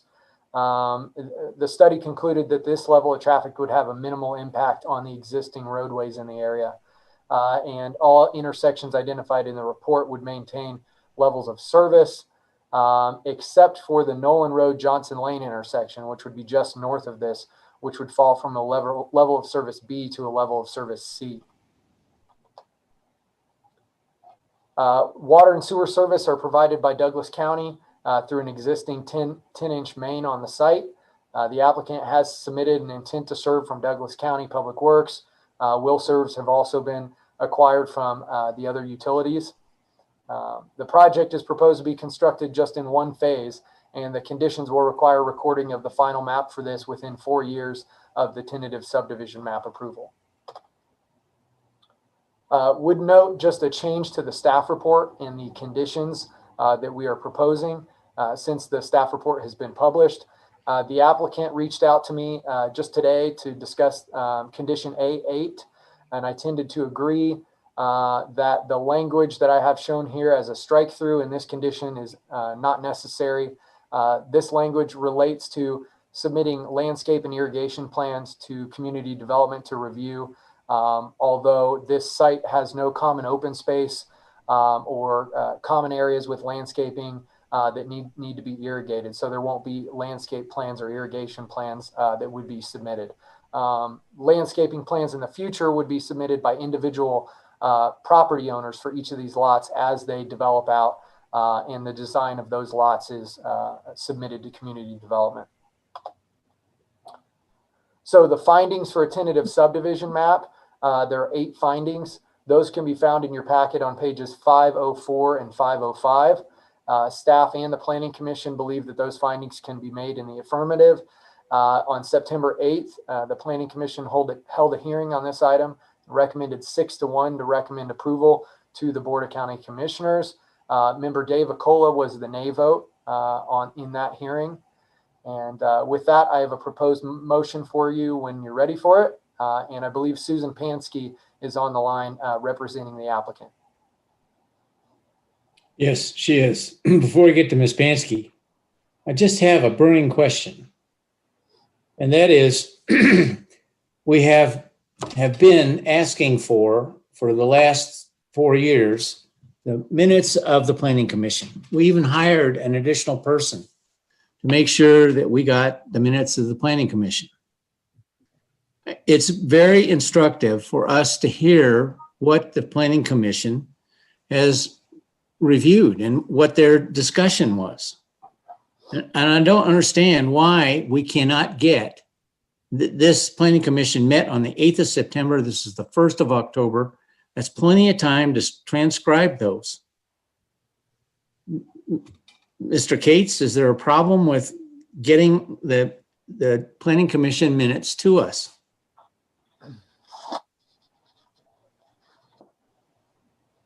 I don't know the specific answer to that for this meeting. I don't know if Natalie can comment on that. Well, we don't need to have Natalie comment on it. I don't think it's unreasonable to ask for at least the excerpted parts of the planning commission minutes for each of the discussions that we're going to have. Now, maybe I'm unreasonable. I don't know what the other commissioners think about that. Maybe they don't want them. Is there a point of view on these minutes by anybody else? Commissioner Walsh. Yeah, I find the planning commission minutes very helpful and instructive to what we discussed at the board meeting. I have other comments too, but if you want to hear from the commissioners on the planning commission meeting minutes, I'll let them talk. Okay. Mr. Nelson, you got an opinion one way or the other? I find them extremely helpful, and I wish we had them. Commissioner Ingalls? Good idea. Good idea. And Commissioner Rice? He didn't think I was going to ask a question. I guess he left. Well, so it seems to me that it would be a normal course of business for us to receive at least the excerpted portion of it. If there's a problem, I would like some kind of report back as to why it can't be done. And we can disseminate that with everybody. Mr. Chairman, I can speak to that. Sam Booth. At least I hope to. The minutes of the meeting, I do believe, were completed, and they have been posted on the county's website. We've worked pretty hard in the past to make those available with the packet to the commissioners. I apologize if they're not included with the packet. Typically, and when we have this many items from community development, we try to attach those along with the first item. And so that's on my part for not getting those attached to the packet. But I do believe they were available, and Amy worked pretty hard to get those ready. And they've been posted on the county site. They just weren't attached to the packet. Oh, thank you for owning up to that, Mr. Booth. Congratulations. I appreciate that. Now we'll return to the subject at hand with Ms. Pansky. Thank you, Mr. Chairman. For the record, Susan Pansky, representing the applicant VNC Construction. I also have on the video with me today, Jonathan Lesperance from Loomis and Associates, who's the engineer on the project. We are both available to answer questions. I don't have an additional presentation. I feel like Sam really covered everything that I could have covered, and I appreciate his help as well as all the other staff members. We do agree with the proposed conditions of approval and the modification that was mentioned as a part of his presentation, and we're both available for questions if you have them. Great. Thank you for that summary. Commissioner Walsh. Thank you. First of all, I think this is great news. I mean, somebody's developing 17 industrial lots. That means there must be some interest in Douglas County for mom and pop industrial businesses. So I'm happy to hear this news. I just have one question, Susan. Are there any specific requirements placed on this project because of its proximity to the airport? There is only one, and I can share my screen to the site plan so that you can see it. Or at least only one that I'm aware of, and it's related to a navigation easement that exists. So right here, if you can see my cursor moving, there's a little triangle that runs across the future Nolan Road improvements and across lots 9, 10, 11, and 12, and maybe a smidge of lot 13. So those are non-build areas, but as you can see from this picture, there's actually quite a bit of buildable area on these parcels that's still usable. As Sam had mentioned, they're 2 acres each. So we don't believe that this is going to be prohibitive to the development of any of the parcels that are impacted. Okay, thank you. Mm-hmm. Okay, if you could stop the share, thank you. Any other questions by commissioners?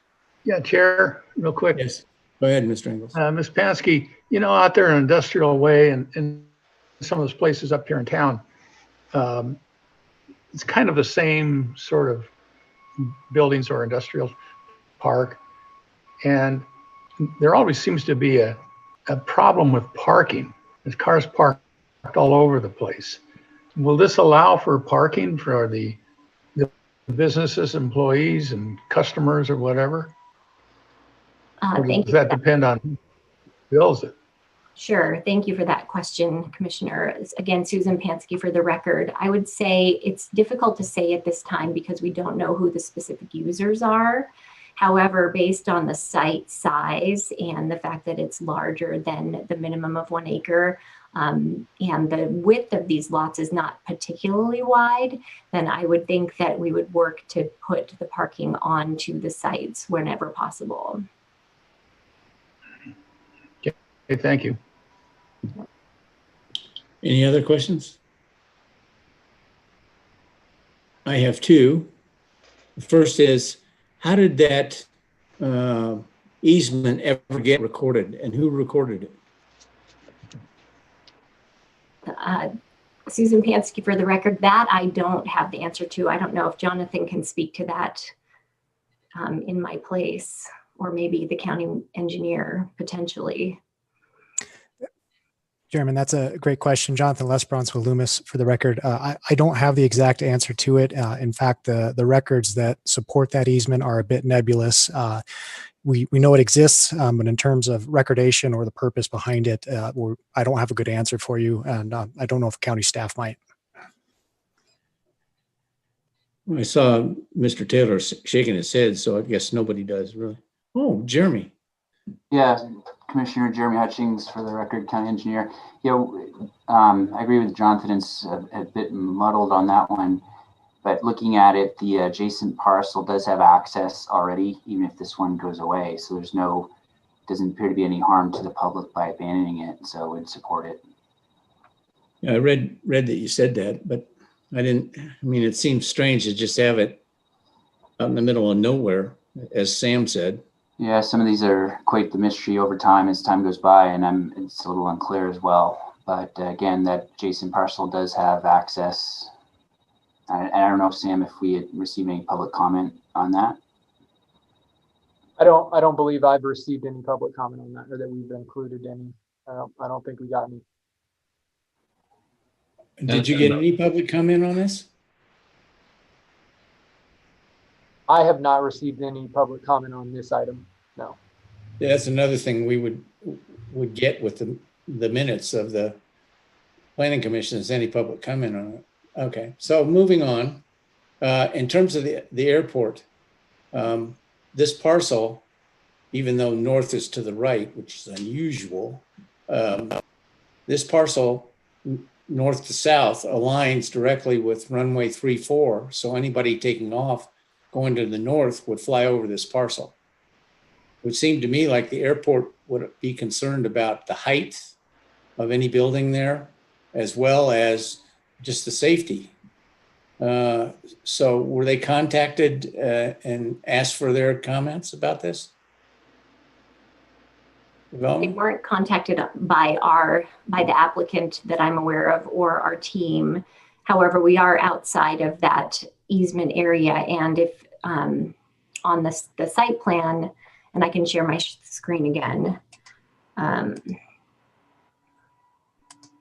the site plan, the area immediately to the east is actually Douglas County owned, I think, for the purposes of maintaining a no-build zone in probably the most impacted or potentially impacted area by airplanes that would be flying out of the airport to the north.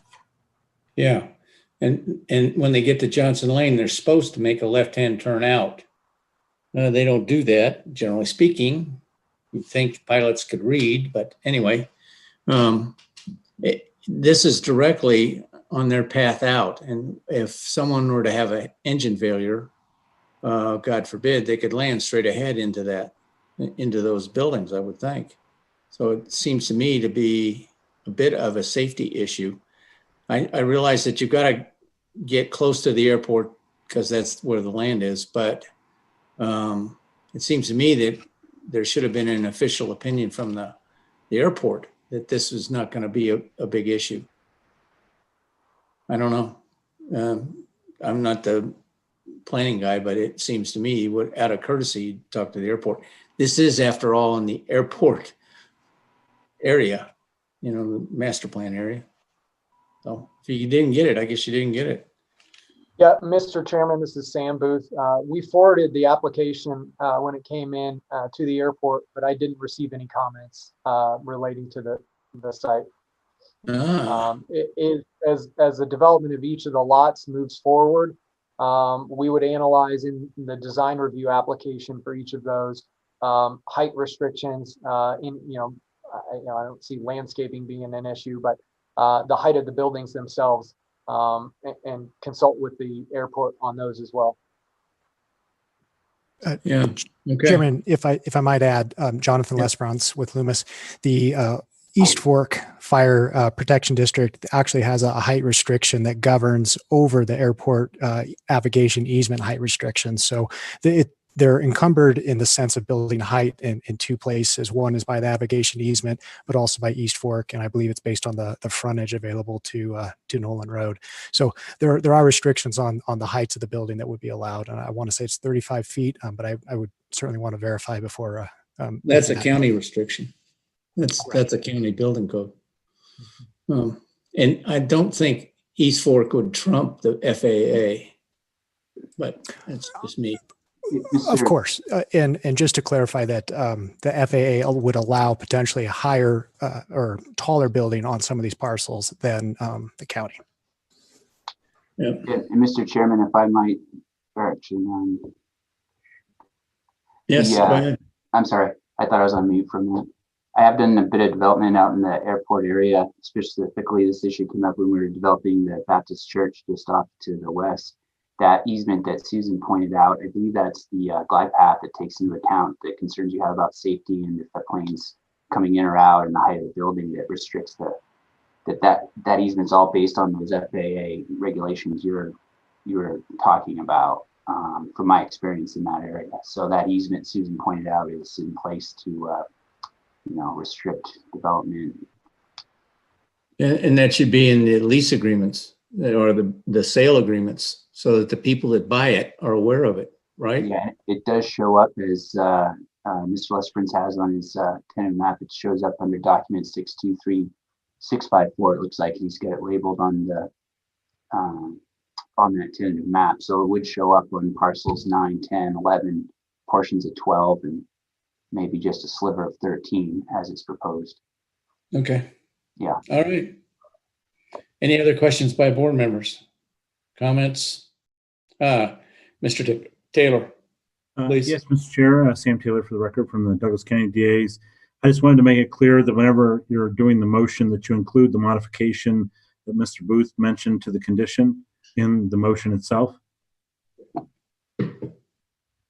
Okay, Mr. Booth, would you bring your slide back up on the proposed motion? And so then we would add at the bottom and not strike out the conditions on whatever the paragraph is. Is that correct? He has the language in there already in the motion. I didn't see that he had it. Okay. So it looks like he threw it in there. Good job, Sam. All right. Do we have anyone who wants to make a motion? Speak up, because I got to watch. I would move we approve development application DP 20-0182, including the modification to condition A8, a tentative subdivision map to create 17 industrial parcels ranging in size from approximately 1.9 acres to 2.2 acres on a 36.36 acre parcel tract, including the abandonment of a roadway easement being approximately 50 feet wide and 455 feet long, based on the ability to make the required findings as outlined in staff report, recommendation of the Planning Commission, and the presentation to the board and public comment. I'll second. So we have a motion by Commissioner Walsh and a second by Commissioner Rice. All those in favor signify by saying aye. Aye. Aye. Any nays? Motion passes 5-0. Wow. All right. Thank you, Ms. Pansky, and thank you, Mr. Booth and Jonathan. Thank you. Thank you. Thank you. All right. Moving on.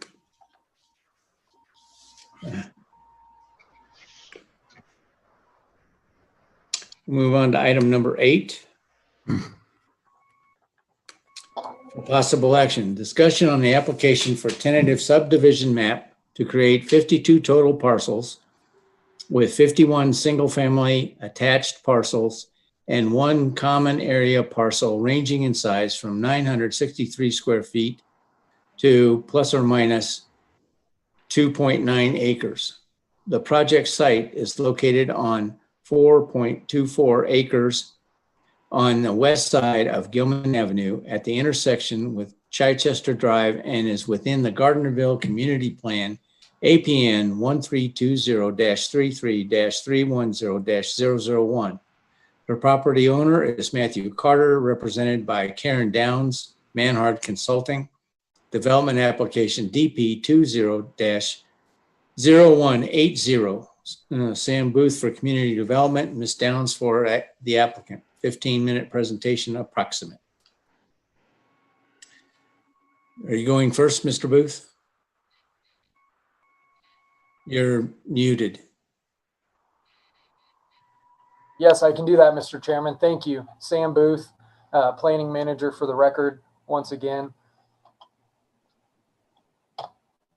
As you read, sir, this is an application to create 52 total parcels, 51 of which would be single-family attached residences, including 1 common area parcel. And this project site is 4.24 acres on the west side of Gilman Avenue. You can see the site highlighted in blue in the image here. That is Chichester Estates to the east, Gilman Avenue running along the east side of the site, and then Hayborn Meadows there to the north of the site.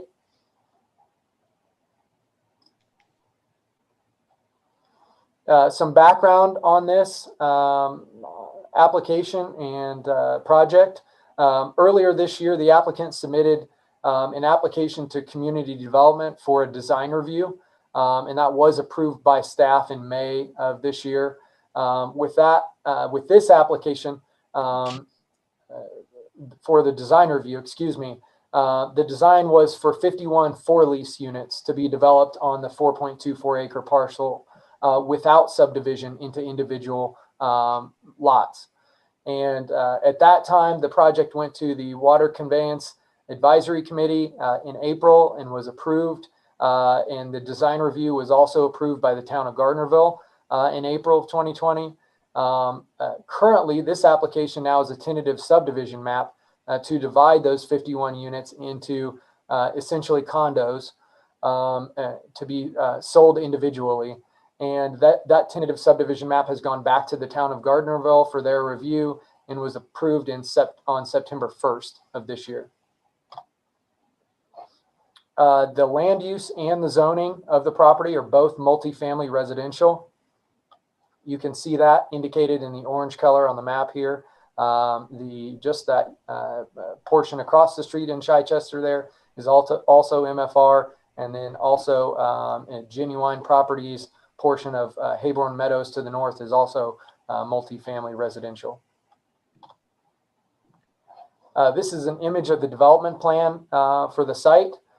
You can see there is 7 proposed RV parking spaces. There's guest parking as required by code, which I have highlighted in red.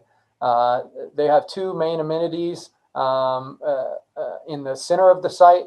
Park space, kind of a pergola shaded area, barbecue area, as well as a playground and tot lot on the left side here of the image. On the very far left side, the third highlighted area that I have there is a connection that the applicant is willing to make to the Martin Slough Trail, which is just at the southern portion of their site. So they have, you can see around the outside of the development, there are sidewalks connecting the development out to Gilman Road. Also, there's an internal sidewalk that goes through that park space with a crosswalk there to the external sidewalk. And just being that they're just adjacent to the Martin Slough Trail, we've asked them to make a connection there, and they've provided that. Would also note that the driveways within the development, actually the roads within the development are considered private drive aisles. There'll be private roads maintained by the HOA. And so there's a reduced width of the right of way for those, and there'll be no on-street parking on the streets itself.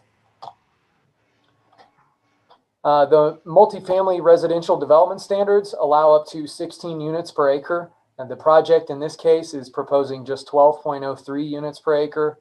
Douglas County Code requires 25% open space, and the project will meet that requirement. Let me excuse myself for the change to the staff report note there. That was included on my presentation to the Planning Commission, but we do have the items here in the staff report for the board. As far as the parking, Douglas County Code requires 2 parking spaces per unit, 1 covered and 1 uncovered. They are providing this within 2-car attached garages with each unit. 1 guest space is required for every 4 units, and that equals a total of 13 spaces, and they are providing that on site. And then RV parking is required at 1 space per every 8 units for a total of 7 spaces, which again, they are providing. As far as traffic is concerned, the applicant estimates 373 average daily trips, 32 PM hour trips, 25 AM peak hour trips. Their traffic review letter conclude that the trip generation for the Chichester area would be 6,000 less average daily trips than originally proposed. And that is proposed with the Chichester subdivision when it first came to fruition. This site has been zoned multifamily residential. It was originally included as a portion of Chichester Estates.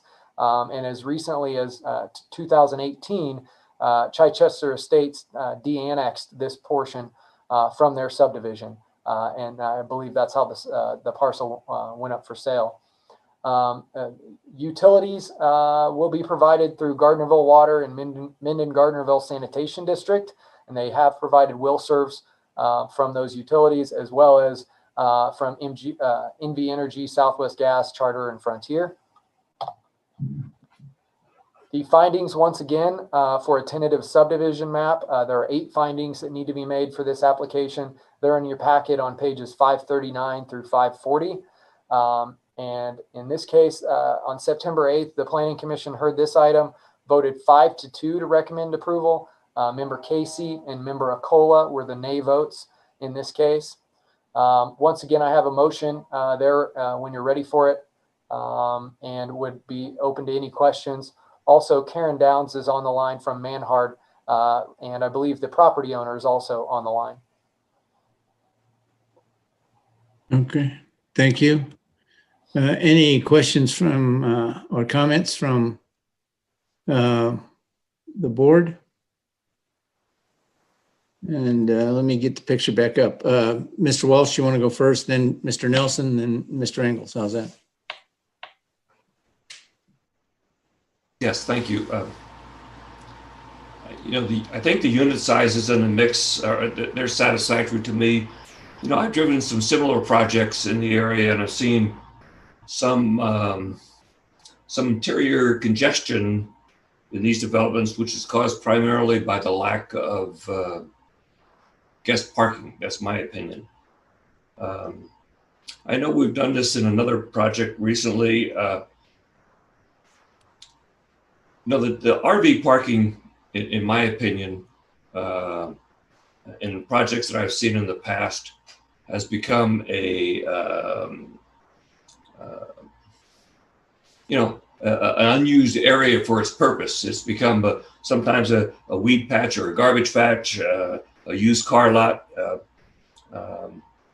But I'd like to see if perhaps the applicant would be amenable to doing away with the RV parking in this particular project and adding some additional guest parking spaces. I'm not sure how many that would be, but I think the more guest parking spaces we have, the better. So if the applicant would be willing to do away with the RV parking and add these guest parking spaces, I'd like to hear from them.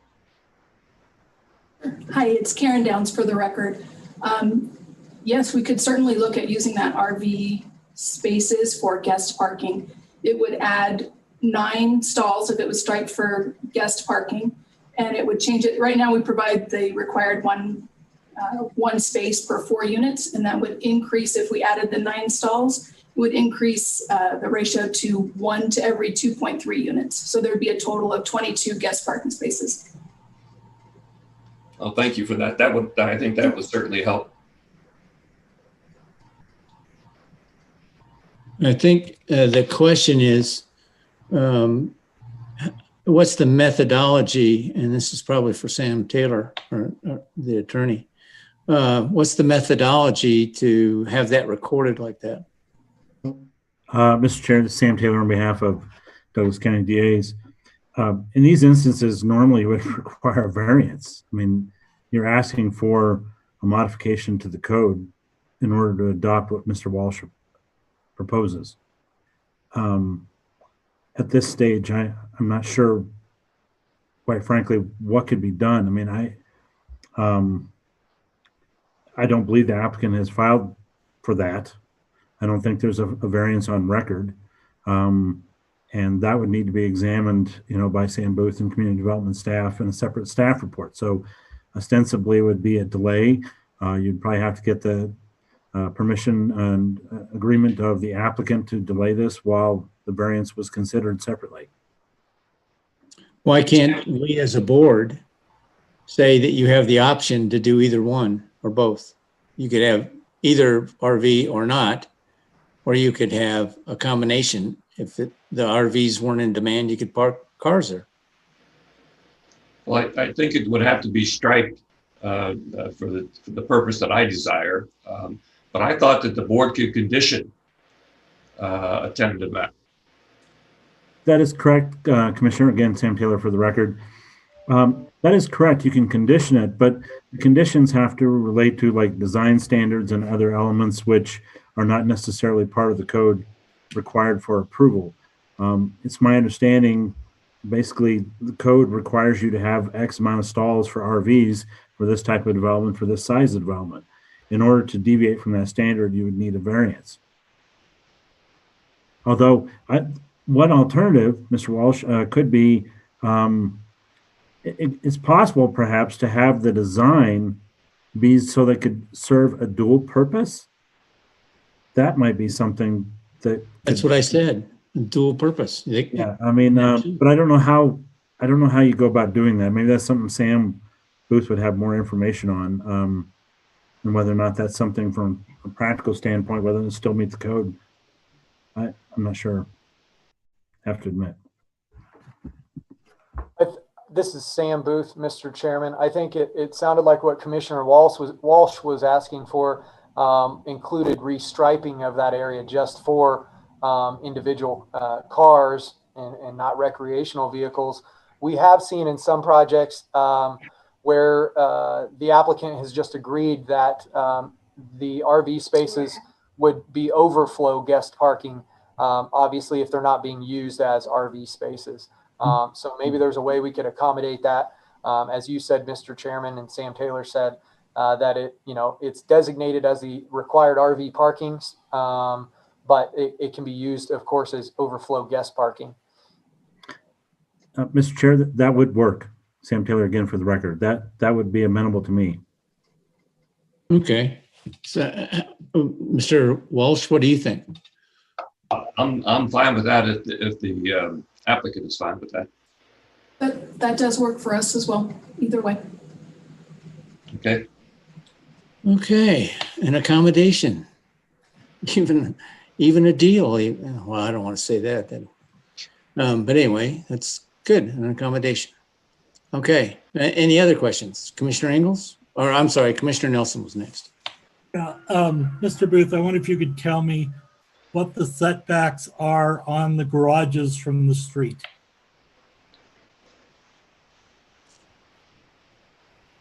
Yes, sir. This is Sam Booth for the record. I don't have that directly in front of me right now. The applicant may be able to speak to that. I do know that the driveways in front of those garages In some cases, the lengths vary from unit to unit. In some cases, they are just several feet, 5 feet or so for a driveway stub. We had a long conversation about this at the Planning Commission level. Again, apologies, Mr. Chairman, for not having the minutes from that meeting. A lot of the discussion was about guest parking. If there's ample parking, in the considerations that cars can't park on the streets in this development, and the reduced road widths there. The applicant has discussed that they have 2 car attached garages. So there's 2 cars that can be parked at each of the units.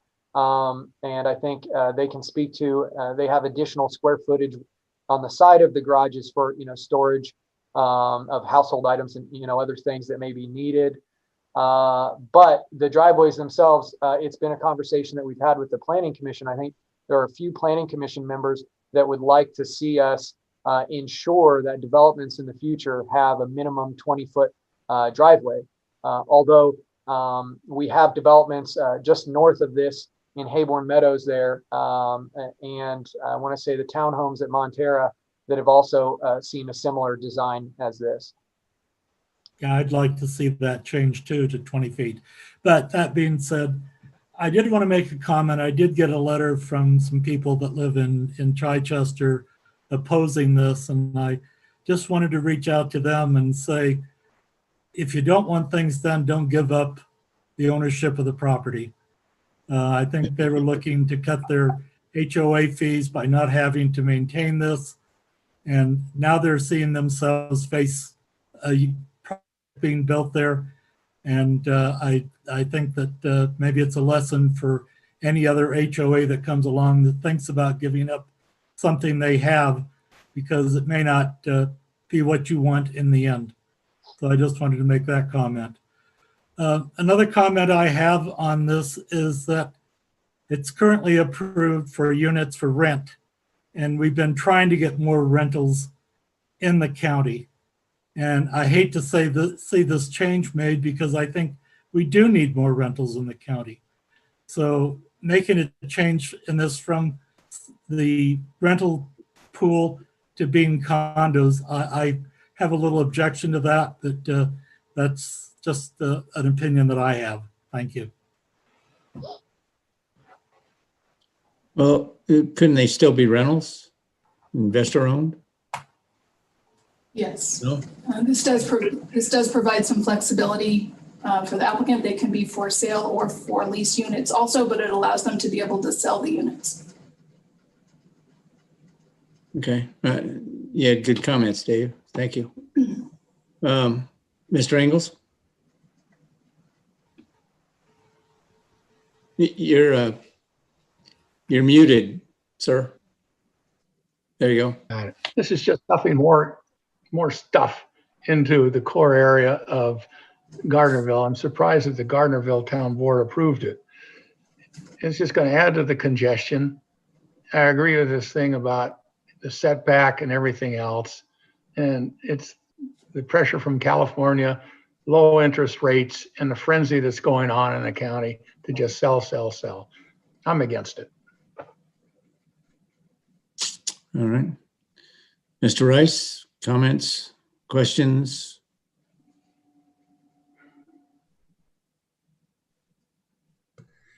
No, any question I had have already been answered. Yeah. Okay. Okay. Well, if there are no other questions, no other comments, Mr. Taylor. Mr. Chair, just a reminder to include Mr. Walsh's modification into the motion itself as well. Okay. Mr. Booth, could you put up your motion? And Mr. Walsh, I'd call on you to make the motion and add the specific language about they could use it either way. Yes, sir. I move to approve development application DP 20-0180, a tentative subdivision map to create 52 parcels with 51 single-family attached parcels and 1 common area parcel, ranging in size from 960 3 square feet to 2.29 acres on a total of 4.24 acres, based on the ability to make the findings required as outlined in the staff report and the recommendation of the Planning Commission, the support of the town of Gardnerville, the presentation of the board and public comment. And to add to that, I would add one condition that the RV space be converted to an option to provide additional guest parking. Okay, Mr. Taylor, do you agree with that addition? Yes, Sam Taylor for the record. Yes, I do, sir. Thank you, sir. All right, then we need a second. Chair will second if nobody else is. So we have a motion by Commissioner Walsh, a second by the chair. All those in favor signify by saying aye. Aye. Aye. Any nays? No nays? Oh, okay. Wait, So we I have, said nay. yeah, I got I it. said I got it. nay. Okay. I heard you. So we have, the motion carries 4-1. And we'll, Dave, did you say nay? I did, and I had my mute on, sorry. Oh, okay. So motion carries 3-2. Is that correct, gentlemen? All Yep. right. Okay, so we'll go on to the next item, which is item 9, I believe. I'll read that into the record. Let me double check. This says 9 at the top of it. Okay, for possible action, discussion on application for tentative subdivision map to create 181 total parcels comprised of 7 common area parcels and 174 single-family attached residential units within 58 triplex building footprints. The projected site, or the project site, is located on 14.34 acre portion of a 45.44 acre parcel on the south side of Topsy Lane between Riverwood Drive and Centerville Drive, or Center Drive, APN 1420-05-201-009. The property owner is Big George Ventures, LLC, represented by Rob Lehman, manager, Ryan Sims, Axion Engineering, and Chris Baker, Manhard Consulting. Development application DP 20-0154. Sam Booth for community development, Ryan Sims and Chris Baker for the applicant. All right. And who's going to lead off? Mr. Booth? I can, sir. Okay. So once again, thank you, Mr. Chairman. This is Sam Booth. This is a tentative subdivision map for Big George Residential Unit number 3, which would include 174 single-family attached residential units within 58 triplex building footprints.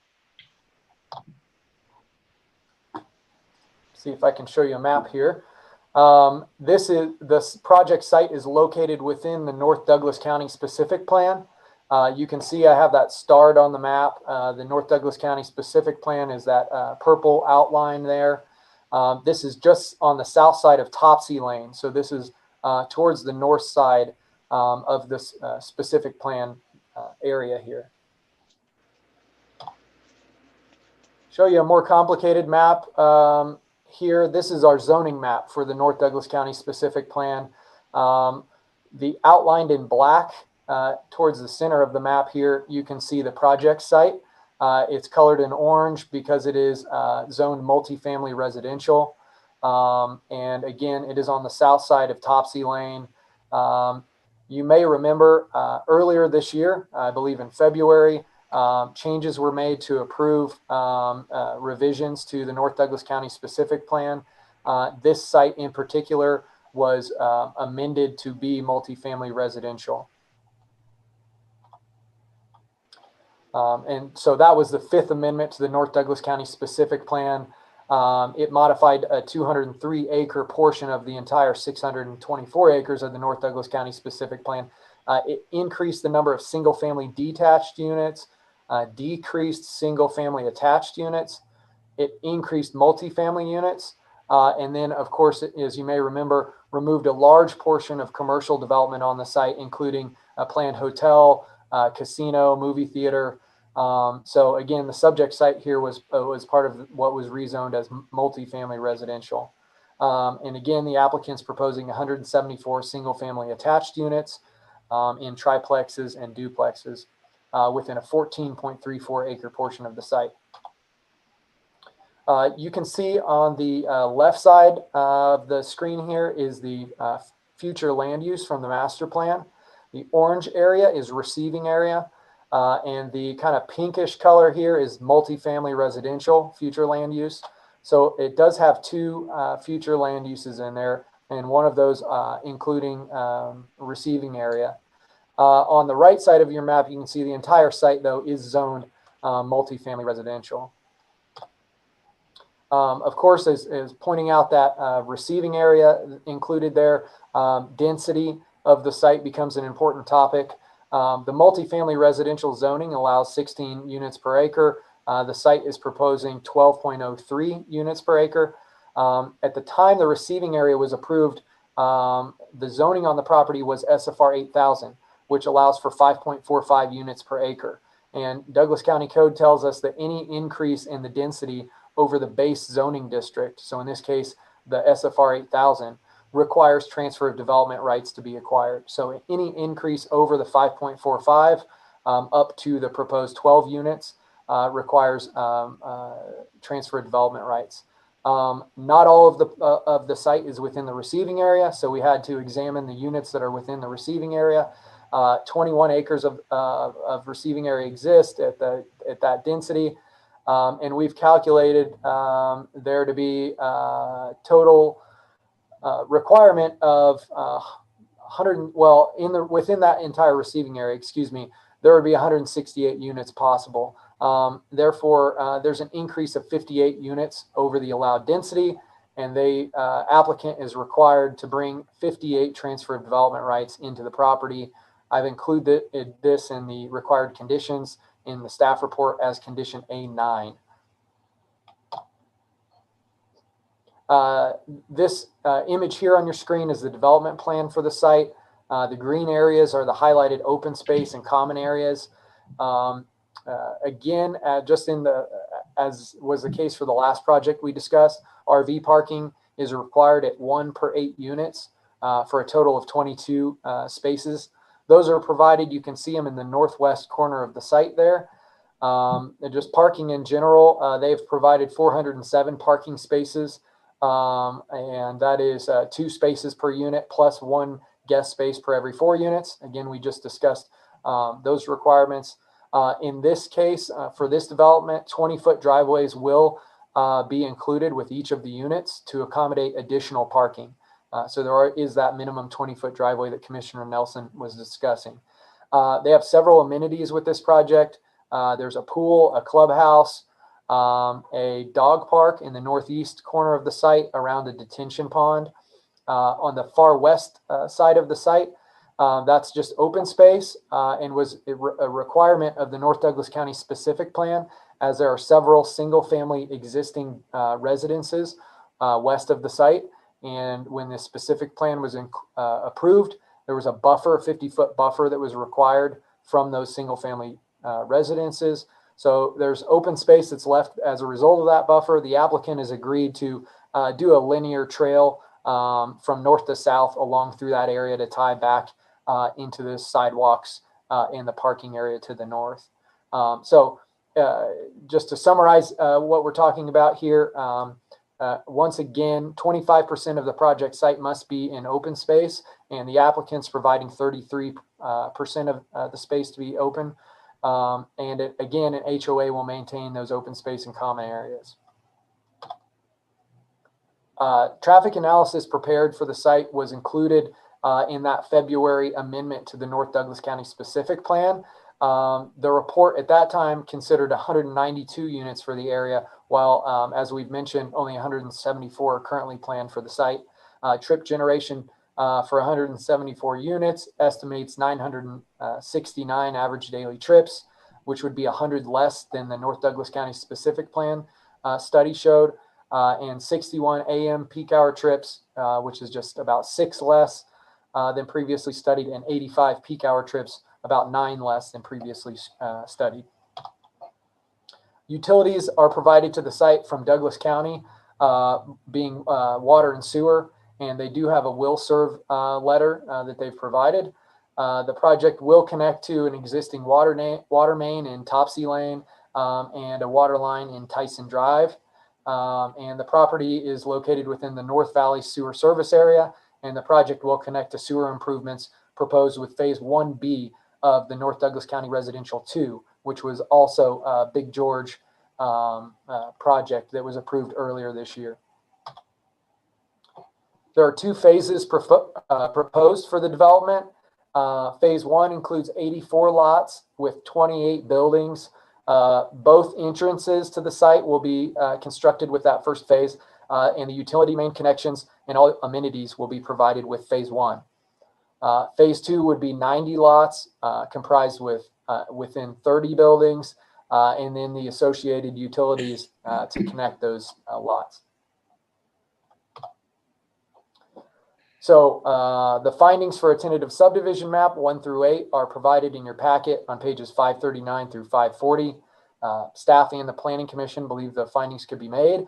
The Planning Commission approved this in a vote of 6-1 in September, and Member Acola was the nay vote in that item. And once again, I have a motion for it for the commission when you're ready for it. Additionally, believe Manhart Consulting is on the line, Axion, as well as the property owners. Okay, thank you. And does Manhart or Axion want to make any statements? Louis Carriola speaking on behalf of Chris Baker and Manhart Consulting, representing the applicants. We're joined, as Sam alluded to, by Ryan Sims, who designed the tentative map, as well as members from the ownership group of Big George Ventures. That would be represented by Rob Lehman and Ray Sidney. And I'm not sure, I believe Mr. Ken Hendricks is also joining us. I think Sam did a great job of covering the project. Regarding the presentation, I'll just share with you a short slide demonstrating, I think, some of the better features of the project. What's that?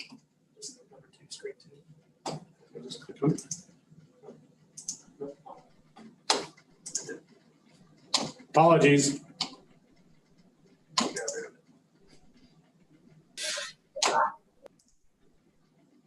Are you seeing the site plan? No. Oh.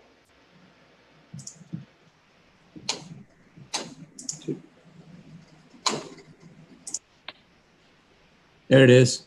Okay.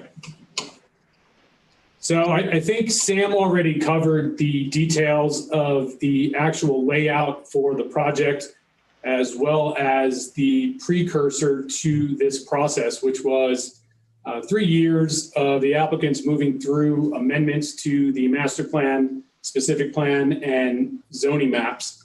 As a result of Amendment 5 to the North Douglas County specific plan, a conceptual development plan was approved. That was in February of 2020. Demonstrates the difference between this proposal, that approved conceptual plan, again from Amendment 5, and Douglas County code requirement. That the proposed tentative map includes less units than the conceptual plan, 174 compared to the 192 that were approved with the conceptual plan. The density for the project comes in at just over 12 units per acre, while the specific plan amendment allowed for over 15 units and MFR zoning allows for 16. The parking, Sam had touched on this, recounting how the parking numbers were amounted to. I think we didn't mention the fact that the math comes out to 392 parking stalls for the residential units, 5 additional stalls for the clubhouse, and the tentative map proposes 407 stalls. So that's 10 additional guest parking stalls for these triplexes, in addition to what was mentioned, which is each unit will have a 20-foot driveway, which is not counted. So in other words, additional areas for residents and guests to park. We already touched, Sam did, on the reduction in traffic as opposed to the approved conceptual plans and density of development approved with the with Amendment 5. I don't think we touched on the open space, which in this case is provided at 33% when the requirement is 25%. Having called those details out, I think I can conclude my presentation, and of course am available for questions. Okay, thank you. You need to relinquish the screen. Oh, leave it up. Leave it up. Okay. So we'll ask for questions from the board. I can only see the hand of Commissioner Walsh. Go ahead. Thank you, Mr. Chair. Louis, it says, it appears to me that I think you have to have two entrances and exits, right? Or two access points on the 20th unit. Is that correct? That is correct. And there is two, it appears to be to Tyson Drive, which is going to be built when?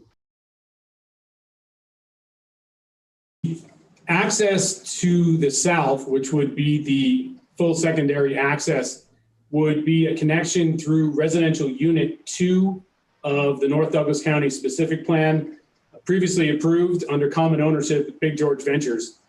The common ownership and adjacent property owners have development agreements to construct these improvements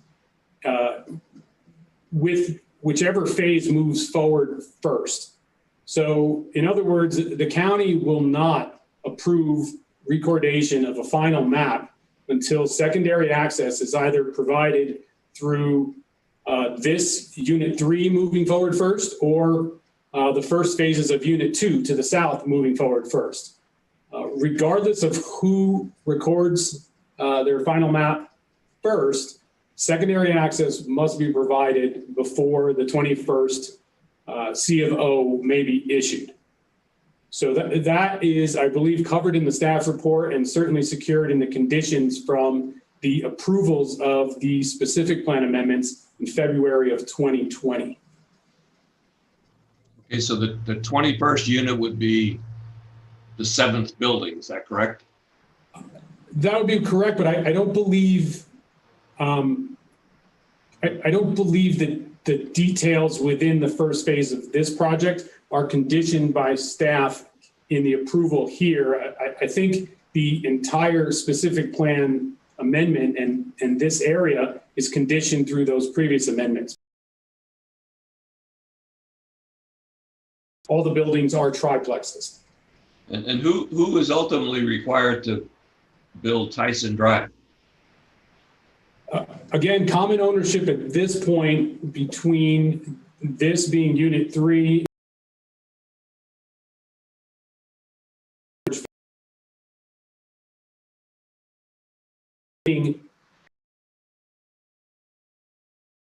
approval as opposed to simply a threshold, and that being any unit past 20 will require full secondary access.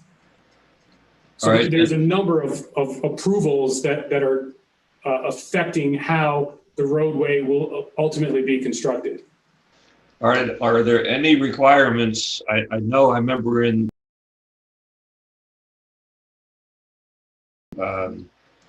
increase the capacity on Topsy Lane at the intersection of 395. Are there any requirements on this particular tentative map to do that?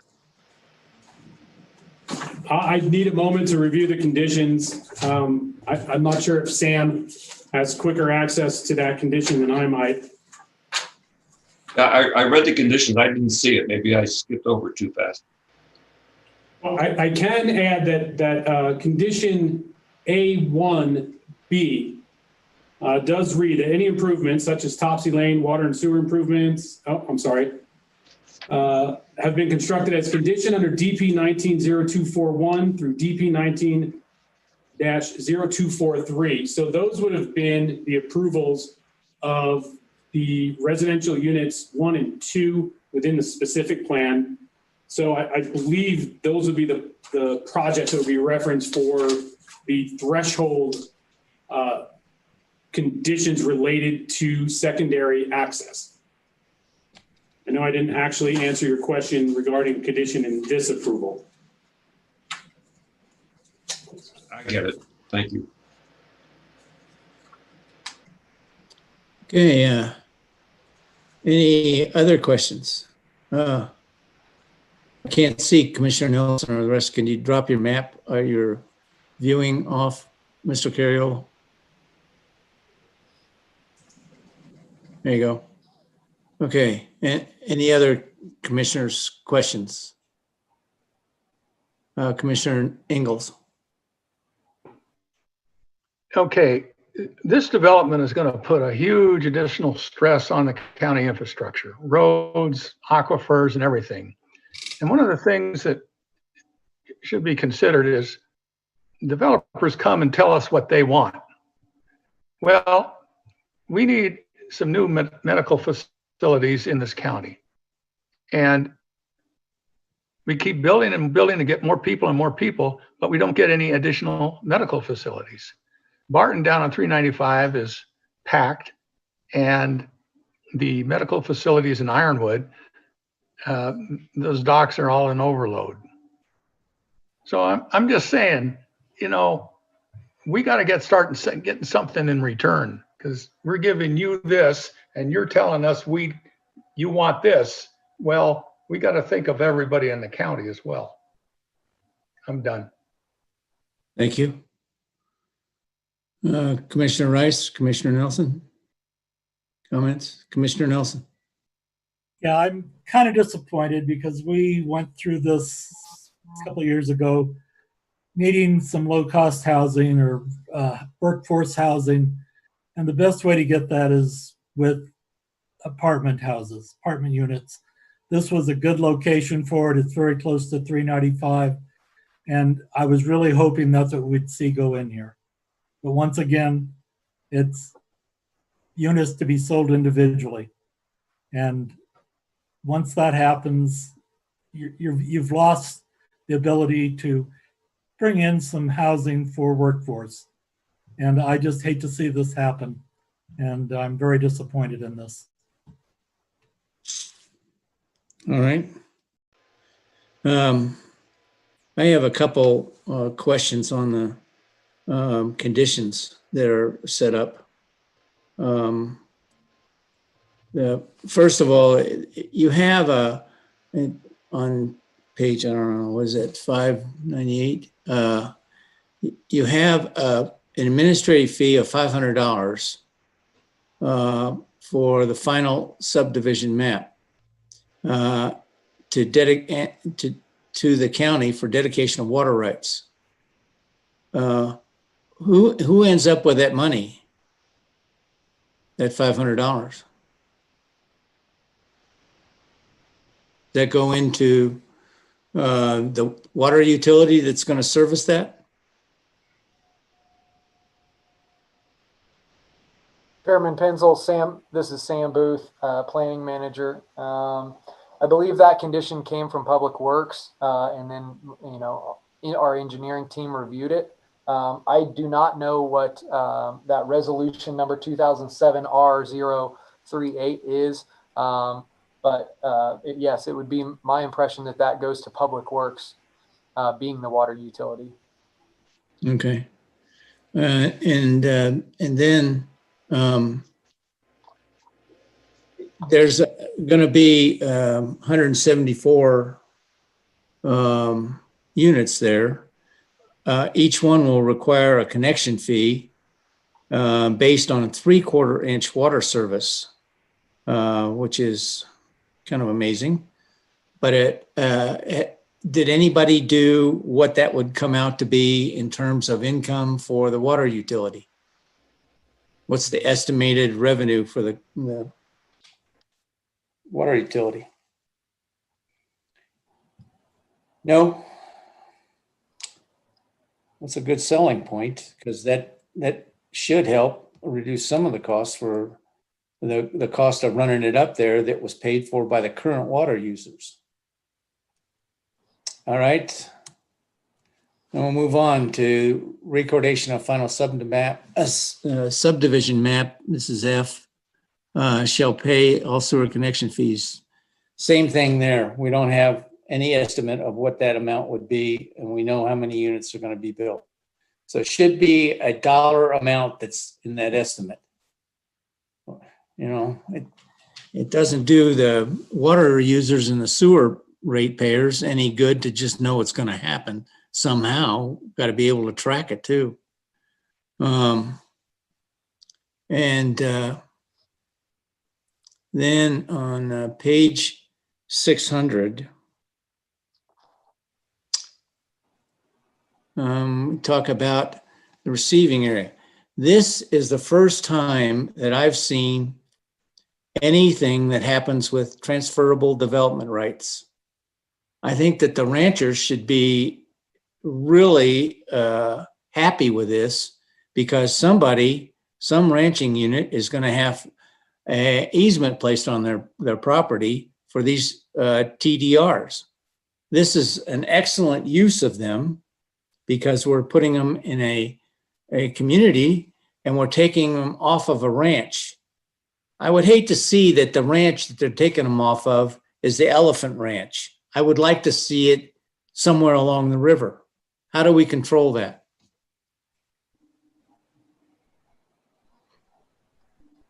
Mr. Booth? Yeah, Mr. Chairman, I see our district attorney shaking his head at me, but that's a code change to Douglas County Code, I believe, that we would need to incorporate language to describe exactly where TDRs must come from. Okay, so we're requiring them. It's the first time we've ever seen it. Do we have any idea how much the TDR would go for? We do not. Chair, Mr. Chairman, let me answer if I can. The last time we used TDR programs in Douglas County was in 2004 on the Rocky Terrace project. Those transfer development rights sold for $5,000 per unit. It's a negotiated thing. You can't, I don't think you can control where the TDRs come from. I mean, some ranches may not want to sell TDRs. So I think it's a free market thing.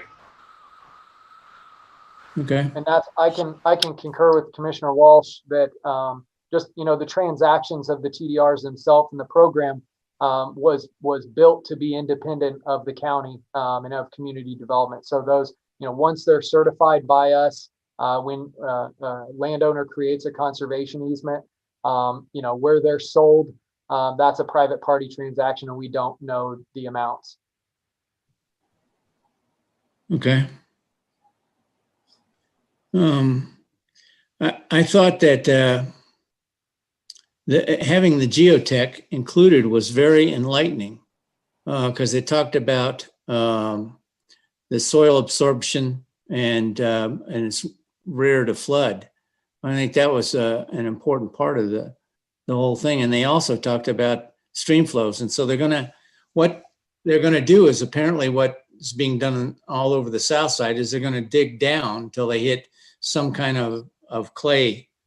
Is that correct? Or are you going to develop it at the street level?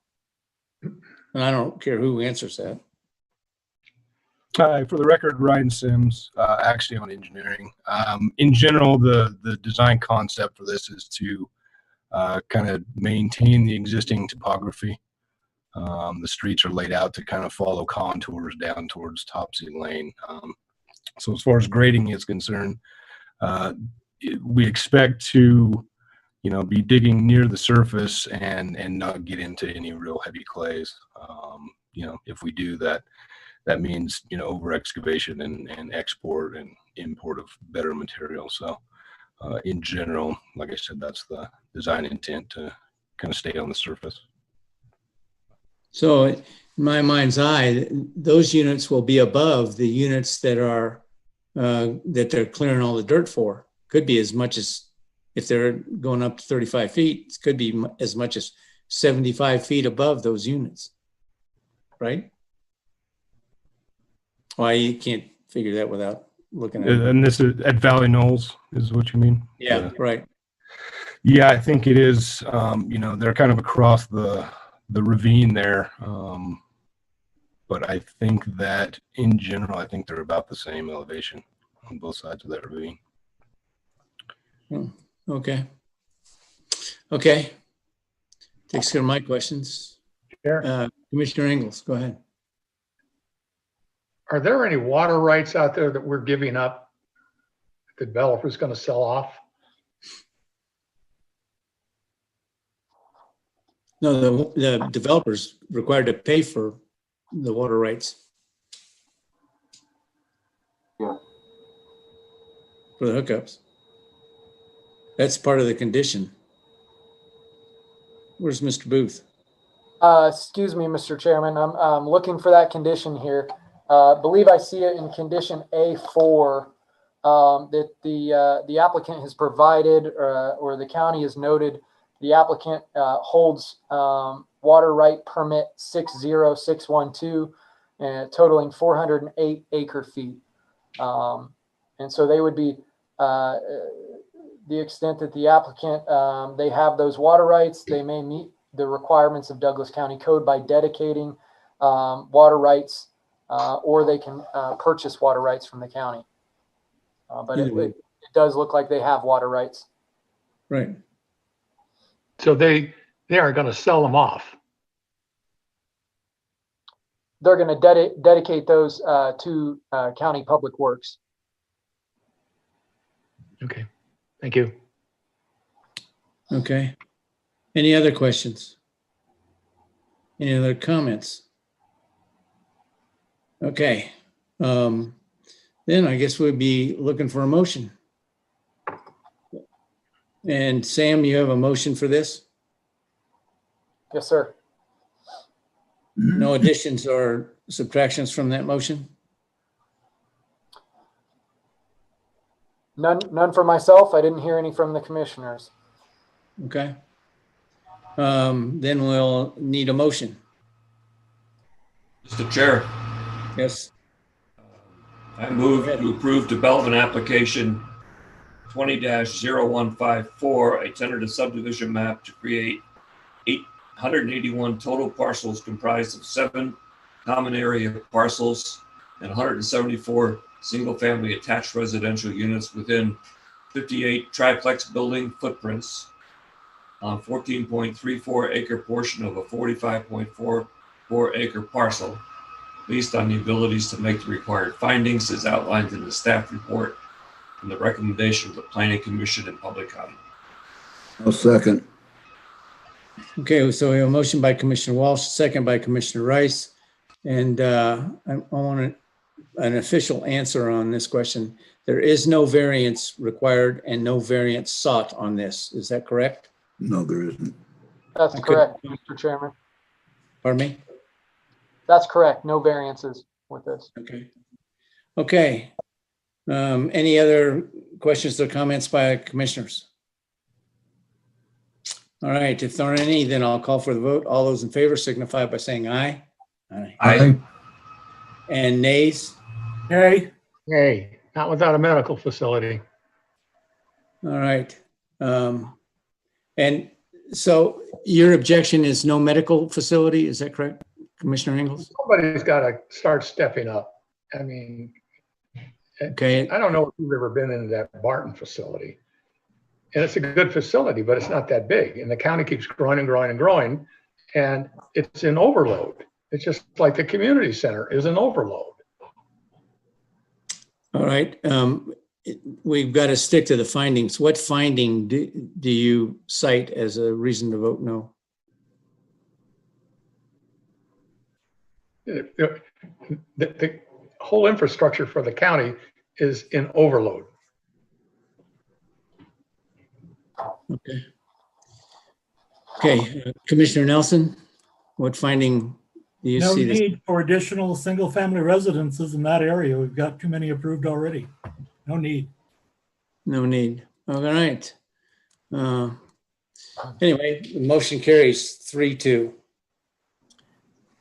And so now we'll move on to item number 10. Is that correct?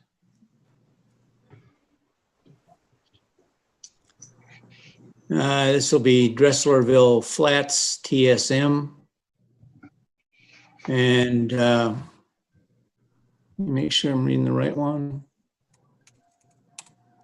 Okay, title for the possible action, discussion on the application for a tentative subdivision map to create 32 single-family parcels and 1 public easement parcel ranging in size from approximately 8,001 square feet to 25,402 square feet.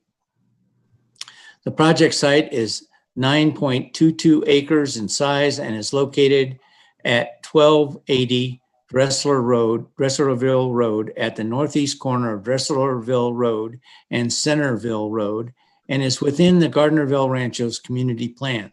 The property owner is Bentley Family LTD Partnership, represented by Keith Rubin, R.O. Anderson Engineering, APN 1220-09-302-006, development application DP 19-0486. Sam Booth for community development, Keith Rubin for the applicant. Okay, Mr. Booth. Thank you, Mr. Chairman. This is Sam Booth for the record. As you just read, this is a tentative subdivision map to create 32 single-family residential parcels ranging from 8,000 square feet up to 25,000 square feet. The project site is 9.22 acres in size and located at 1280 Dresslerville Road. You can see the project site highlighted on the image here on your screen at the corner of Dresslerville and Centerville. The site is zoned SFR 8000, and the master plan designation is single family residential. There is some flood zone on the top side of the parcel, the northwest corner of the parcel. Flood zone includes AH and AO with 2 feet, and X unshaded, which is outside of the flood zone. The master plan designation, as I just said, you can see in the image on the left, is single family residential. The current zoning of the property, you can see in the image on the right, is SFR 8000, requiring a minimum of 8,000 square foot lots. The subject site is within the Gardnerville Ranchos community plan. It was the subject of a master plan amendment in 2017 to change from commercial land use to receiving area, commercial and receiving area to single family residential land use. And then following that application in 2018, a zoning map amendment was approved for the property to change from A19 agricultural to neighborhood commercial, to single family residential 8,000. So in 2017, a master plan amendment to establish that single family use, and in 2018, a zoning map amendment to establish the SFR 8000 zoning. The applicant is now proposing to develop 32 single family lots, including 1 public easement parcel, and that is the larger parcel on the map there. This is the applicant's development plan on the screen for you now. You can see the subject parcels there at the intersection of Centerville and Dresslerville Road. There's an access to Centerville Lane, which is State Road 756, and an access to Dresslerville Road as well. I don't know if you can see my cursor, but at the northeast corner of the site is a small parcel that the developer has agreed to dedicate to the Gardnerville Ranchos GID and to pave a 20-foot wide access kind of in this area right here, which would access a detention pond, which is on the subdivision to the east, that the Gardnerville Ranchos general manager, Greg Reed, has told me, and the applicant, they've had problems maintaining that detention pond because they can't get access to it. You can see off of the cul-de-sac at Cedar Brook Court here, there's single-family residential lots that block access to that detention area. And I believe there's an easement there, but they've had trouble getting access. So with the subdivision map, the developer's going to grant a parcel and pave that for them to be able to get access in through there. You can see at the northwest corner of the site is a stormwater detention pond that is located in the flood zone that's on that north portion of the site, and will detain the water and release it at a slower rate. As far as traffic is concerned, the development proposes those 2 points of access, one onto Centerville, which is under INDOT's jurisdiction, and the other onto Dresslerville Road. INDOT has issued the applicant an encroachment permit for the access onto Centerville with the requirement of a right in, right out only turning movement.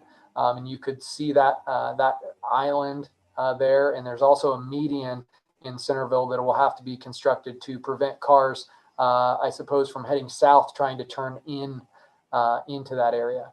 The applicant has submitted a trip generation study, which estimates 364 average daily trips and 34 PM peak hour trips. The applicant notes and the conditions require that the project contribute to traffic improvement participation fees as required. Water and sewer utilities will be provided by the Gardnerville Ranchos GID, and the applicant has a will serve letter from the GID. The GID board approved the development 3-2 at their September board meeting. The applicant has also provided will serve from Nevada Energy, Southwest Gas, and Frontier Communications. This project is proposed to be constructed in just one phase, and the proposed conditions will require recording of that final map within 4 years of the tentative map approval. Secondary access will be provided as required from Douglas County Code prior to completion of that 20th unit. There were some conditions added to this application by the Planning Commission at their meeting on September 8th. The first being that the applicant shall comply with traffic mitigation requirements required by the Gardnerville Ranchos GID, and that the applicant shall comply with any conditions placed on the approval by the Water Conveyance Advisory Committee.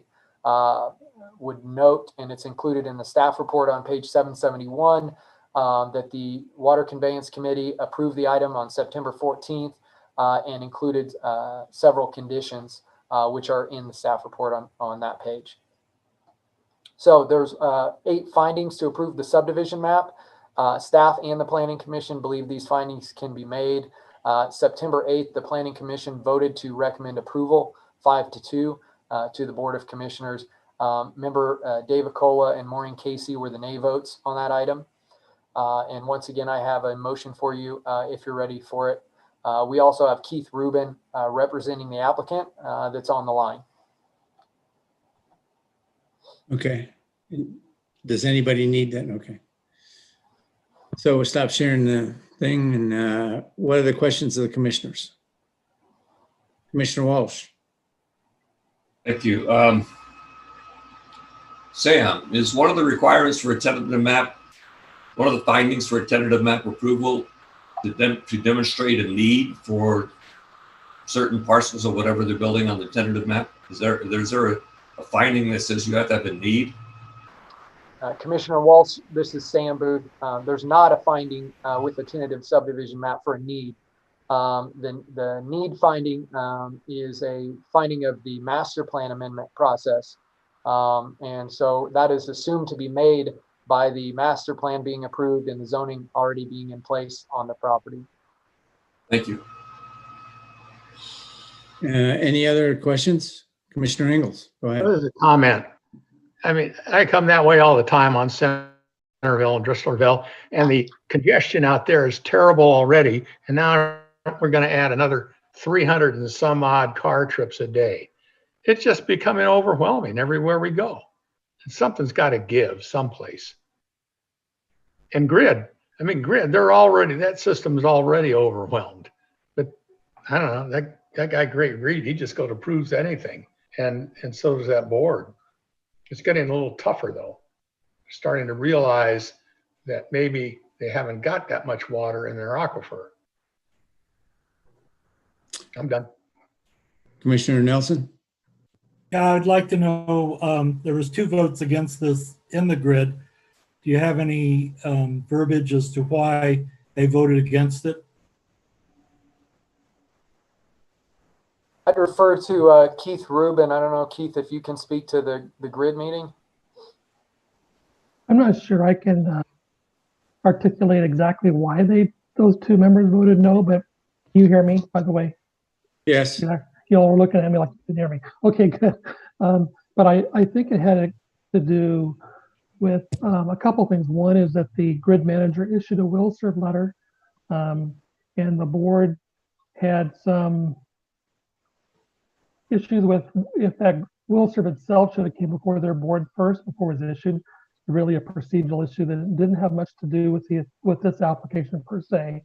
The other question, I think, by at least one of the board members that voted no, was about the concern of cut through traffic and concern that people, when they are coming, particularly in the morning peak hour, heading westbound on Dresslerville Road, and they want to make that right onto Centerville to go into town, that rather than get in queue at that intersection, they'll cut through the subdivision to try to beat that intersection.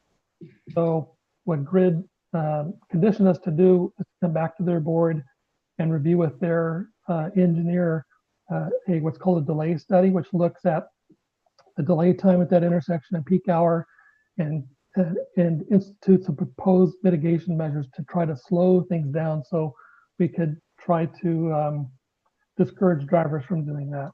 So that was a condition that they requested and we agreed to with their board, which is why I believe they ultimately approved it. Yeah, I'm very concerned about the water and grid. I know I've got more sediment this year coming through my pipes than I've seen ever before. And that's not a good sign that the wells are doing well. So I'm really very, very concerned about the water issue. Commissioner Rice, and then Commissioner Ingalls. Yes, I've talked to their GID manager, and who I know because he left our GID here in Round Hill to take that position. Asked him about the water down there and asked him if there were any problems or shortages, and he assured me that they have plenty of water to handle any of this building that's been going on down there. So I have no concerns with that. I just want to make sure there was no changes to the master plan to allow this project. Commissioner, this is Sam Booth. There was a master plan change that was approved, but it was in 2017. It was actually, I believe, as part of the 2016 master plan update. The county allowed property owners to apply at that time all at once. There were several different applications that were vetted. This is one of the applications that was approved through that process in 2017, but it's not a recent, in the last few months or this year or anything. Thank you. Commissioner Ingalls, you had another comment? Yeah, just, the applicant and the engineers and the developers and everybody, they come in, they do it, and then they walk away. The guys on the commission, they got to start taking the arrows because people get upset with us, but you're long gone. You don't care. So I just wanted to vent.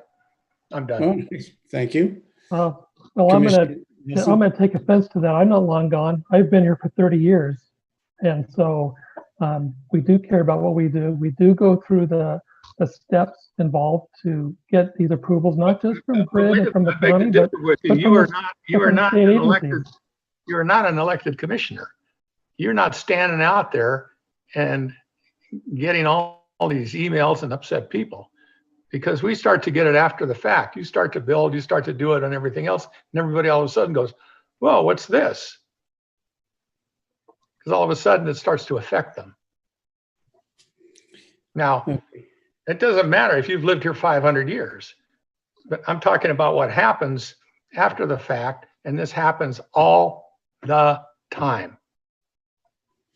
All right. The same thing that's happened with the gravel pit.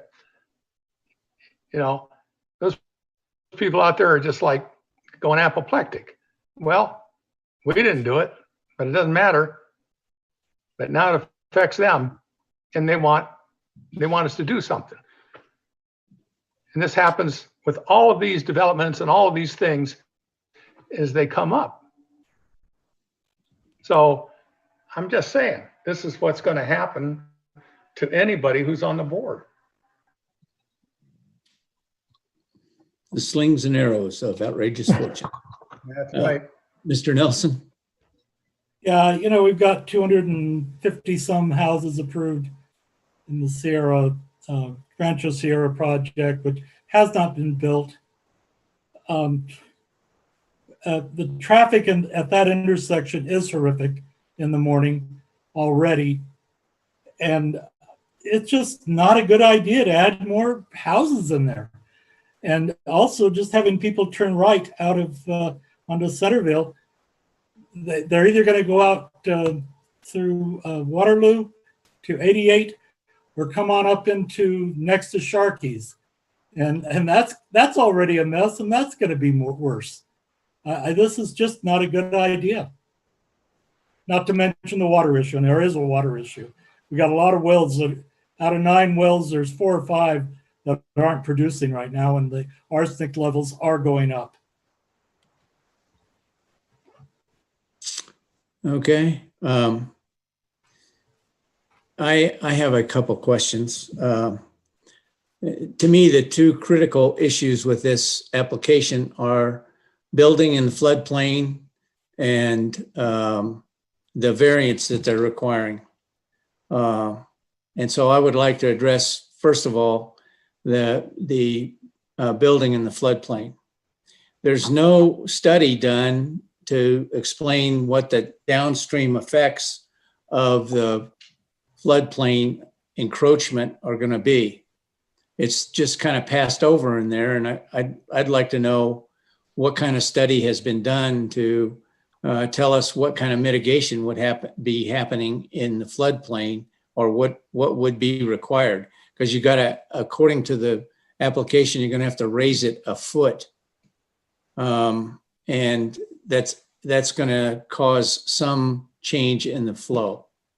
And then the second one is that we approved I think it was 6 or 9 unit development behind a church off of Tillman.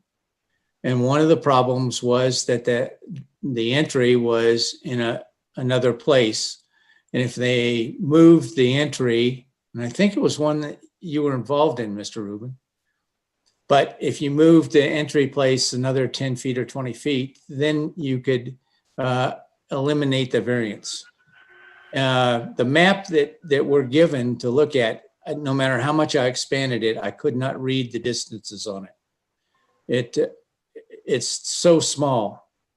So I'm wondering, since on Dresslerville, you're 85 feet short of meeting the requirement, can you move one of the lots?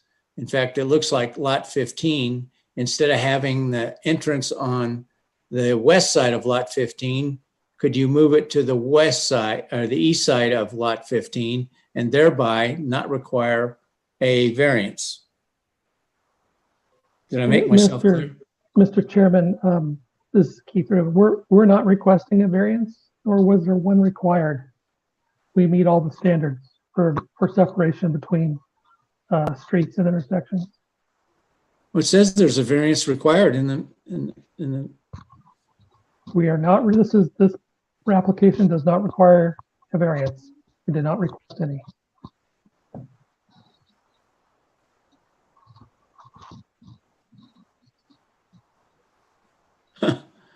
Well, I must have a different application, huh?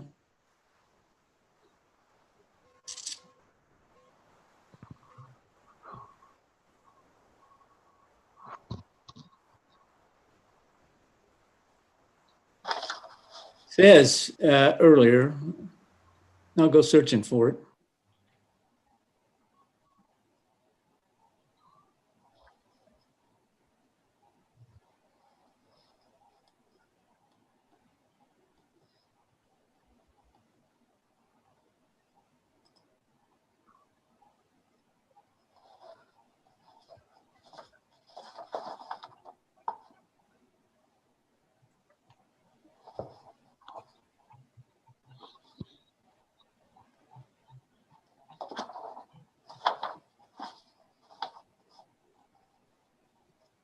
So I'm reading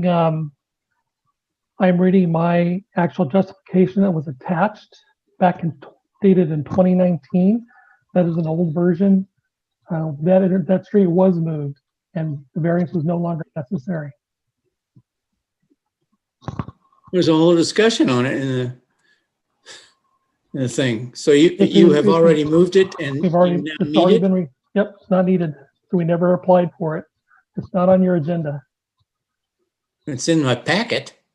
But the variance was never requested. I guess what I'm saying, we withdrew that part of it. Sam, does this make any sense to you? If I may, I Mr. can, Chair. I can, okay, yeah, Sam. Yeah, Sam Taylor on behalf of the Douglas County DA. It's in the justification from the applicant, but it's not in the staff report. So the justification, I think, from the applicant was, as Mr. Rubin was noting, predated what they actually submitted, and they didn't, appears, revise their justification to reflect the changes. We did revise it. I just don't think it was included in this packet. Oh, okay. Yeah. Well, I didn't invent it. Nope. Somebody, You read it.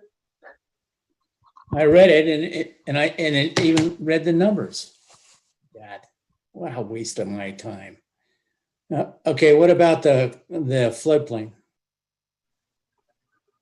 There was what's called referred to as an H&H study, which is a hydrology and hydraulic study completed. It used the HDR floodplain model for the Carson Valley to do the study. And of course, I'm not an engineer, so I don't have any on the line with me. I don't know if the county staff is available either, but as I understand it, the impacts were analyzed to providing that fill in that part of the floodplain. It is not considered significant enough to impact the adjacent neighbors. And it's permitted under the flood hazard ordinance is therefore to put in the fill of the floodplain. Well, flood hazard ordinance says that you got to mitigate it. If it's less than, oh, go ahead, Jeremy. I'm sorry, Commissioner. Jeremy Hutchings, County Engineer for the record. Keith's right. We did submit an H&H study based on HDR's two-dimensional model. I can share the screen real quick. This will share okay. But basically, the colored patterns show the impact is less than a half a foot. So mitigation, that's not required. It's not impacting anything. The elevation within the model more than half a foot. So that fill along that area, we're kind of on the fringe, up against the bench, the floodplain. So the impacts aren't as much as they may be when you're closer to the primary flooding source. Hopefully that makes sense. But they have done an update to our two-dimensional model that our consulting engineer HDR has prepared for this part of the floodplain through Carson Valley. And the model the colors you're looking at is showing that the changes are out in the existing floodplain are kind of localized in less than half a foot or half a foot at the most. Does that answer your question? I heard what you're talking about, but I'm also reading what you're showing me. And I need to understand better the colors versus what your legend says. And it says there's zero impact if it's in white. Right. Is that correct? Yeah, correct. Okay, and then if it's in green, it has a 0 to 1/1000th. Yeah, 0.01 feet. Oh, that's of a foot? Right, correct. Oh, okay, okay. And so your maximum impact is a half a foot, which that impact is allowed in the floodplain per our ordinance. and it's only this bluer area right kind of closer up against the property, so that that's allowed in our ordinance. It's when you get over that, I think it's the threshold is half foot or a foot. When you start to get all these impacts, you gotta modify or mitigate. And if you're in the floodway, which it's which I don't believe this is, then you have a zero rise impact. Okay, and you're depicting the berm that they're proposing to build on this? Right. So you're exactly right, Mr. Pensel. The proposed fill that's shown in this exhibit is you can kind of see almost a bench. If you're familiar with that area, Commissioner Engels mentioned, drives by a lot. There's a little bench, so it's kind of up on the bluff. And then this area right here is the amount of fill in the floodplain, and then this area beyond it's the proposed detention pond that will remain low. Okay. Thank you, Mr. Hutchings. I appreciate that. Yeah, I'll stop sharing. Say again? I stopped the share, so we're back to a normal screen. Okay, thank you. Okay, any other questions by commissioners? Okay, if there are no more questions, then we'd be looking for a motion, or we can stay here until 8. Mr. Chair. Yes, sir. I move to approve development application DP 19-0486, a tentative subdivision map to create 32 single-family parcels and 1 public easement parcel ranging in size from approximately 8,001 square feet to 25,402 square feet on a 9.22 acre parcel, based on the ability to make the required findings as outlined in the staff report, the recommendation of the Planning Commission, and the presentation to the board and public input. I will second. So a motion by Commissioner Walsh and a second by Commissioner Rice. And I want to ask my question again, just to make sure, and I'd like Mr. Booth to answer the question. There is no variance required in this development application. Is that correct? That's correct, Mr. Chairman. Okay. So are there any other comments from or discussion by other commissioners? Any other commissioners? I wanted to make a comment about there is fill required on this to take it out of the floodplain, and that I don't think has been addressed adequately. Okay. Then I think that's finding 7. You would be against the health and safety. I take it. Okay. All right. Then we'll call for the vote. All those in favor signify by saying aye. Aye. Aye. And any nays? Nay. Nay. Okay, the motion carries 3-2. And the reason we've already discussed, Mr. Nelson's reason is finding 7, I believe it is. Yes. Health and safety. And yours, sir? Mr. Engels? Well, there's multiple, and then it barely passed the grid, and it there were 2 people against it with planning, so it wasn't overwhelmingly supported. I understand. All right. Then we are now finished with item number 10. We'll move on to item number 11. Mr. Chair, may I interrupt for a second? Yes, sir, Mr. Walsh, please do. I have a family issue I have to take care of. I have no comments on item 11, so may I be excused? No. Thanks, John. I do too. You gotta stay here. Yeah, I think all of us have a family issue we got to attend to. Okay. I got a family issue. It's called the latrine. All right. So we'll move on to item 11 for presentation only. Mr. Walsh, you need to take care of it. You take care of it. Reports and updates from county commission members concerning the various boards in our commissions that they may be a member of, or liaison to, or meetings, functions they have attended. Any reports?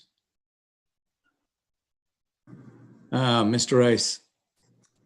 I have one thing to report. The Tahoe Douglas Visitors Authority approved the sale of bonds for the Tahoe Event Center, and it was approved, and the bond sale will be this month. Okay, fine. Any other reports? Commissioner Nelson. I attended a peaceful protest out at the airport, and I don't believe we saw a spike in COVID-19 due to that peaceful event. It went down. Yeah, well, we just had 4 more today. But you're right. You're right, Mr. Nelson. And you didn't get COVID-19, did you? No, I did not. Did you get the letters that said you wish that they wish that you would get it? I got them. I got a couple of those, yes. No. Mr. Engels? Did you want to make I was just going to say, CNN probably wants to know what Nelson was doing out there. All right. So if there are no further comments, then Ms. Wood, we'll open this for public comment. Do you have any public comment at this time? Natalie Wood for the record. Yes, I do. I have 4 so far. I will start playing them. Okay, it's 7:20. My name is Carol. Sorry. Go ahead. Okay. Strahle, and it's Carol, and last name Strehle. I live at 1738 Tony Court in Minden.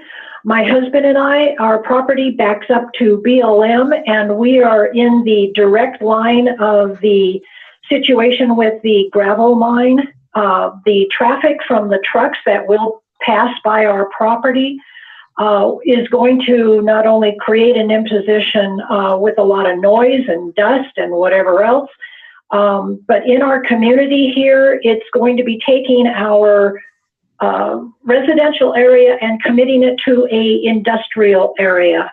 Now, my husband and I would assume most everyone else in our community has moved here for a better quality of life and enjoying the beauty and the pleasure of being able to go out onto the BLM. Now, with the mine, we are concerned that not only with the noise and the dust, the health issues, not only the interruption with the natural predatory animals that are out here that is keeping nature in balance, there are so many concerns that this mine is going to cause, and not to mention the depreciation in our real estate values. So there are many concerns going on, and I think that the County of Douglas basically owes the community some help here on trying to get this whole thing figured out. But right now, with the continuation of this mine, it's going to be a huge negative impact on the community. And I wish somebody could call me and please explain this a little bit more.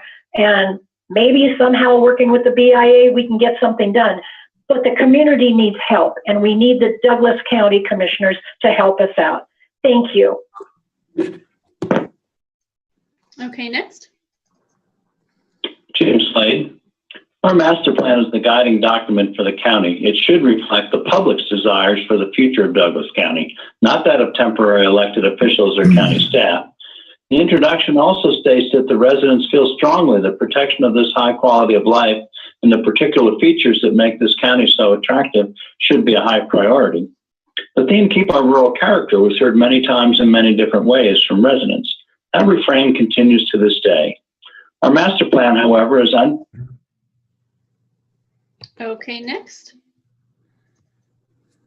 Ellie Waller, Waller. Be reminded on item 9, the staff report stated the proposal has been designed to meet the requirements of Douglas County Code Section 20.656.010 residential design standards and the county design criterion improvement because the NSDP does not include development standards. Merely stating the requirements is still violating code. I am repeating myself. And yes, there was a February 2020 update, but it does not change the fact this does not meet code. I'm not sure I understand the extraordinary measures that are being taken to change code, which should not be happening until the master plan update is complete. Back to the community plans. Yay, rah, rah. We do not have a casino there, but this is way too much development. Is it the right kind of residential development as stated by one of the commissioners? We haven't thought this out, and I have been chastised about the future maps. The future maps were put together by county staff by what is on the ground. And I did attend a meeting last year and asked, can we influence what is on those maps? We as the public were not allowed to ask to change the future maps. That will be done during the community plan process. In 2020, this should not be happening. I urge you to make sure that the community is involved in the community planning process before the master plan is updated. And that can happen in 2021 when we'll be aligned with the 5-year required update of the master plan. It makes no sense not to do it that way. Okay, next. My name is Robbie Lehman, ROBBELEHMANN. First off, I'd like to thank the board for the approval of our item earlier in the meeting. And now I'd like to make a comment about the master plan process that is currently taking place. I appreciate the county's efforts to get public comment. I've seen some of the public comments and the people that make these comments. They're good comments, they're valid comments, but they don't necessarily represent the will of the county at large. In general, commenters at these meetings only represent one demographic, retirees, because retirees are the only people who have the time to sit through these meetings and go to the workshops. The master plan will guide development well into the future for this county. With that in mind, perhaps the county should take proactive steps to reach out to the younger demographic to ask them their opinion as to how the county should grow or not grow. Another board in this valley that gets its funding from the county just dedicated $30,000 to investigate a letter. Perhaps the county should also dedicate some money to reach out to all the different demographics in the valley to get a full and accurate understanding of how the general population feels, not just the population that has the time to show up to meetings. Everybody's voice should be heard in the master plan process. And if the county is noticing that they're only hearing the voice of one demographic and not all demographics, they should do something to hear the other voices and understand their opinions. If this means hiring a firm to conduct a survey or focus groups, that's what should be done. Otherwise, we're only hearing from one group of people and we're hearing a skewed perspective. In previous meetings, I've heard commenters mention that there's no need to accommodate young families in the valley. They have said that they can live elsewhere. That philosophy has consequences. Commissioner Ingalls earlier in this meeting mentioned the need for more medical facilities. Our schools could also use some help and some more facilities. Enrollment in our schools is down somewhere around 300 students this year. Declining enrollment means a declining budget, and a declining budget means less school infrastructure, not more.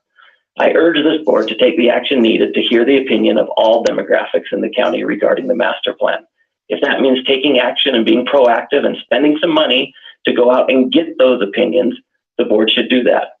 Sitting back and waiting for comments will not provide a full and complete understanding of all the voices in this valley. Thank you. Okay, I did see the phone line ringing, so I don't know if we have one more coming in, but that one came in at 7:22 p.m. Can you check to see if there are any further comments? Based on when I started that one and when the phone line looked like it was ringing, they do have 3 minutes to provide the comment. So if they have 3 minutes and then it takes a little bit for it to get to my mailbox, I would expect it in probably 2 minutes if someone did call and leave a message. Okay, we'll go to 7:37. Mr. Chairman, Yes, sir. while we're waiting, I'd like to make a public comment in regarding the public comments about the public outreach for the master plan. It is accurate that the The workshops that we have held have been very lightly attended, but I want to assure the commission and the public that that is not the only means of public outreach that we are doing. We have a public survey that is out on the streets. We have taken multiple measures to promote that. I don't have the exact numbers, but we have a lot of response to that. We've been having them sent out in billings with the various utilities in the county and various other methods. And we're definitely looking at demographics to make sure we have represented opinions. So the public events that we have had are only one mechanism, and that's all being done with the assistance of the contractor that the board approved. And it's all part of that plan for them to get that public input. Just want to make sure everyone's aware of that. Thank you. Perhaps you should also use Ms. Blosser to get that information out. Okay, Natalie Wood for the record, another one came through. It does have the same phone number as the second one that we heard. I'm going to start playing it to confirm.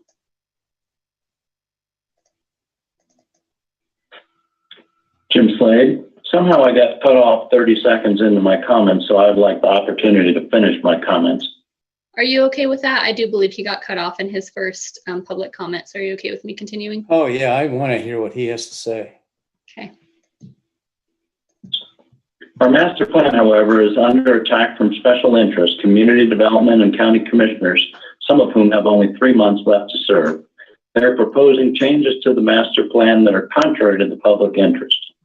In the original 1996 plan and in every update since then, including the draft 2017 update, the first goal of the growth management element has been, quote, to manage growth in Douglas County at a level that our natural and resources and fiscal can support, period.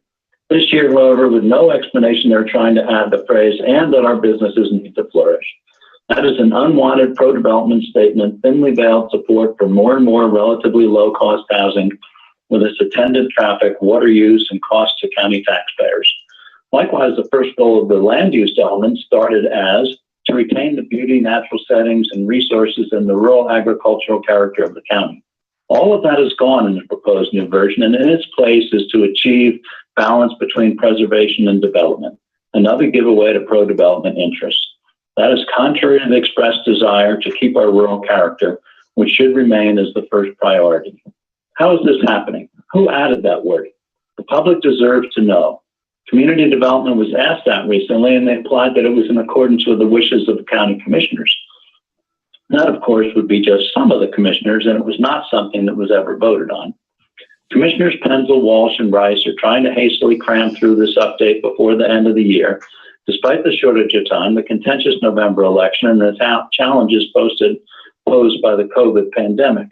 It is clear that they're trying to do this in order to add pro-development sentiments that the public doesn't want, nor would next year's board like to support. In past updates, staff has held workshops in every community throughout the county. This year, they held 4 presentations, all at the community center. The first one only had 5 members of the public. That is not in the public interest. This, by the way, is still supposed to be the 20-year update due in 2016. Next year is scheduled to be the 25-year update.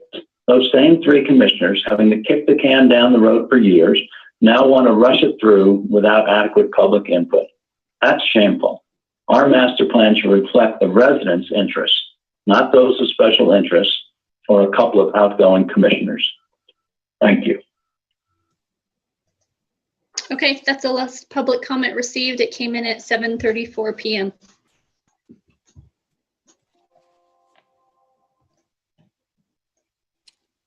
So that concluded at 7:34. Yes. So you don't have any more in the queue? Nope. Okay. Then if there aren't any further comments from commissioners or the county manager, we'll declare this meeting adjourned. And